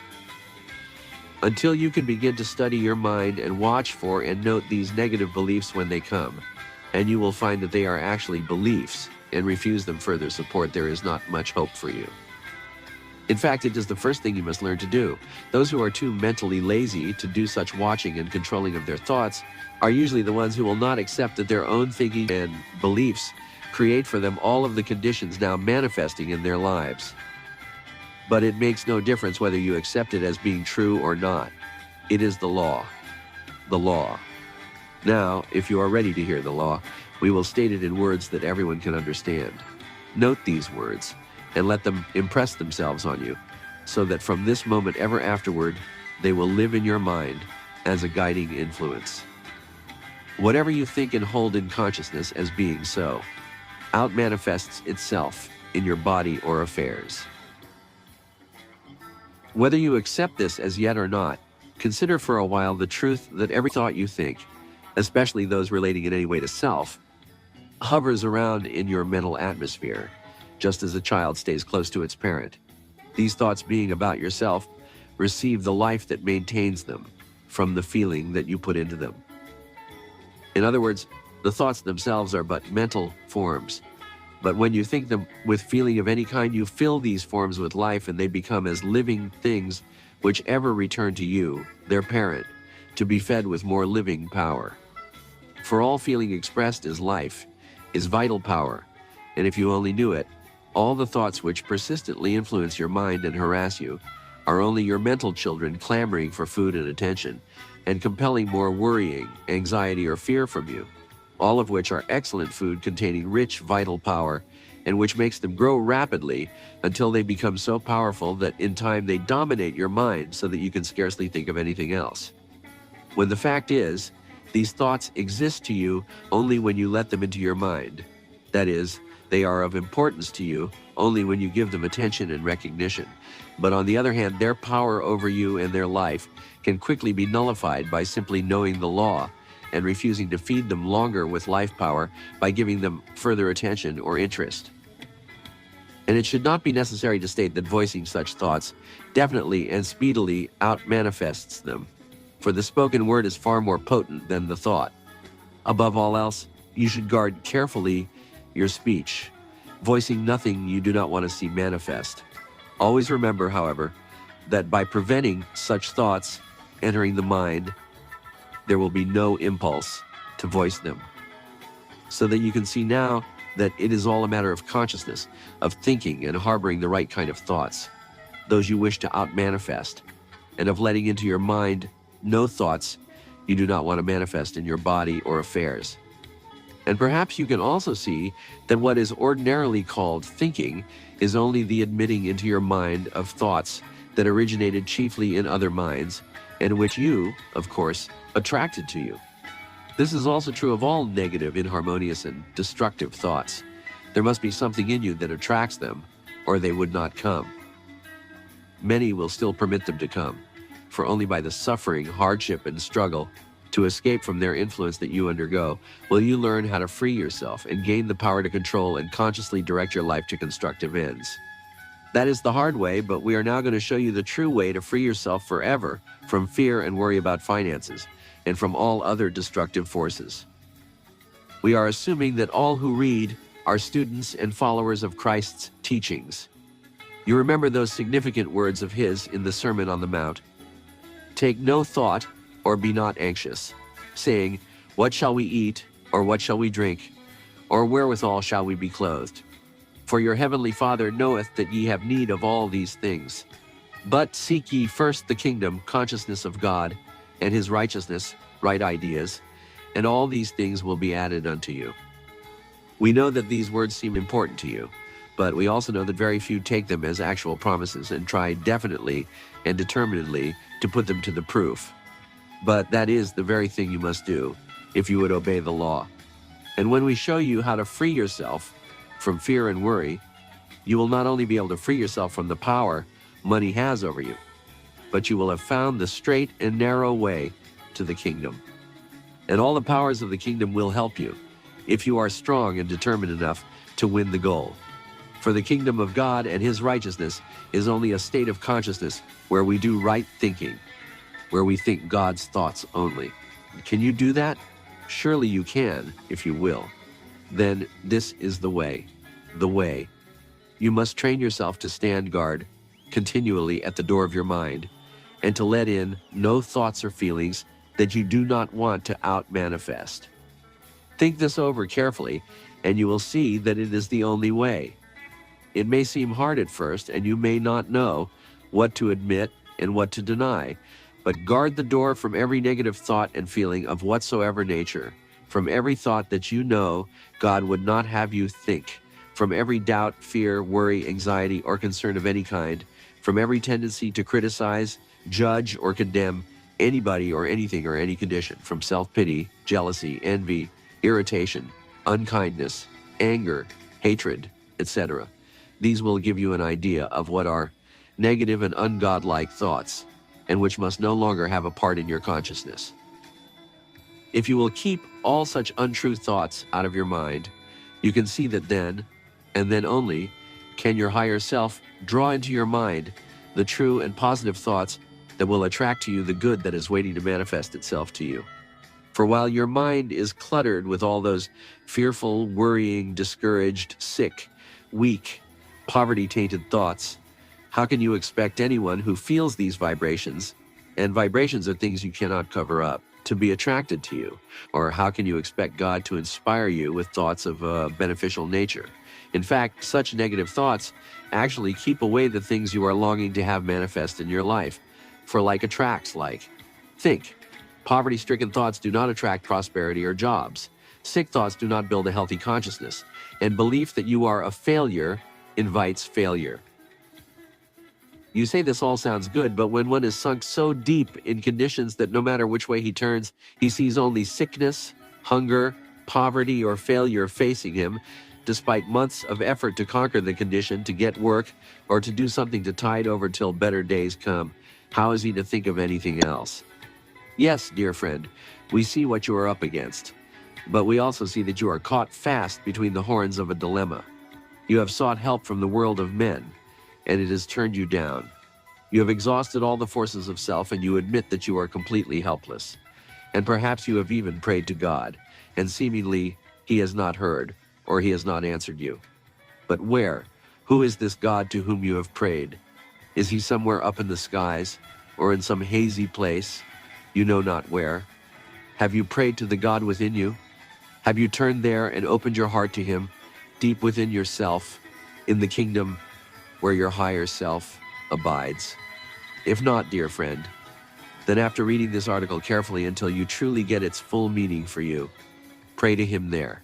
Get down on your knees, and in deep and true humility, pour out your heart to him, knowing that he, as your higher self, hears you, that he does know that you have need of all these things, and that he will answer you.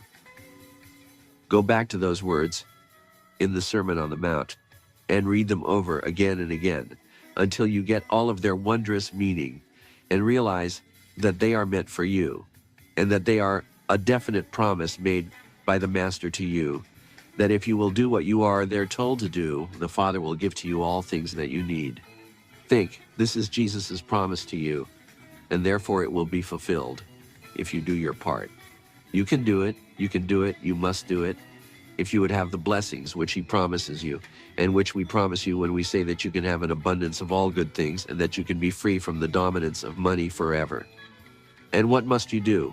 You must not be anxious or worry anymore about what you shall eat or drink, or what you shall wear, for your loving Father knows that you must have all of these things. But if you will seek first his kingdom, that is, his consciousness, where you must think only his thoughts for you, as we have shown you how to do, and then will do what he tells you to do when his thoughts come into your mind, he will provide you with all the good things he has had in store for you from the beginning. We know that we are telling you to do what now seems almost impossible. But dear friend, this is the only way to win these blessings, and you say you will do anything to obtain them if it is humanly possible. It is not only possible, but it is the very thing ordained and intended for you by your higher self, or he would not have brought this message to you and placed this ultimatum so squarely before you. You have tried your way, and you have tried the world's way, and you know where they have brought you. And now you are given the opportunity of trying God's way, the way laid out for you in the beginning. Can you not see that it is now the only way for you? Thus, God brings his children that love him, finally, to realize that they cannot serve both God and mammon. For they must be shown that they are serving mammon just as much by fearing him and yielding to the power of money as they would be by openly worshiping money and becoming its slave when having great quantities of it. They must be made to see that by fearing money's seeming power, they are making it first and God second in their lives.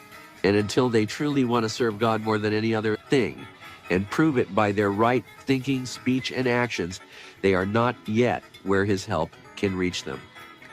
The ultimatum. So this is the ultimatum that you are facing. You have now come to the place where God holds out his hand to you and says, "My child, I would help you. But it means that you must give yourself and all your ideas over wholly to me, must learn to think only my thoughts, speak only what I would say, and do only what I would have you to do. It means that you must not let into your mind or believe any other thoughts, no matter what appearances are, or how much such thoughts beg for admittance. You have had your chance, and you see what a sorry mess you have made of things. Now, if you are willing utterly and completely to trust me, and to wait upon and serve me only, and will keep your mind and heart clean and empty of all untrue thoughts, so that I may fill them with my thoughts, I will inspire in you the ideas that will lift you quickly out of your present consciousness, which means out of present conditions, into one where peace, harmony, and plenty will be your mental children, that will ever come to you to be fed with loving trust in me, confidence in your power to express me, and with the pure joy of living. that you will then be feeling as the natural and continuous state of your consciousness. Is this worth trying for? Do you really want it? Then what are you going to do about it?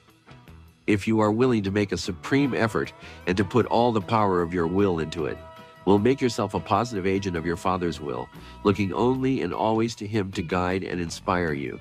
You will truly receive all the help you need, and will find, if you persist despite any discouragements that may come, testing your determination, that you will then walk straight into the good that has long been waiting for you. Appearances.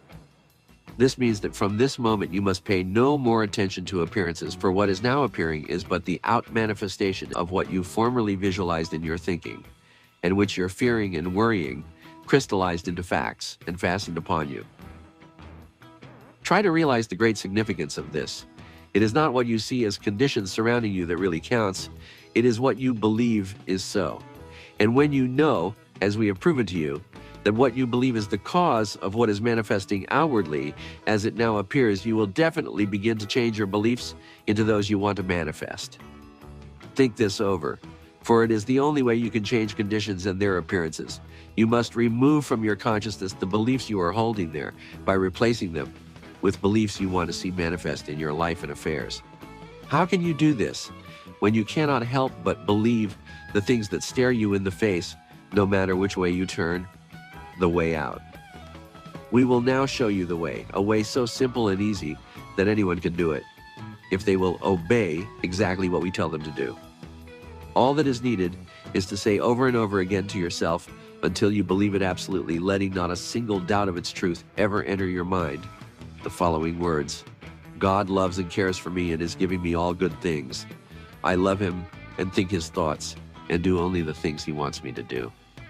Try to realize the full truth of these words, to feel it, to see yourself actually living in the consciousness of it, going about your daily work in that consciousness.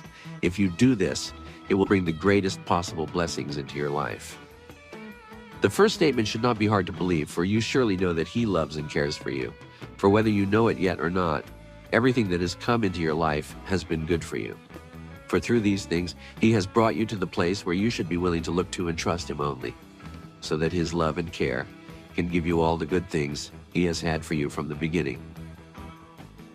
And it should be easy to love Him, and through consciously loving and trying to think His thoughts, you can see that it opens your mind so that His thoughts come into it, and can thus direct you just what to do that will bring success, prosperity, health, harmony, and happiness into your life. Dear friends, we wish that we could reveal the truth of the above wonderful statements so clearly to you that they will live with you and will motivate your every thought, word, and act forever afterward. They are so mighty in their truth that if lived, they will make you more than man.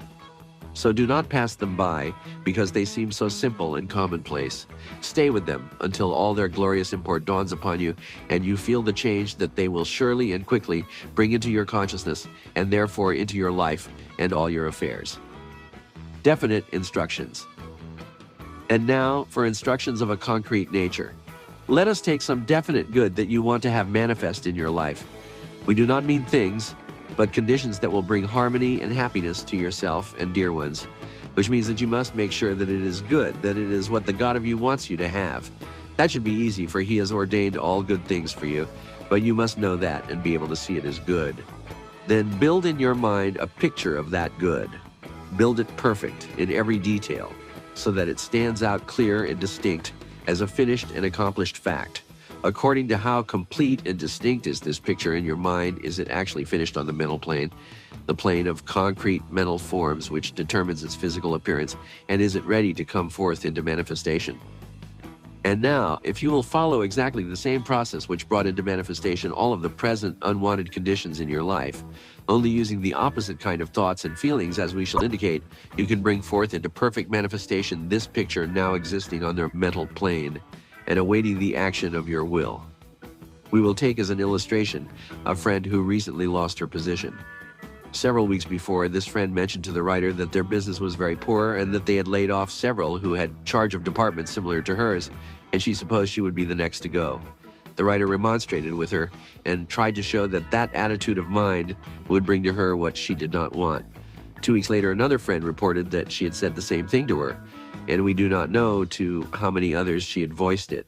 But a few days afterward, as she had pictured it, the notice of her dismissal came.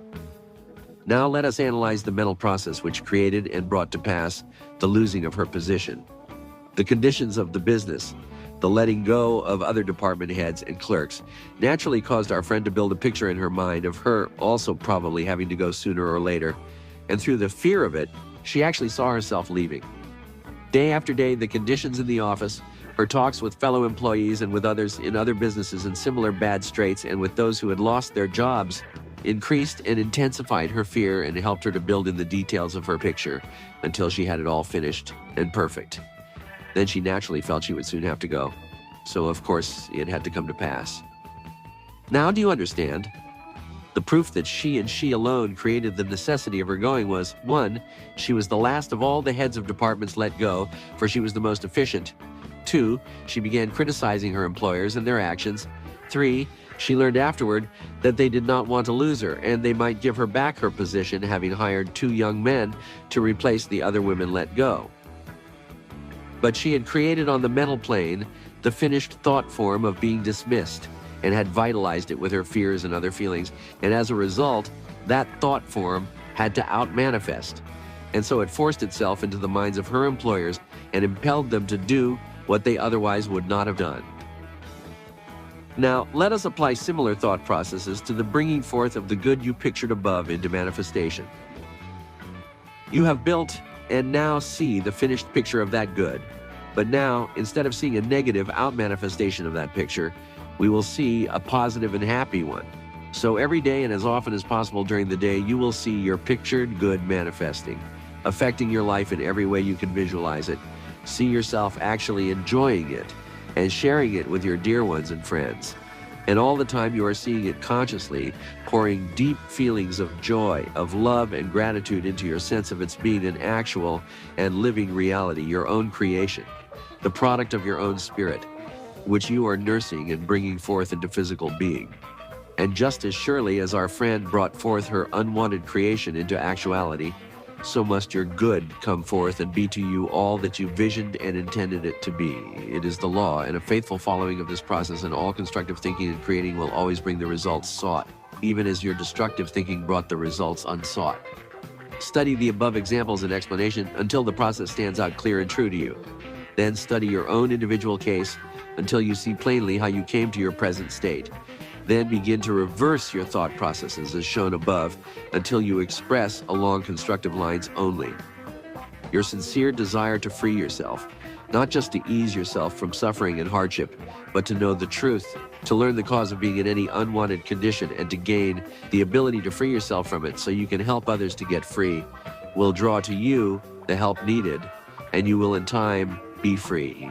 Do not give up if your mind does not respond immediately, for it has formed the habit of wrong seeing and thinking, and you are a long time forming present conditions.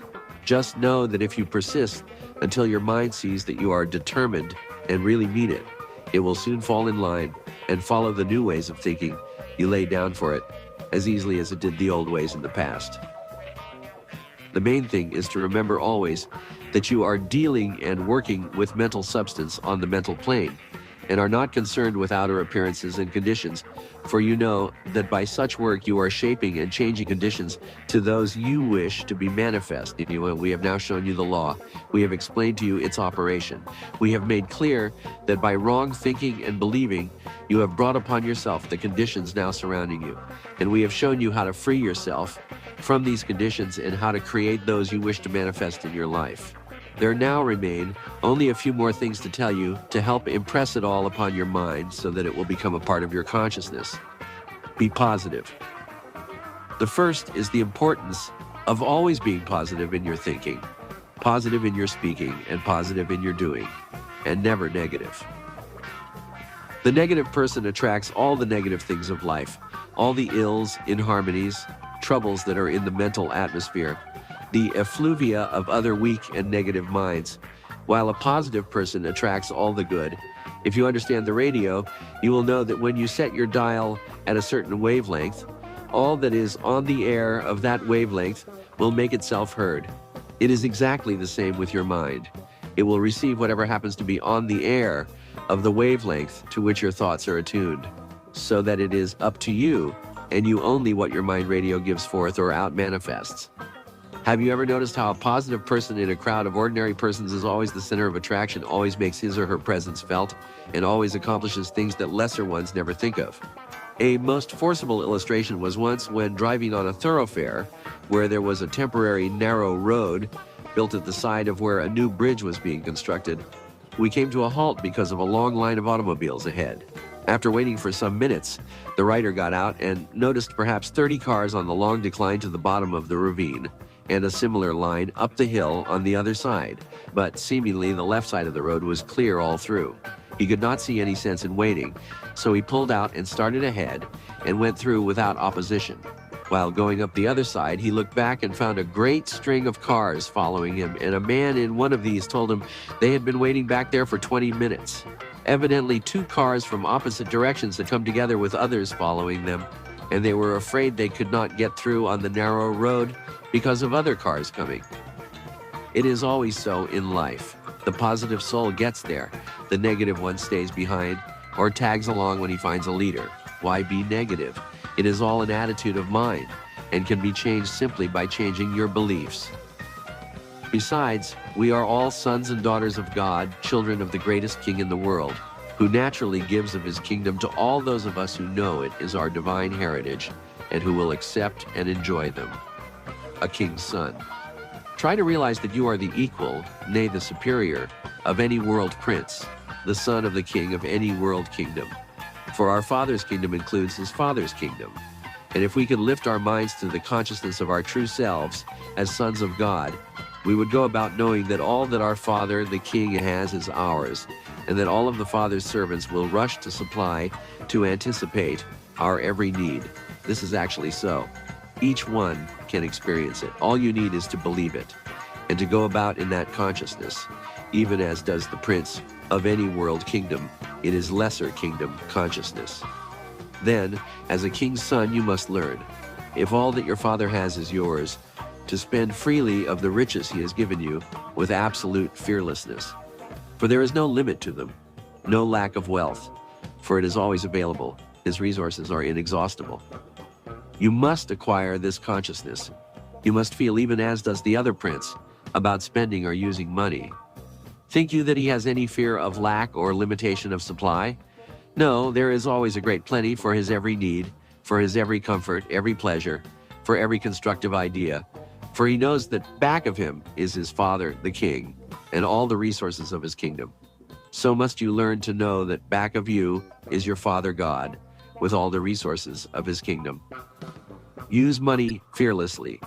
The quickest way to rid your mind of that old fear of want, fear of your job, fear of the power of money, is to have an absolute trust in your Heavenly Father's loving care, and for you to pay out gladly your last dollar for the needed thing, knowing that by so doing you make it possible for him to supply you with plenty more. It is as if your needs must keep the stream of money ever flowing, if you would not clog up its source. For money, in its true sense, is the means for the perfect expression of material life, even as the blood is the means for the perfect expression of physical health. In both cases, your mind must not only hold true and pure thoughts, God's thoughts only, about the material life of yourself and others, and about your physical well-being, but you must know that God's mind is the source of all true thoughts. And by perfect faith and trust in him, you thus keep yourself open to the free circulation of his thoughts in your consciousness about both your affairs and your body, thus creating perfect health and harmony in both. This has been proven by many so-called tithers. They have created a consciousness where they know that by using money freely in such perfect trust in God, and especially in thanksgiving and loving gratitude to him, giving freely a percentage of their income to that part of his work which is bringing the truth to them, they become greatly blessed in this world's goods and are put in a position where they can help many souls to come into this same truth. It is the pinching and holding on to your last dollar, fearing that no more will come, that actually prevents your receiving more. For giving, more than anything else, helps to open the channel so that supply, both spiritual and material, can freely flow. Now we wish finally to emphasize that the application and proving of this great law, not only will bring financial freedom and success, but it will bring also perfect health, harmony, and happiness into all departments of your life. For when you begin to think only true thoughts about yourself, then of course God's consciousness lives in your body and his thoughts rule your mind. And there can manifest only perfect health in your body and perfect harmony in all your various affairs, when naturally happiness must sing in your heart and be your daily companion. So, dear friend, we have given you this message, one born of an intense yearning to furnish to those who are wandering in the darkness of present world conditions a sure guide to lead them back into the light of love, of abiding trust, and of true happiness. The way beyond, in our booklet, The Way Out, was pointed the way to freedom from lack, limitation, inharmony, disease, and unhappiness. And there is no excuse for any who faithfully follow the suggestions given to be any longer in such condition. The booklet has reached scores of thousands of readers, and many have been lifted by its truths into a new consciousness and thereby into a new world where everything and everybody are changed, for they are seeing with new eyes and with a different understanding. That which appears is no longer what it seemed, but the good and the real are now visible and can be seen shining through all conditions and people, because they are now looked for, and the former negative tendencies are tabooed and not allowed to enter the consciousness. This is not the case with all, of course, for a great number have not been able to conquer those tendencies which so long have been permitted to rule.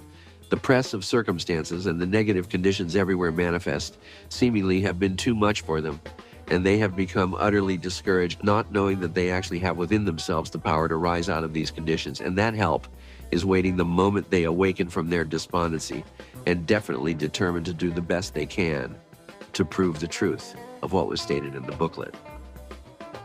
It is for such that this message is written, with the earnest desire that all who read will be so inspired by its truths that they will make the necessary effort and will thus receive the good that has been waiting for them from the beginning. We first urge that everyone who reads procure a copy of The Way Out, if one is not already owned, and that it be studied carefully and prayerfully. It will do no good merely to read it or even to study it unless what is given you to do is faithfully tried until proven. That is, tried day after day in all your thinking, speaking, and acting for at least 1 month. If you will do it that long, we promise that such a change will manifest in your consciousness and likewise in your affairs, that it will be a turning point in your life, and you will never again return to the old way of thinking and acting. Is it not then worth the effort? Then do not let anything prevent your making the supreme effort, asking God to give you the strength and ability to accomplish what we have shown. God within you. Now, we are going to try to make clear to you the statement in The Way Out, that God is within you. Make it so clear that never more will you think of him as somewhere up in the skies, nor will you be uncertain as to who or what he is. First, try to realize that the life animating and growing you is not your life, that you have no control over it, that it does things to you, causes you to do things, puts you through all the experiences you are undergoing without your consent, and that seemingly it knows just what it is doing and must have a very wise and loving purpose in doing it. Likewise, the consciousness that you call yours seemingly receives all its ideas, thoughts, and impressions wholly independently of your will or desire. They come into your mind when they will, influence your feelings and actions continually, and you have little power to prevent it. Also, you will admit that you have no power of your own, that you can think, speak, and do only as the power to do these things is given you from within. And that something doing all this, unquestionably, is a greater, far wiser, and a very loving something that knows always what to do, knows the end before the beginning, and is apparently trying to teach your human mind about itself, teach it the lessons contained in each experience and the laws back of life and of physical manifestation. Because that something is so different from, and yet is so intimate a part of what you call you, it must be akin to what is termed God. We have called it the higher self, and it is, in fact, the very God in you. It is like a ray or reflection of God's mind shining somewhere deep within your consciousness, a light which shineth in the darkness, but the darkness of the outer human mind knoweth it not. For certainly when it can get your mind's attention and you listen, it displays a wisdom that is as near to that God as the human mind can conceive, and those who heed and obey are given a glimpse of something wonderful which, while inexpressible, is altogether divine and most satisfying. God is all in all. You have heard the statement that God is all in all, and of the light which lighteth every man that cometh into the world. Then that light must be a ray of God's mind that shines in the darkness of the human mind, ever trying to make it aware of its divine source within itself, the mind of God, from which it derives all that it is, all that it has, and all power to be, to know, or to do anything. Then think, if God is all in all, he is in everything and in everybody. No matter what it is or who he is, it must be so. Yet who of us always sees and acknowledges him in such? And because we do not acknowledge him in his manifestations, refuse to see him and call him everything he is not, we see instead all the error, the evil and the lies that our darkened minds have accepted as real, lose ourselves in the maze of our separate misconceptions, and in consequence endure the inharmonies, disease, and suffering of minds, thinking themselves apart from the consciousness that included them and all that is. God being all in all, then all things and all men are good and perfect. They could not be otherwise, when God and his goodness and perfection are everywhere. But make no mistake, when stating that all things and all men are good and perfect, we are not speaking of what you with your separate mind and present understanding see and believes. We are not speaking of appearances, of your separate mind's creations. For what you see now are only the pictures you have built in your mind of what you thought was the truth, before you really knew about God's being all in all, and ever showing forth his goodness, beauty, and perfection in everything, to those who have eyes to see. Therefore, it is necessary first to convince your mind of the truth, so that it can be free itself of all these untrue beliefs, these false pictures of God and of his expressions of himself that it has built and is carrying around in its consciousness. Then listen, God, who is all in all, and who is all good and all perfect, must be also all wise, all loving, and all powerful. Anything less than these is not of God, but must be man's wrong, ignorant, and distorted concepts of God and of his expressions of himself. Think that out until you see how true it is. Then all things of an inharmonious or unhappy nature that you see, whatever they be, that are less than good or perfect, are only what you think is so, because of ignorance or wrong teaching, and so long as you continue to believe these things are real, they will continue to be real to you no matter what they are, whether they pertain to the conditions surrounding you, to your body, to yourself, to your affairs, or to those invisible things which relate to and affect your life, health, and happiness. God is the real you. Now, let us relate this truth of God being all in all to yourself. If he is all we have stated, then he must be the real you, must be that higher, greater you we pointed out earlier in this message, whose life is animating your body, whose mind is influencing all your thoughts, speech, and actions, and whose power enables you to do all things that you do.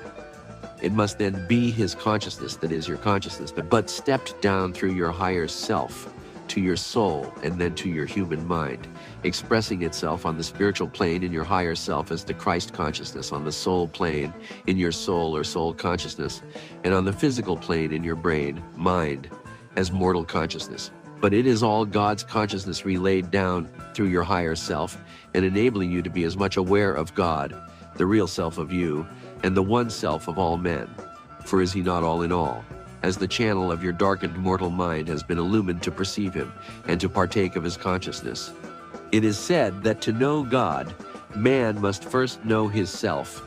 And when you truly know that you are not a thing of flesh and blood, but are a human soul or a center of consciousness clothed by a garment of flesh, even as your soul clothes your real or Christ self, the Holy Spirit or consciousness of God, as we have shown above, you can begin to understand how God actually is within you, is you. Now let us consider you first as a soul, a center of consciousness, and then we will try to show you the relation of your soul to your human mind and your higher spiritual self. You, in your integrity, are a soul and are pure consciousness.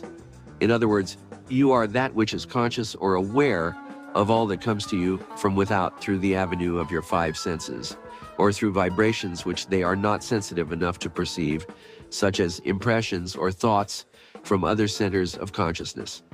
All of these sensations are brought to your consciousness through the mediumship of your human mind. while the vibrations mentioned are received directly by the soul and are interpreted to the mind according to how the mind has been prepared to understand them. As a soul, or consciousness, you are distinct from your human mind, for the mind serves merely as an instrument to receive and inform you of what comes from without in the world of matter.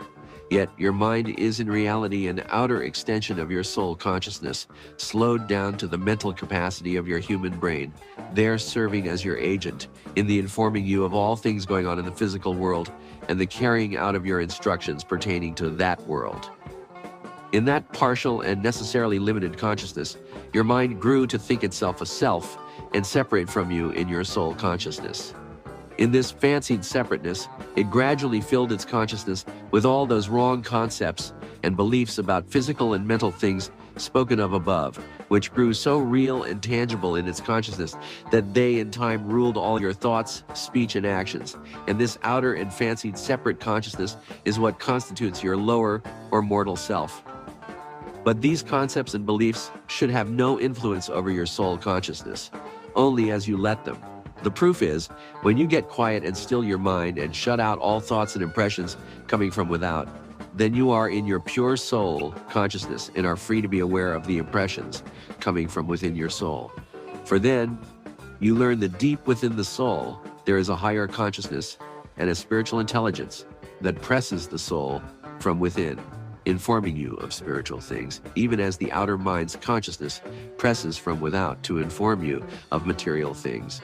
And that higher or innermost consciousness is that of your higher or divine self.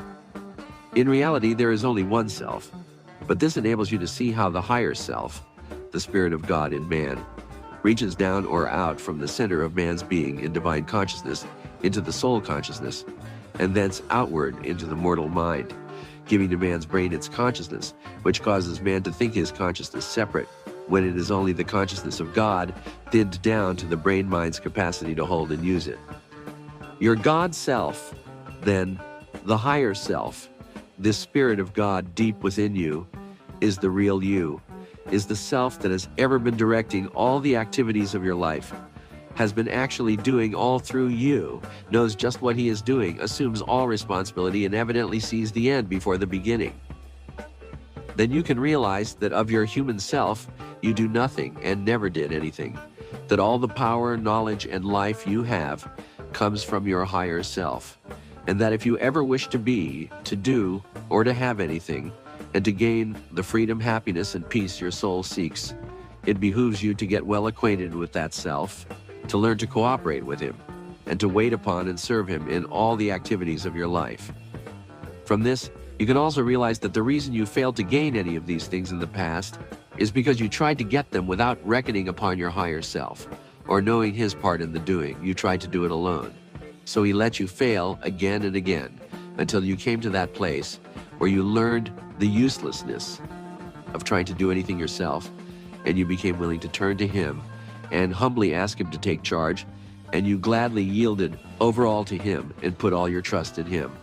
Everyone must come to that place, every seeker of the true way of life, for until self with its human mind has been completely humbled and gives up utterly, it cannot accept the truth of its non-reality and of the actuality of the God-man within, and that he can do all and will provide all things when the human mind yields itself wholly to him. If you who read have come to that place and are truly ready to give yourself to the God self within, then we will tell you of a great but simple law that you must follow. A simple law. That law is, whatever is before you to do, do it the best you know how, in order to please your God self. For he placed you just where you now are and provided the particular task confronting you as the best means and opportunity in which to teach your human mind the next lessons you are to learn, and to develop in you the spiritual qualities you still lack in order to make your human self a perfect instrument for his use. Then, in doing that task, for he provides all tasks and brings you to all problems, having now given yourself over wholly to him, you are concerned only that you do what is before you the best you can, knowing that he will provide the power, understanding, and ability needed, and that you are not responsible anymore for results, as they are all in his keeping. For have you not put the full responsibility on him, are now trusting everything to him, and consequently you no longer have any fears, doubts, or worries to clog your mind and prevent his accomplishing his purpose for you. Only by thus yielding all to him can you be a clean and open channel through which he can bring through into being the good and perfect things he intends to manifest in your life. For he can intend nothing less than that. Else, why all the trouble he is taking with you? It is all a matter of trusting, dear friend, of trusting the God within you. If you have failed in the past, no matter how hard you tried, it is because you did not trust enough. Therefore, we are bringing this great truth closer by asking you truly to trust the God within, your higher self, the Christ in you, who we have shown has all the wisdom and power of God, to let go utterly and put all your trust in him. You must learn thus to trust until it becomes the supreme and dominant influence in your consciousness. For the only thing that prevents your good from coming into natural and continuous expression is your lack of real faith and trust in the God within you, your Christ self. This means that if instead of faith and trust you still let fears, doubts, and worries into your mind, then of course there they cause you to build negative pictures of the things you are fearing, and you proceed to entertain and feed them by further fears until they become actual living things in your mental world. In time, they largely control your mind and you are helpless, and naturally every time you succumb to them, you grow more helpless. Is this not true? Then what is the solution? Only one thing. You must let go completely and turn the whole problem over to God. Do that actually. Wash your hands of it, step out from under, and throw the entire responsibility upon him. Think, can you do that? Try it. In fact, he wants you to do it. Talk to this God within the real self of you and tell him that you are through, that you have done your best, and that is all you can do, and it was useless. And now it is up to him. He will have to handle it. Actually mean it, and then let go, and truly wash your hands of all responsibility. Then, and not until then, has he got your mind in the state where it is ready to hear his voice and learn what he has in store for you. For once, it has really thrown off the burden of self. There is no longer a negative force attracting the old fears, doubts, and worries. Instead, you become a positive force in your believing that he now will take care of all things, for you intend to do nothing and to give him the chance to prove what he can do. An absolute letting go. It is to just that state of mind he desires to bring you, where you actually let go, giving the load you are carrying over to him, and thereby become as free as a little child, just such a child as we will now picture to you. Standing on the sidewalk of a busy street waiting for the light signal is a little boy of 3 years whose hand is tightly clasped in that of his father. Then they start across. Is the child frightened by the big automobiles and the noise and tumult at this busy corner? No, he sees and knows no danger and gleefully enjoys the turmoil and the mixing with the crowd hurrying across, for he knows that Dad is taking care of him and will not let any harm come to him. Just as he unconsciously knows that Dad will feed and clothe him, for to him, Dad is as God who will provide everything he needs and take every care of him. Think you, your God self, does not love you and is not taking equal care of you, his child? For are you not a part of his being, and does he not need you to express his self? Then how could he let you really suffer or come to any harm? What your human mind suffers and the dangers it fears are only the nightmares of childhood which disappear when the light of understanding is brought. Besides, such mental suffering actually burns away the qualities of self that hinder his perfect expression, while through the fears that come and persist, he teaches you how to become strong. It is these mental fears, for they are purely mental, that is, they exist in your mind, not in his consciousness, that are clogging your mind channel and preventing his pouring through it the good that awaits. Then you will have to cleanse your mind of all such negative things, of every doubt, fear, or worry, and especially of those wrong pictures you are carrying around in your consciousness. Do you still see yourself as sick, or ailing, or poor, or very much needing anything? Then can you not realize it is that picture which is clogging up the channel? For what you think and carry around in consciousness as being so always out-manifests itself. How can the good you wish to manifest get by this picture? That is the whole trouble, dear friend. You have not cleansed your mind of those old picture beliefs, some of which are hiding down in the dark corners of your subconsciousness, purposely refusing to come out into the light. For they know the moment you see them for what they are, their days are numbered. In fact, you must go down into the subconsciousness and dig out all of such and cast them forth. For until the whole mind is clean and free of all negative and untrue thoughts and feelings, and is kept so, it cannot be brought into your God consciousness, where there are only positive and true, good and perfect ideas about you, and you can see all things in their reality, even as He sees, and you can know as He knows.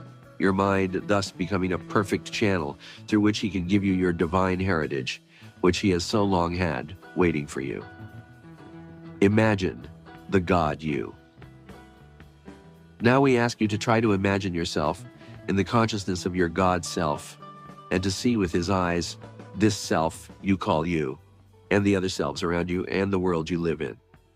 In the first place, know that as He is all wise, all loving and all powerful, and is still you but a perfect you, He must have a perfect mind and body, but not like your physical self. His body is that image and likeness of God, in which man was originally formed.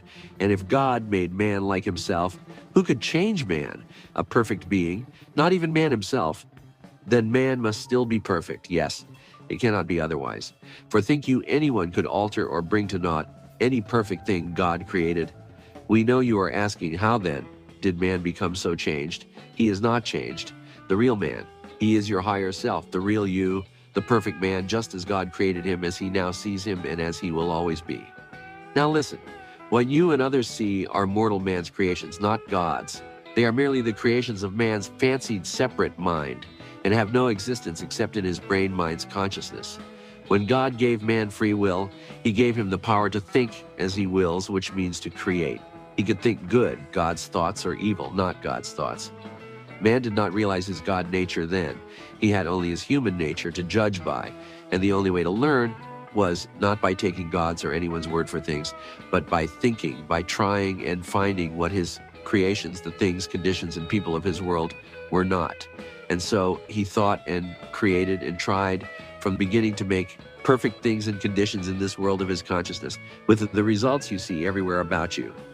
Not that many men back through the ages have not learned the truth we are trying to teach you, that they can do nothing of themselves, but with the help of the God within them, they can do all things, can have all things, can be all things, and with His help, such have come into and are now dwelling in their Christ consciousness, are one with Him, and are doing the Father's work on earth even as others are doing it in heaven.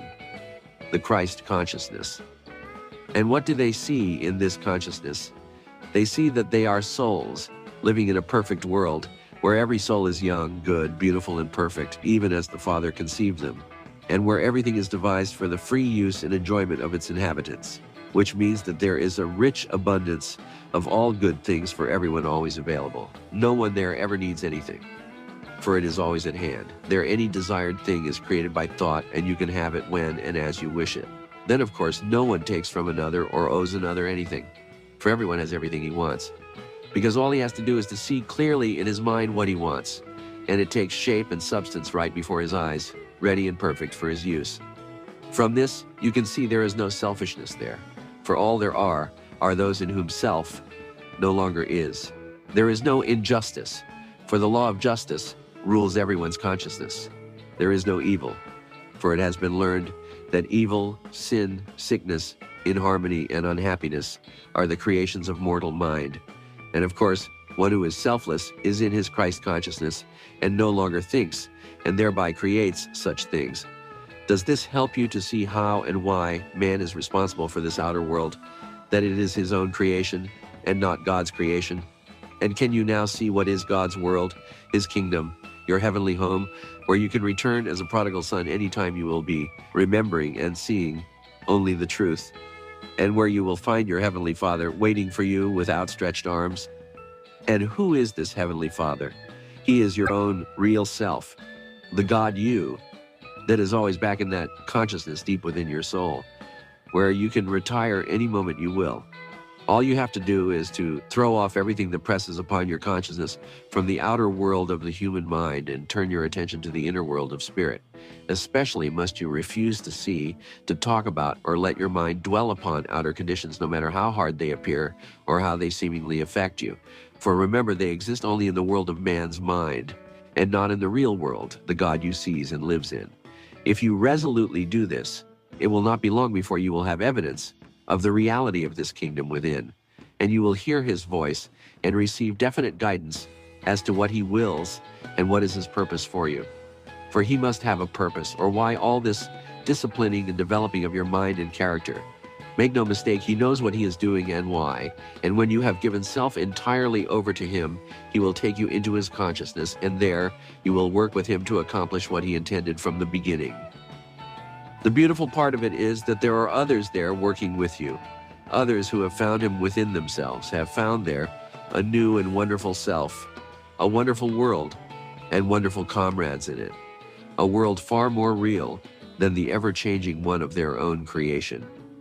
Yes, they have found their eternal home, the kingdom of God's consciousness, the same home which Jesus described in his many parables, when trying to tell of it to the people of his day, where he went after his mission was accomplished, where he now lives and works among his disciples who have followed him there.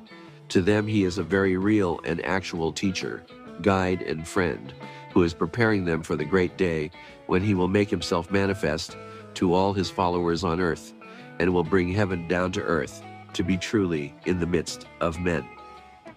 The next step. This shows you what is possible to him, who learns to think only true thoughts about himself and about all in his world. Some wonderful truths have been unfolded to you, and now it surely will be easier for you to do the things you have found you must do, if you would free yourself from the old consciousness and the conditions surrounding you, and would enter the new consciousness awaiting. The way out has been shown you, but you must walk in it. No one can do that for you. You cannot be shoved, nor can you jump or slide into the kingdom. You have to earn your right to enter, have to walk every step of the way there, no matter how difficult and steep grows the path. It is no journey to be taken by the half-hearted and the weak-kneed. If you are now convinced of the truth of what was shown, the next step then is to try to prove its truth. First, by getting thoroughly acquainted with this real self of you, by seeing him as yourself, and by going about in his consciousness. Practice this daily until you actually feel him within. Feel him giving you of his power, of his vitalizing life and energy, and you thrill at the realization of it. Then make the determined and unrelenting effort to think only his thoughts and to see and hear only the good and perfection in everything and everyone, resolutely shutting your eyes and mind to appearances and looking right through them to the good they hide. You can do this, if you will. You can find good anywhere, if you truly look for it. For with such a desire in your heart, you connect up with the good, your God consciousness within, which will illumine your mind and enable you to see with your spiritual eyes and to hear with your spiritual ears what is hidden from mortal consciousness. With every loving desire to please this God you will find help given you to do it, especially when you earnestly put your trust in him. When you do thus trust him, you will learn what he means when he says, "If you abide in me, and let my words abide in you, you can ask what you will, and it will be done unto you." For when your trust becomes absolute, you will not want anything anymore, for you will know that all he is and has is yours, and there will be no more need to ask, as he will be giving you continually of the riches of his kingdom, whose store is inexhaustible. This then, dear friend, is what we would have you do, to strive every moment of the day, no matter what you are doing, to abide in his consciousness, to put all your trust in him, leaving everything to him, knowing that he will do all things through you perfectly, as you keep your mind free from doubts, fears, worries, untrue thoughts, and concern about results. For you thus enable him truly and freely to live his life in you, do his will in you, be his self in you, even as he intended and has been preparing you for all your mortal life, God and mammon. In the following verses from the Sermon on the Mount is found all that anyone needs to know who is facing the tribulations now being visited upon humanity and is seeking the reason and purpose of it all and how to be free from them. We will point out to you how wonderfully it all applies to this very question we have been discussing, and how it perfectly confirms all that was stated. We will start with these significant words.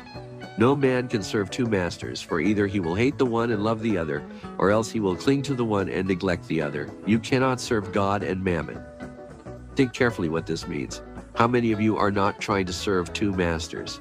Yes, you are trying to serve God, but who of you at the present time are not fearing money and its power? Who are not bowing down before it, daily acknowledging its power over you, afraid to do anything because of the control it has over most of your thoughts and acts? In fact, is not its influence such that it receives now 10 times, nay 100 times, more of your thoughts than does God, and yet you say you are not serving mammon? Dear friends, you cannot continue this way.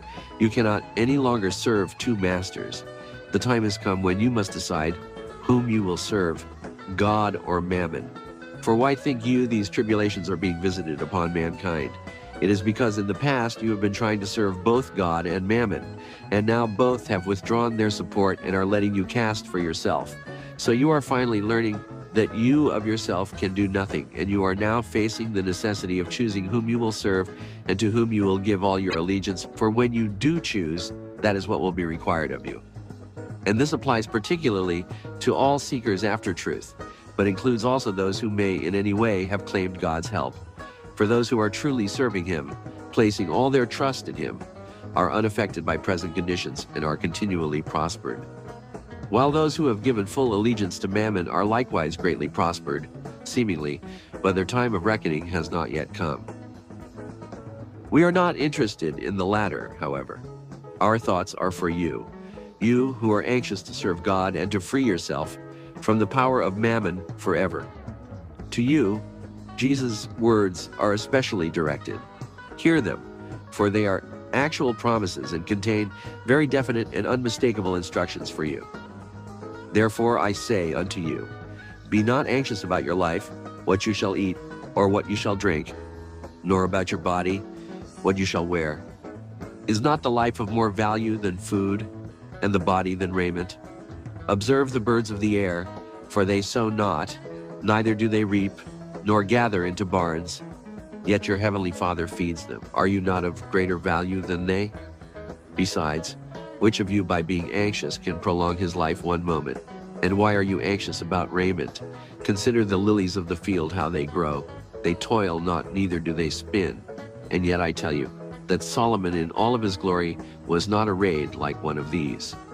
Wherefore, if God so clothes the grass of the field, which today is and tomorrow is cast into the oven, shall he not much more clothe you, O ye of little faith? Here you are told plainly the difference between what is required of those who would serve God and those who serve mammon. The former are clearly shown that they need not be overly concerned about the affairs of their life, about food, drink, and clothes, for they are promised that God will take care of all these things if they trust Him. Besides, they know that it is His life that is in them, even as in the birds and the lilies, and surely He will feed and clothe and provide for His own life. But does mammon require such trust? No. He ever holds over his servants the whip of fear of loss, lack, and poverty, until they become abject slaves to his slightest wish. The former, in their efforts to please God, develop and portray a life of loving and selfless service, while the latter, as they yield more and more to mammon, develop into cold and heartless beings, thinking only of how to satisfy their utterly selfish lusts. But listen further to Jesus' words. Therefore be not anxious, saying, what shall we eat, or what shall we drink, or wherewithal shall we be clothed? For all these the Gentiles seek, and your heavenly Father knows you have need of all these things. But seek ye first the kingdom of God and His righteousness, and all these things shall be added unto you. The Gentiles was a term used by the Jews as synonymous with heathen, or those who were not of the chosen people of God. And undoubtedly Jesus used it with that meaning. In other words, the chosen of God, His servants, know Him and trust Him fully for all their needs. But the Gentiles, those who are not His people, are the ones who are always anxious about what they shall eat or drink, or how they shall be clothed.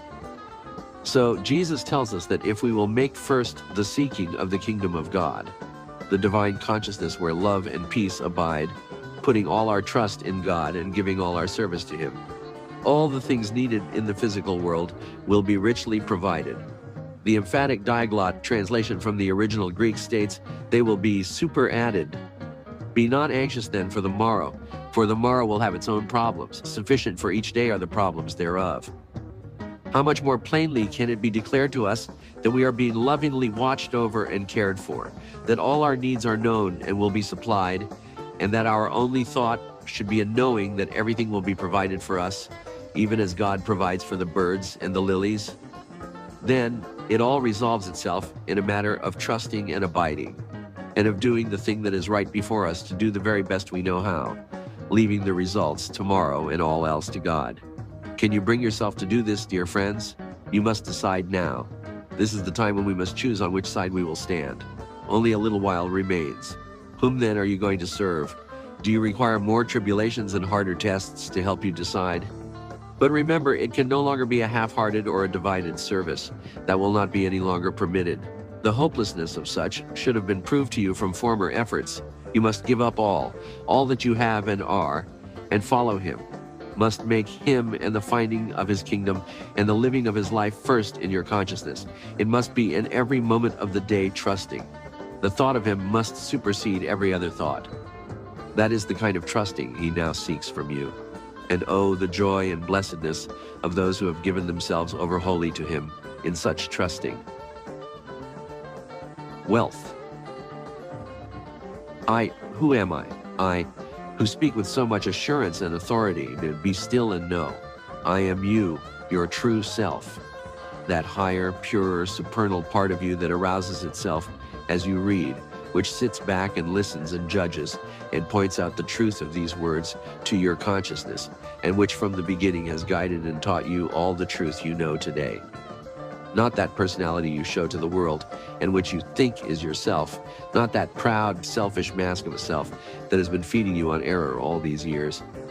For I am your real self, that something in you which you know has made you all you really are, that has inspired and cautioned and chided and urged and led you on, despite hardships, obstacles, suffering, failure, until you have in a dim, half-conscious way grown to rely upon it without knowing definitely why. Yes, I am that something. I am that divine self of you, abiding deep within your human personality, almost stifled by its worldly ideas, its selfish desires, its foolish pride and ambitions, yet ever seeking, longing, yearning to make you conscious of my existence, of my real identity. Yes, my child, that something am I who from the beginning have been sitting here within, quietly waiting for this moment. Yet, while waiting, it was really I who was guiding you all the time, who put each thought into your mind, made you do everything you did, and who utilized the foreknown result of each thought and act, so as eventually to bring you and others to a final conscious recognition of me. And if I have permitted you to feed on these worldly ideas, to follow these selfish desires, to grow fat with pride, and even to gain the summit of all your ambitions, it was only that you might learn the hollowness of it all, and that you could awaken to the realization that there is something else, something which the soul of you yearns to bring forth. Yes, I have blessed you by giving you all these things you sometime in the past desired so strongly that you forced me to give them to you. For desire is the agent of my will, and supplies you with everything you want, if you want it with sufficient power to compel it to serve you. But have these things proved the blessings you thought and expected? Have you gotten out of them real enjoyment? And is your heart now at peace? If not, why? It is only because you have failed to recognize me, your true self, as the giver, and have used them not at all in my service, but only to satisfy your own selfish pleasure. But I have allowed you to indulge yourself to your heart's content with all such empty joys, even leading you on from one to another, holding out to you the possibility of finding in some new bauble or sensation or accomplishment or power that something you craved, but which, alas, you have never found and never even glimpsed, except perhaps when in the hours of deeper remorse and penitence you turned from this world of self you created around you to the ideal within, and dimly sensed there my presence. Ah, dear son, I have indeed given you these blessings, and they are real blessings, for they are my special sign of approval to you. But the blessings are not what you think them to be. The real blessings are in the qualities I have developed in you, in the acquirement of these riches, in the attainment of these desires, the qualities of determination to win, of persistency of purpose, the power to do, the ability to master every natural fault and weakness that stand in the way, all of which are but different phases of my will, the use of which I have been teaching you, that later on I can manifest in and through you, with your consent, my will in spiritual ways, even as you have been manifesting it in worldly ways. In other words, all attaining, whether it be of money, power, or fame, in art, literature, or music, science, philosophy, or religion, is but so much training in the use of my will.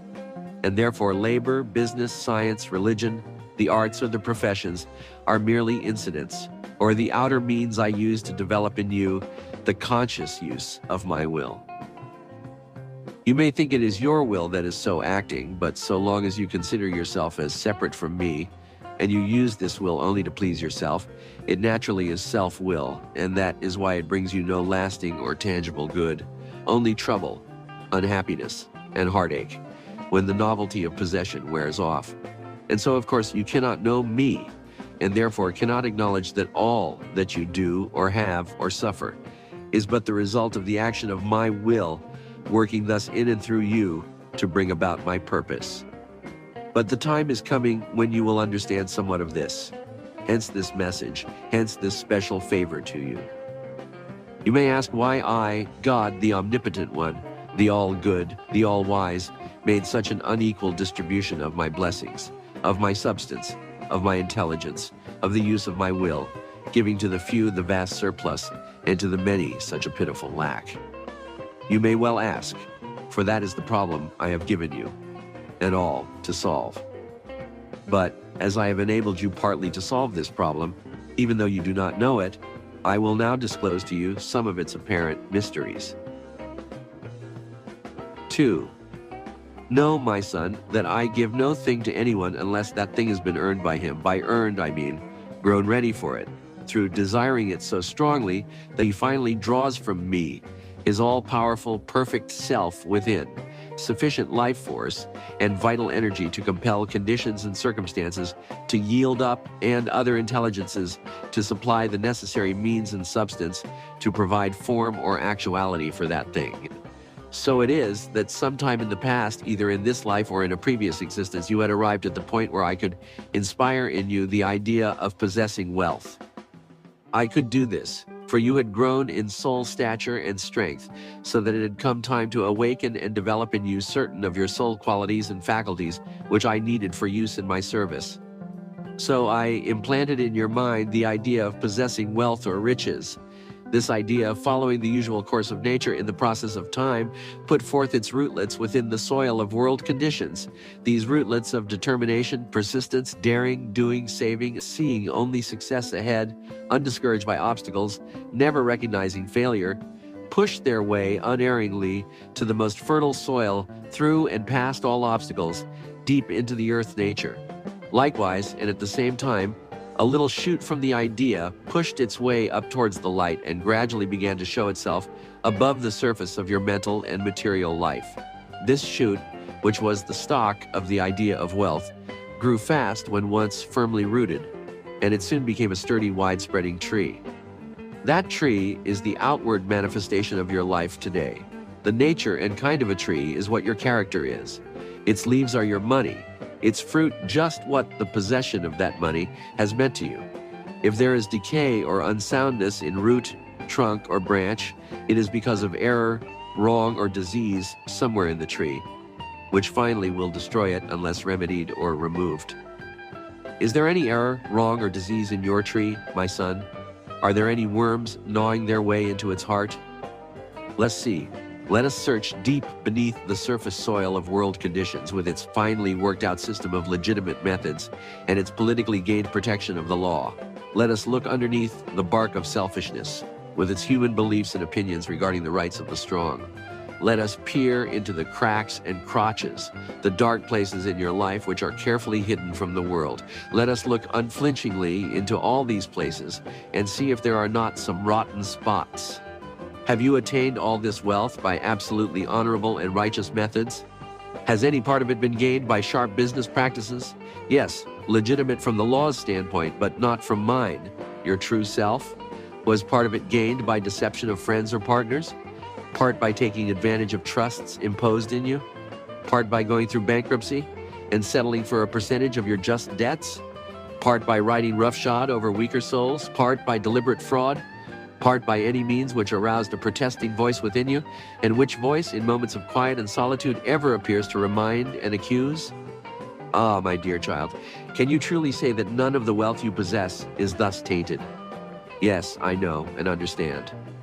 And dear one, if you have suffered and have regretted and are now seeking to make restitution, it is because you have listened to my voice and are beginning to recognize and long for my guiding influence in your life. But if you deny and loudly proclaim that none of the above applies to you, and you still refuse to listen to my loving voice within, weep, faint, almost drowned by the loud tumult now going on in your heart, know, dear one, that you too must suffer, must enter into a life of heartache and misery and sorrow, into which I must plunge you in order to purge your soul of the pride, self-will, and self-love that now control you, so that you too can awaken to my love and thus learn to hear and know my voice, ever seeking to point out to you the true way of life. As for your brothers, many, very many, I do not yet deem ready to receive the idea of acquiring wealth. In many others the idea has been planted, and they are merely feeling the quickening power of desire, my agent. Others are forced by desire to think and strive, and are beginning to see the means of future acquirement, and still others are in the act of producing tangible results. With all, however, I am merely using the idea of wealth and the motive power of desire for its acquirement to develop those soul qualities and mental faculties which will enable me finally and fully to bring into manifestation their real self, I, God within them, that through them my will may be made manifest on earth, even as it is in heaven. With you, my blessed one, in whom I have brought to complete fruition my idea of wealth in the form of money and possessions, and who, as my custodian, are now capable and ready consciously to cooperate with me in its use in my service. When you can be convinced that I, God, will direct you in such use, know that soon, very soon, you will become conscious that I am within you, and that you need not go without to any other authority to learn this great fact. For I will cause you to know that I am leading and guiding you, and will gradually open up to your consciousness my plan and purpose for the use and distribution of all that I have given you. You who have already heard my voice within, and are seeking to satisfy me by giving a portion of your wealth to churches or libraries or scientific research or charity or settlement work or other enterprises, thinking my voice can be stilled that way, and that the yearning hunger in your heart may be thus appeased. Know that such acts are all in vain, for never can I thus be satisfied. My voice will become only more insistent, as you strive by giving merely a portion of the wealth you hold, and which is all mine and none of it yours, in such effort to please me. For, my child, I am already pleased with you. Are you not what I have made you? Is not all you have done what I permitted and even caused you to do? And if I have permitted you to try to propitiate me by using your wealth in such manner, it is only because such was all I could make you understand at the time of my purpose surging within you. Therefore, when, in your desire to please me, you attract to you many who ask you to give of your abundance to this or that charity, to this or that project for helping humanity, and what you call your business judgment tells you what is given will not be used properly or wisely for such purposes, and you do not respond, know that you have likewise been led thus to refuse by me, who thus chose for you, even as I chose for you to give to those other enterprises, and all this for the fulfilling of my purpose. For I have not only reserved this wealth, I have given you for a special service, and I have chosen you as my agent in its distribution in the way I shall disclose to you all in due season. But I am preparing your human mind so that you can understand it is not your wealth I want, but you. I want you to know that you and I are one, that I, your real self, must now rule, that self-will and self-pleasure must die, and my will and my pleasure must live and be first and all with you from now henceforth. Therefore, I am preparing your mind so that I can speak direct to your soul consciousness from within. And I am quickening your heart so you can become wholly conscious of my presence therein. So, beloved, if I say I want you, all of you, heart, soul, mind, body, all you are, all you have, all you ever hope to be or have, I say it because I want my own, you, the mortal expression of myself. The time has come when you must know we are one, that there is no separation, no difference, only as you think there is. Hence, all you have or are is mine, and always has been mine and mine only. And now I claim my own. My own must come to me. My claim you must recognize, and you must give back all. Every penny, your home, lands, securities, business, your body, intellect, heart, faculties, will, your whole personality, every loved possession, even the dearest treasure of your heart. For not until you have brought all, and laid them at my feet, and said, Here, Father, take all. Take and use, and only let me serve thee. Command, and henceforth I will obey. Not until you thus come, in true humility, with a desire as strong to give to me as the one which impelled you to get for self. Not until your soul is so possessed with a yearning to serve me, and to rest its wearied heart in my love that it can no longer be denied, can you ever enter into my kingdom. Long ago to another people I said, It is easier for a camel to go through a needle's eye than for a rich man to enter the kingdom of God. This is just as true today. For he whom I have deemed worthy to express the qualities of soul I am now expressing through you cannot easily humble himself, cannot reduce that haughty personality which so long has led and ruled, so he can go through the narrow gate of self-abnegation and self-denial. Yet I say unto you, you must come to that if you would enter into my kingdom. This is all foolishness, you say. You cannot enter the kingdom of God here on earth. Even if you could, you would have to be shown of what practical value such an attainment was to one in business, with a family, and all the associations and responsibilities of large and varied interests. Let us see if it is not possible to find that kingdom and to enter it right here on earth. 3. Listen and ponder. Are you not seeking happiness, peace, health, love, the fullness of life here on earth? Think you will find them in the things and practices of the world? Have you not learned the futility of that? Think you can be truly rich and truly happy when millions of your brothers are in poverty and misery? No, my child, not until you have risen above all the illusions of this world of yours, have had your sight cleared by misery and suffering, have felt the poverty of love, have hungered for the true bread of life, and have finally gotten a taste of it through forgetting self and serving your brothers with my righteousness as the guiding influence of your life, can you ever find true happiness, find that peace, that harmony, that love your soul craves? But when you have found that, then you have indeed entered into my kingdom. I am come to you now to help you find that kingdom, to make you aware of my presence. That's something deep down in your heart that yearns for the highest, for perfect expression, that craves for the true riches of life, which now you know all the money in the world cannot supply. I, God within you, am speaking straight from out the depths of your heart, from my kingdom there, sweeping aside all your accumulation of worldly ideas and beliefs and opinions, and am talking direct to your soul consciousness.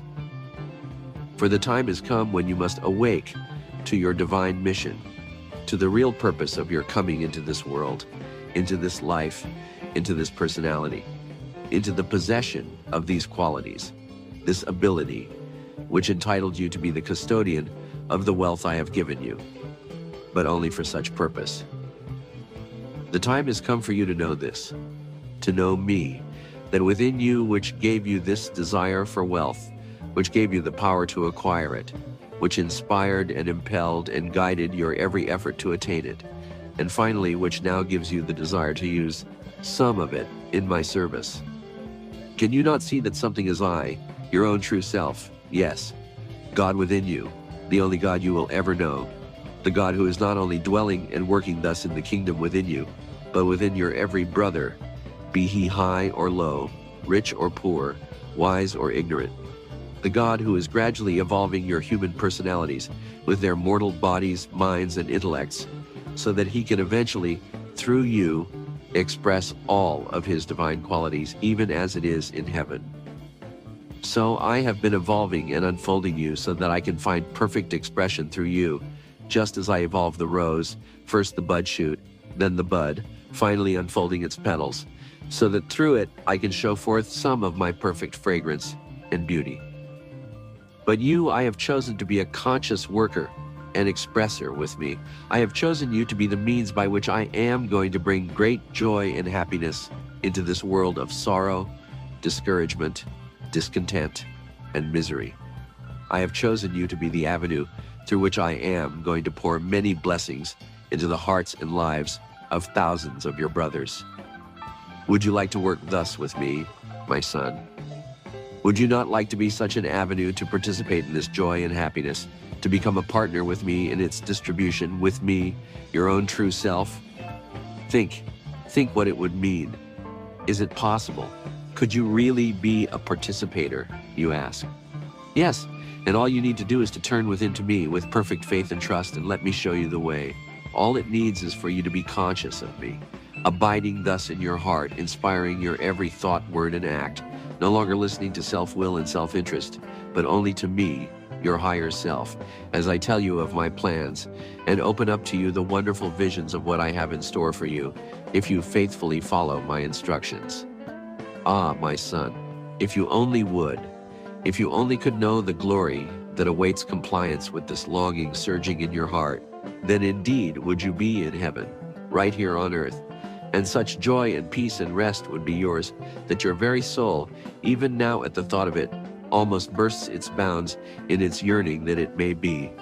Then would life be a continual song of gladness, for the sun of my love would shine continuously from out your heart, lighting and blessing you all along the way. Then would we joyfully start out each day to our business or task, be it whatever it may, you letting me do the leading, and you waiting upon my every word, resting and trusting absolutely in my wisdom and judgment, knowing that the thing we do will always be just the right thing, and that all that we do will bring success, no matter what we undertake. How would you like to form such a partnership, my son? Would that not be better than spending most of your time worrying about business or investments, or what to do with surplus, income, or profits in order to get the most returns for them, fearing continually, when approached by friends or acquaintances, that they are trying to interest you in some favorite scheme, or in some unwise speculation, or some craftily conceived plan to relieve you of some of your money? Yes, if you would but enter into partnership with me, letting me be the elder partner throwing all responsibility upon me, then indeed would you be relieved of all this, and you would find, instead of cares and burdens and problems, now so exacting they leave you not one moment's peace of mind, that all this has been lifted from you forever, and life has become one glad round of happy days, filled to the brim with soul-satisfying experiences, because wholly devoted to making others happy. 4. And now, my son, what say you? What are you going to do about it? I have shown you who and what you are, that you are nothing, that I am, and you are not, you being only one of my mortal expressions, which I have brought into being in order to manifest on earth, through you, some of my divine qualities, and to bring joy and peace and goodwill into the hearts of many of my other and less complete expressions. I have shown you all this, and you may not believe it, but that makes no difference. You can believe or not, as you choose, but whichever you choose, know it is really I who choose, and not you. And if you disbelieve, it is only because I am not yet ready for you to entertain this belief, for you still have many disillusionments, disappointments, heartaches, and sufferings to go through before you can come into true understanding of my meaning. But mark you, my son, the words I herein speak are seeds I am planting in your heart, and they will germinate, and the time will come when the truth of them will appear plainly to your understanding.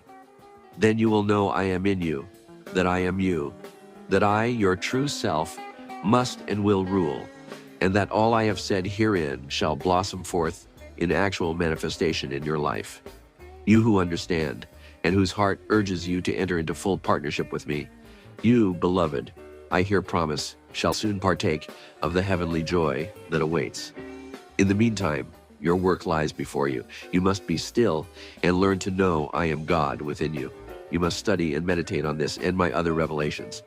You must realize that I, God, am all that there is, that I gave you all, and that I can take away all. You must accustom yourself to this truth and must make ready to give back all to me for use in my service. But dear son, in giving all to me, fear not. I, God, am no outside person. I am only your real self, your own true, wonderful, perfect self. I ask you to give to no one but me, your true self, and then only that I may direct and guide you in its use. Instead of holding for self, you now will hold for me. Instead of seeking your pleasure, you now will seek only mine. Henceforth, you are to abide in me, and let my words abide in you. And just to the extent you do this, you can ask what you will, and it will be done unto you. Be still, and know I am God. Know that I am holding in reserve for you wonderful uses for the wealth I have brought into manifestation through you, uses different from any I have heretofore shown unto man. I have long been preparing you so that you can cooperate with me in such use. How would you like to see man, your brothers, many of them, thousands of them, hundreds of thousands, quickened as you have been quickened with the realization of my presence within? How would you like to see them awakened to the consciousness of the possession of qualities and powers similar to those you possess, and which, with me to guide and direct their use, will lift them and you to such heights your human minds now cannot conceive? How would you like to see the down and outs, the failures, the discouraged, the discontented, the weak, the sick, all awakened to their divine heritage, to the knowledge that all that I, the Father, have is theirs, and that each and all can be shown how to attain it, all that want to know and ask to be shown? How would you like to live in a community, in a world where all were alike, expressing my highest qualities and powers, where each was seeking so to eliminate his personality with all its limited selfish ideas, beliefs, and opinions that my perfect life can express? Would that not be a beautiful world? Would that not be the real heaven? Dear son, that is what is coming into manifestation. It is coming despite all appearances to the contrary.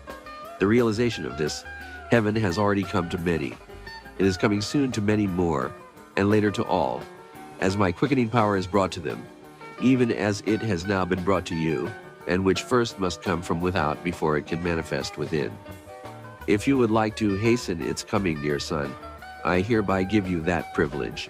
If you would like to help make it possible that thousands and thousands of your brothers can come into the great awakening, can come into possession of my divine qualities and powers, then, beloved, turn within to me and seek earnestly to know my purpose. Pray unceasingly until I disclose it all, my blessed one. Ask and ye shall receive, seek and ye shall find, knock and it shall be opened unto you. The teacher. Who am I? I, who speak with so much authority and make such all-inclusive claims. Who am I that I can instruct you and can promise rewards which only God can give? Listen, I am you, your own true self. I am your true self, the Spirit of the Christ, whose call you heard. I am your higher self, the quickener, whose urge you felt. I am your divine self, the giver of all the blessings you received. I am God within you.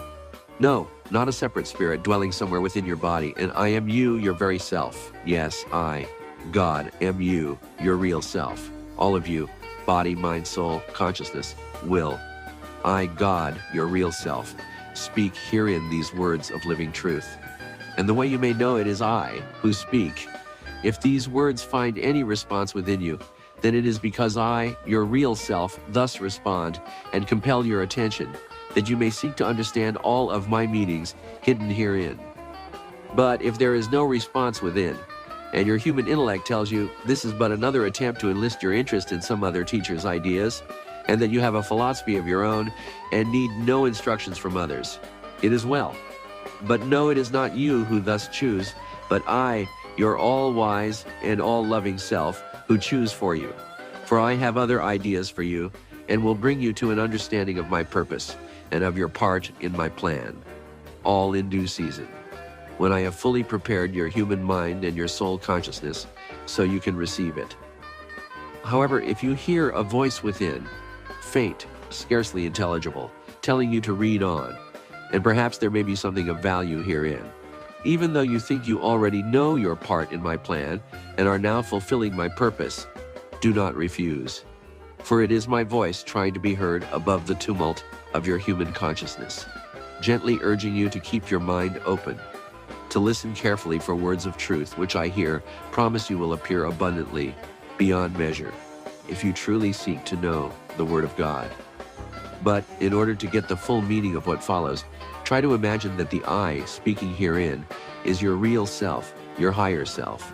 And even if you do not believe it as yet, assume for the time being that it is your higher self, and thus endeavor to attain the consciousness of it being you, talking to your mortal mind as if to a separate personality. If you will persist in holding this consciousness while you read, much, very much will be added unto you in the way of spiritual blessings, and you will sing glad praises to God that this message came into your life. 2. You, my beloved child, who are seeking me, but who have not yet found me, accepting as an intangible something which has uplifted and inspired and led you on and on, ever into narrower and yet brighter paths, compelling you to reach out a helping hand to every needy one you meet. You, who are conscious of me as the Christ, love within your heart, and who seek to spread the message of his love abroad, sowing it in every heart that appears ready to receive it. You, to whom I have come in radiant flashes of light, or in visions either sleeping or waking as truth, illumining your mind so that for the time being you see clearly the reality of my spiritual life and the illusoriness of all things that appeal to the outer senses, and you are now seeking to teach others this truth. You who have become conscious of me as the indwelling life within you, and it manifests to you as power, and enables you not only to show forth my life in your body as vibrant health, but it permits you to transmit this life to others, vitalizing, strengthening, and healing them, and thus bringing them to the consciousness of my life within their bodies. You, whom I have led a little further, whom I have taught the use of some of the laws of my being, having quickened in you certain inner faculties and powers which seemingly set you apart from your fellows, so that you now call yourself an occultist, and are seeking to attain the complete mastery of these powers of self. Yes, and even you, my blessed one, who are conscious of me as your divine self, as God within you, and who are drawing from me freely my love, my wisdom, and my power, and who are teaching this great truth and attracting to you many followers who hail you as an illumined one. To you, one and all, I bring this, my message of the impersonal life. The idea of the impersonal may not be new to you. You may have pondered over it. You may have striven more or less to live it. You may even have taught it to your followers, and yet you may have no comprehension of its real meaning. It is my purpose now to make you conscious of that meaning, so that you, as teacher and leader to others, no more can have the excuse of not knowing it, when I hereafter, from within, insist that my impersonal life shall manifest in and through you. For I, your true self, henceforth will be satisfied with nothing less. So, follow carefully all I now shall say, and seek earnestly to know my real meaning, its personal and vital application to you, before passing it by or discarding it should that impulse come to you. I am first going to ask some questions. In asking these questions, I am directing them straight to your soul consciousness. Necessarily, they will have to go through your mortal mind, as your mortal mind is but a part of your mortal self, or your human personality. It first becomes necessary that you learn the ways of the mortal mind and see this self as it really is, not as you fancy it is. See this personality of yours pretend to feel hurt, commence to rebel and deny, and even to grow indignant, if not angry, at these questions. For I am going to probe to the quick, right to the center of its self-complacency, its self-righteousness, its spiritual pride, its love of power, of leadership, of being thought very wise and good, if any of these qualities still exist in your personality. But remember, it is not you who are feeling hurt, or who rebel, or grow angry. It is only your personality. For you are really I, your own true self.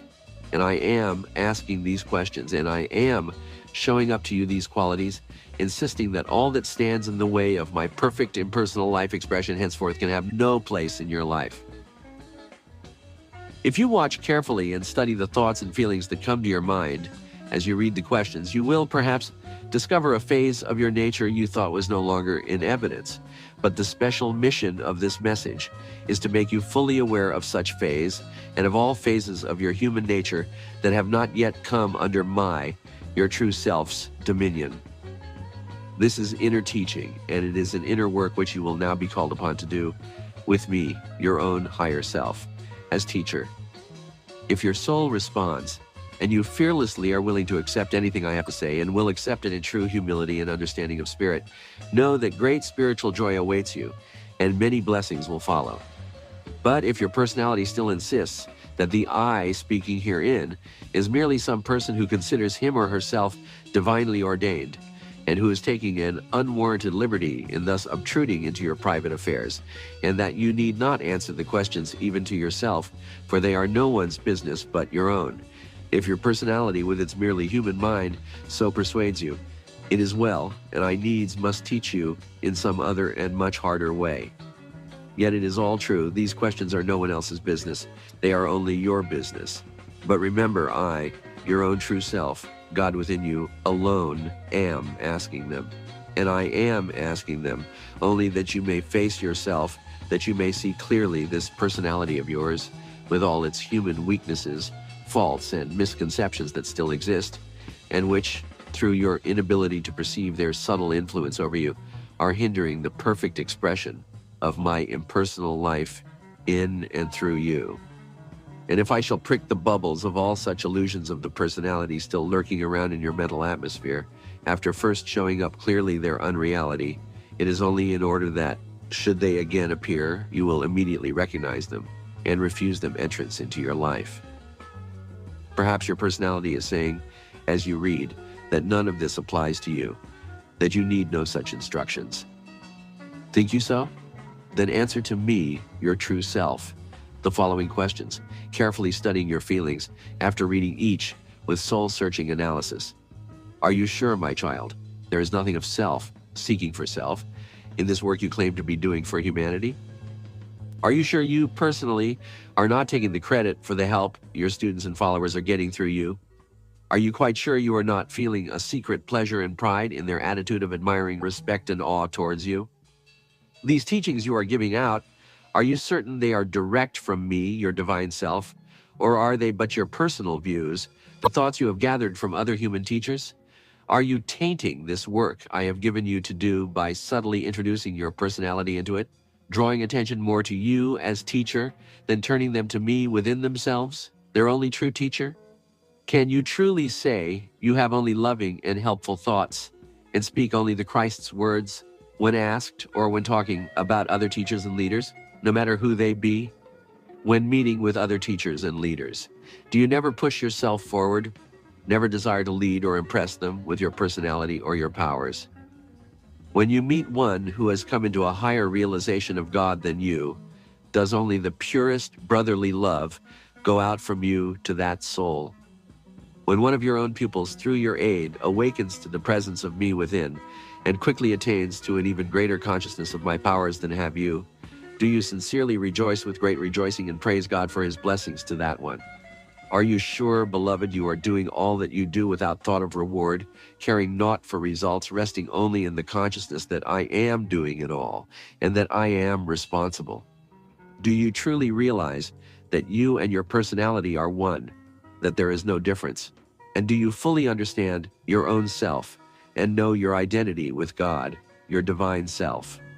In all your teachings of these high truths, do you, in your soul, recognize the oneness of all, that I, God, am all there is, that all there is you are, that I am your real self, that there is no separation, that all that you do God does, that you are one with God and all God's powers are your powers? Are you sure, my child, that all the things you are teaching you, yourself, are that you are doing, manifesting, living all that you preach to others? If you can truly answer satisfactorily to me, your higher self, all these questions, then this message is not for you, and you need read no further, for you know already all that I am going to say.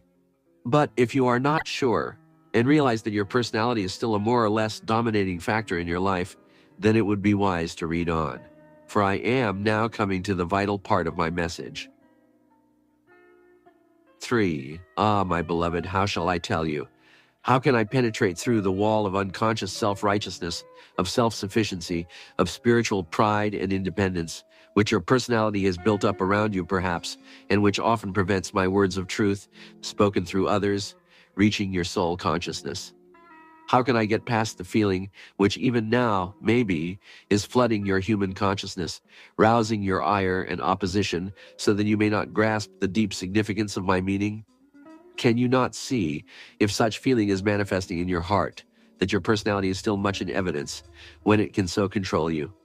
Can you not understand that, not until words such as the above, coming from any source whatsoever, can create in you nothing but a sympathetic comprehension of their loving and helpful intent? And that, should any feelings of a rebellious or antagonistic nature arise, not until you can immediately recognize them and their source, and can proceed to transmute them into love and gratitude to me, for thus pointing out to you these weaknesses that still exist, can you be a pure and true channel through which the Christ teachings can flow? Can you not see that when one sets oneself up as a teacher to others and assumes to act as a mediator between them and God, and to interpret for them his will and his meaning, that one takes upon oneself a great responsibility, unless one is resting wholly in the consciousness of God and his love, so that God is able to speak and act through one's human mind and body without let or hindrance of any kind? And it is to enable the sincere and true seeker after God, him who would earnestly strive to abide in him, and to let his consciousness abide in his heart, if he but knew how. Him who yearns only to know his will, that he may obey it, and serve him in every possible way. It is to enable such to know I, the true self within, am God beyond peradventure of a doubt, that these words are written. There are many professing to know me, to be followers of me, to be giving out my teachings, and who are teaching and preaching the way of at one met, but who, outwardly to others, and in their innermost thoughts, are so mixed up with their personalities, are so influenced and controlled by them, that they do not know me, even though they proclaim daily that I am leading them and speaking through them. It is for such also that these words are intended. It is true I do speak through such, but not as they understand.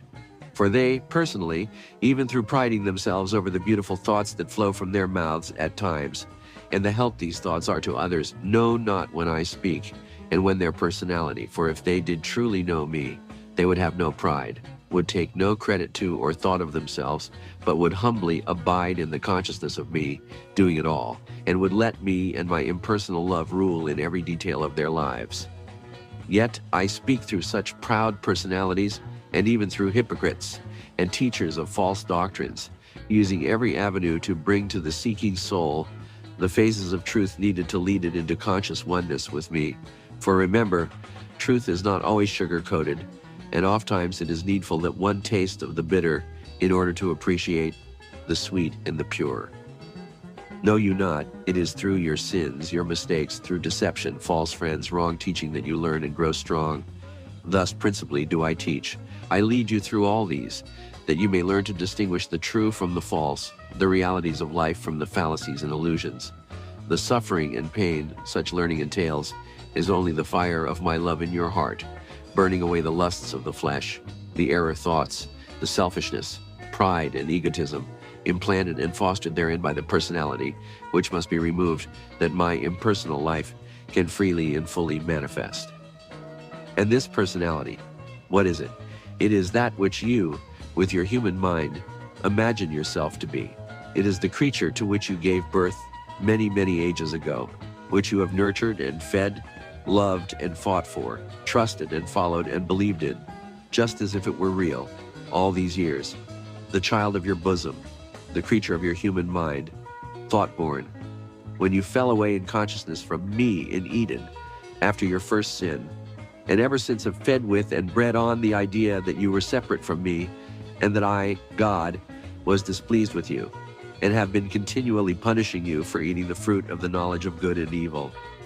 And if I have permitted you to love and trust, follow and obey this imaginary child, now grown in your consciousness to full maturity, and become so strong and powerful that it dominates and rules its parent with a rod of iron. It is only in order that through the sins and errors into which it drove you, and the consequent suffering these brought, I might awaken you to the reality of its unreality, to the fact that it has no existence except in your mind, that the only life it has and all its power come from your constant thinking that you are this personality and are separate and apart from me. And if there has awakened in you a dim sense of its unreality, and you are now turning within to me, seeking to be released from the thraldom of its rule, know that it can never be until you are fully conscious that you and I, God within you, are one, that there is no separation, that all I am, you are, that all I have is yours, that all power is given you in heaven and earth, and hence that I am, and you must be master, and that this personality of yours is merely a phase of mortal thought I permitted to be born in your human consciousness in order to develop your mind and body until they become strong enough consciously to contain and fully express my impersonal life. You must be master, absolute master of yourself, but you cannot be master until you know yourself, know every phase of your personality, all your strength and all your weakness, all your powers, physical, mental, and spiritual, all your human faults, tendencies, and limitation, and can see yourself and know your personality even as others see and know you, with both the eyes and judgment of the world and the vision and understanding of the spirit. Know all about that personality which has so subtly and craftily impinged itself upon your consciousness that now you can scarcely tell when it is manifesting and when I, your true self. So this personality of yours must be subdued, must be merged into my impersonality before my true teachings can come forth.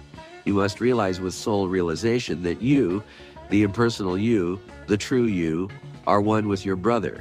Even as you are one with me, you must learn to see me, his impersonal self, underneath the illusions of his personality, must permit no reflection of your own personality to cloud the clear sight of me therein, yearningly waiting for the time when he too, perhaps through you, may be led to recognize me abiding within his heart.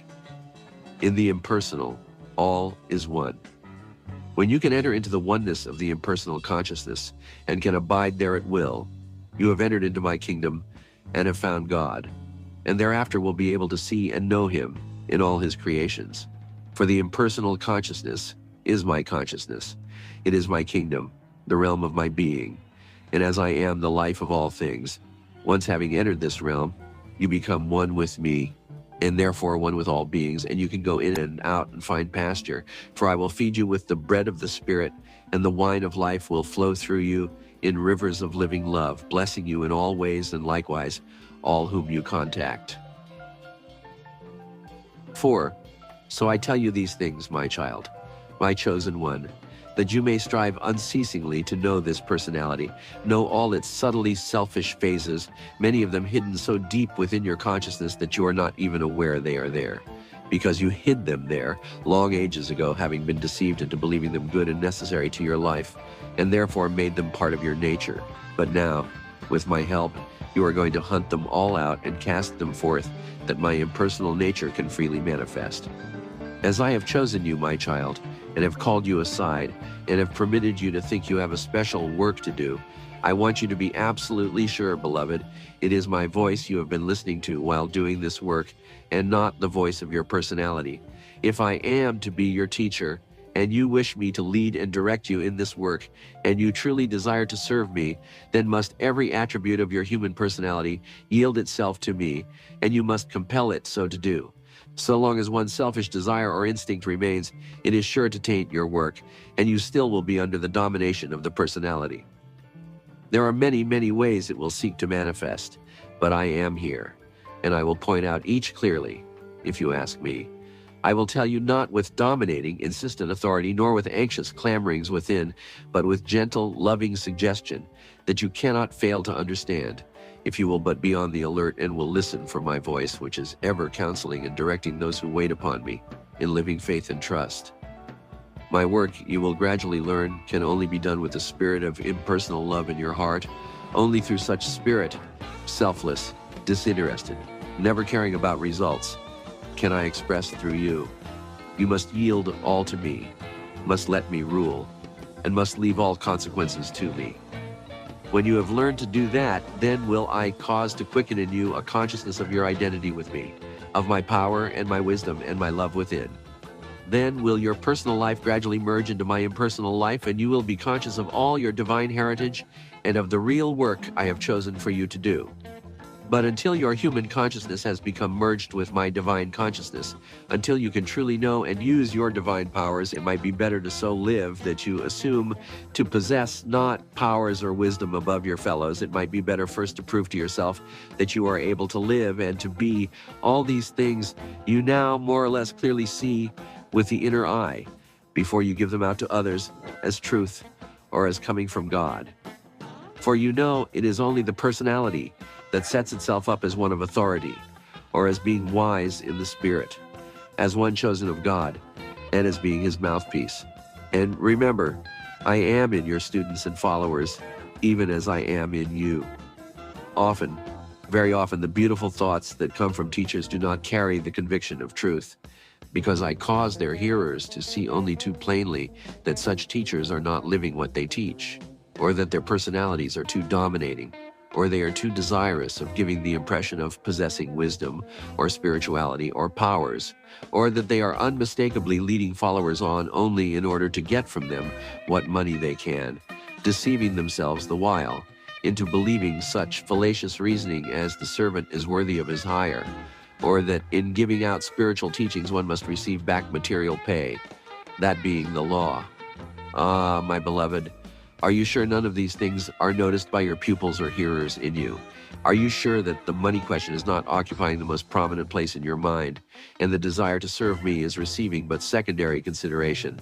Can you truly say that you put all material problems wholly up to me, knowing that I will always provide bounteously, that there is no fear in your heart, no doubts or questionings as to my always supplying every need, yea, every desire? If so, then is it necessary to charge or accept pay for the loving help I give out through you? Is not my servant worthy of his hire, and will I not provide? Consider the lilies of the field and the fowl of the air. Who clothes and feeds them? Are you not more to me than they? O you of little faith, listen. Only as you give out of the fullness of love, freely, unthinking as to reward or returns, can you receive of my bounty. But you may not accept this now. If so, it is well. For I have chosen that it be so, and that you learn the truth through other channels, and you must still hold to the belief that even God's servants must live, and that in living and working on the world plane, they are compelled to use the world's methods, even in spiritual work. And this is true, but not as you understand it. The time will come, however, when you have learned through trial and suffering to know my way, when you are able to see with my impersonal eyes, and to know with my impersonal understanding, and can put aside altogether all personal interest in your teaching, and in both the results of and the reward for such teaching, that you will know how to use the world's tools, even in spiritual work. But before that can be, I may have to lead you by the hard way up the high mountain of spiritual attainment, by the hard way of bitter experience. Yes, you can get there that way, but oh, how long and heartbreaking the journey. Perhaps you say, that is the only way one can learn. No, it is only one way you can learn, the hard way. It is the personal way, and it may be necessary for some to go that way, but I seek to save you from that way. Have you not seen the sad misfortune of some of those I have thus led up into the high mountain, those who have climbed up the hard way and have fallen even from near the summit? Yes, no one can rise so high but what he can fall. For the personality is always in evidence on that journey. It is the adversary who is opposing every step. This is what makes it so hard. So long as there is left anything of self, just so long will the personality find a way to oppose. I may lead you to the mountain top and show you all the kingdoms of the air, of the earth, of fire and of water, and present them to you and tell you they are all yours to use. But if you have not thoroughly purged your heart, mind, and soul of self, behold, the personality appears and speaks from behind you, and so subtly imitates my voice that you may think it is I. And when it tells you to take and use these kingdoms to glorify self, that having climbed to this great height, such is your reward, you may trust it and obey. Yes, even as they who fell from their former high estate into deep outer darkness. In order that you may be saved that journey and that temptation, my beloved, I here hold out to you the far easier and simpler way. If you will but abide in the consciousness of me, the true self within you, and let my holy impersonal love abide in you, and will permit it to flow freely, unhindered, unconditioned, from your heart to bless all whom you meet. If you will but do this, you may ask of me whatever you will, and it shall be done for you. For do you not see, beloved, if you can fully harmonize your life with my life, by eliminating all phases of the selfish personality, if you will but get out of the way with your personal ideas, beliefs, and opinions, so that my life, which is but my living love, can freely and fully express forth through you, that the void left after the personal life is gone will be immediately filled, even as air rushes into a vacuum, with my impersonal life. For my impersonal life is the real substance of all things and is ever seeking to express outwardly its true nature, and all of it that is necessary to fill out and complete my divine nature in you will surely flow both into you and through you whenever you let it, and will harmonize and bless you and bring into outer tangible manifestation all good things needed to completely round out your human nature and make for joy, happiness, satisfaction, and peace within your soul. Fee. And shall I now tell you about my impersonal life, how you may consciously live it with me and be wholly one with me, your true self, your Father in heaven? Then listen and meditate long and earnestly on all I now shall say. Do not pass by a single sentence or any one thought in it until my meaning becomes clear. I seek nothing but to be and express myself in and through you. Myself is purely impersonal, for it is the real self of every human being I am, the pure, perfect, selfless inner nature of every human self, ensouled in their physical bodies in order to develop them into mediums for the expression of my divine attributes on earth, even as it is in heaven. Therefore, you too must seek nothing but to be and express your true self, which is I, your divine impersonal self. Thereby do you unite your purpose with mine, your will with my will, your nature with my nature, and thus become one with me, and we become two in one, the divine estate on earth. In order that this may be, we must purge first your heart, then your mind, and then your body of every sense and inclination of the personal self. That can only be accomplished by my holy impersonal love, with which I will fill your heart, so that there will be no room in it for any part of self. With the heart purified and sweetened, the mind will attract and think only pure and sweet thoughts, my thoughts, which are always pure wisdom. Therefore you will see only purity and goodness in all things. Naturally then, being no more controlled or influenced by wrong thoughts, your body will become subservient to my life, whose vitalizing, purifying, and perfecting power will drive from it all inharmonies. Then, with only my love in your heart, my thoughts in your mind, and my life in your body, you will know I am your own true self, for then there will be no other self. Then I am, your true self, will go forth in the world, but not be of it. You will no longer be attracted to or by it, but you will see with my eyes, hear with my ears, and know with my understanding all things. You no longer will see only the outward appearance of things, but you will see them in their reality. Nothing past, present, or future will be hidden from you, for the limitations of the human nature are no longer there. And in the spirit, there is no time, space, personalities, or separation. All is one. And you will go forth with the consciousness of this great, impersonal love within you as the very substance of your nature. And through it, I will uplift, strengthen, help, and bless all whom I will lead you to or attract to you.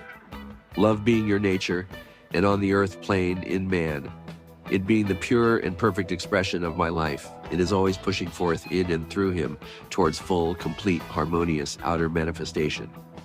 And with the consciousness of your divinity and of the divine power my love gives you, instead of parading such or giving evidence of such in any personal way, you will only give and help and bless impersonally, seeking to remove all fetters, all hindrances, all limitations that prevent my life in any way from expressing in and through your fellow beings. Thus you become one with the one life, with my inner impersonal life, therefore one with me, the fount and source of all blessings, earthly and divine. And therefore you will no longer seek to teach or lead others, because you have become impersonal, and being impersonal you will let me, within both them and you, do all the teaching and directing. You will no longer seek to lead, but only to follow me. And you will no longer even seek to be wise, or good, or strong, or rich, or healthy, or happy, because you are all these things, being one with me, who am the inner essence, of which these things are but the outer manifestation. And you will know that all in harmony presages the coming harmony, that all lack is but my urge towards complete expression, that all darkness is but shadow indicating the direction of the light, that all weakness is part of the effects of training which will result in a perfected will, and that all evil is good and necessary to one who has attained to my impersonal consciousness and viewpoint.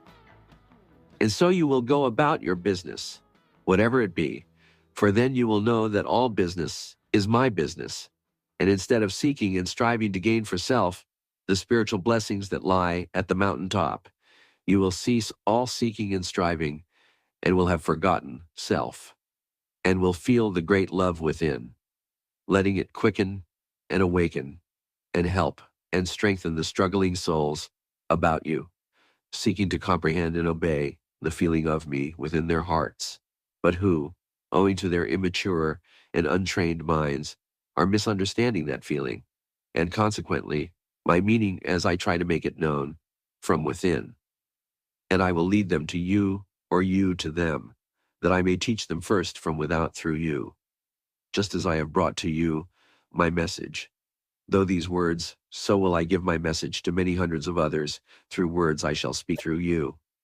But this cannot be as I purpose it, until I can live my impersonal life in you, until you have yielded up your human personality to my divine impersonality.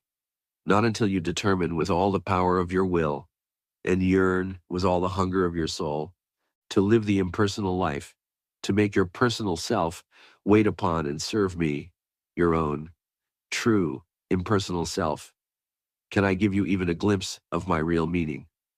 But when I have vouchsafed you that glimpse, my beloved, ever afterward will the glory of it be with you, and it will lead you on and ever on until my full meaning is forced from me by the might of your soul's desire. That is my message. Its mission is to awaken in you this desire, the desire to live the impersonal life. This is high teaching and is only for those who can see it, for those whom I have prepared and made ready for its reception. To such, however, it is but the door, which opens to far higher teachings that I will give to them direct from out their own souls, those who come to me in loving faith and trust, and who are willing to empty their hearts of self, that I may fill them with my holy impersonal love. For I here promise you, I have in store for those who yearn to come to me by the simple, loving, impersonal way, great wonders of spiritual blessings, which will be to them a source of endless joy, and that I will give to them, as I abide in them and they in me, the unlimited use of all of my divine powers and attributes,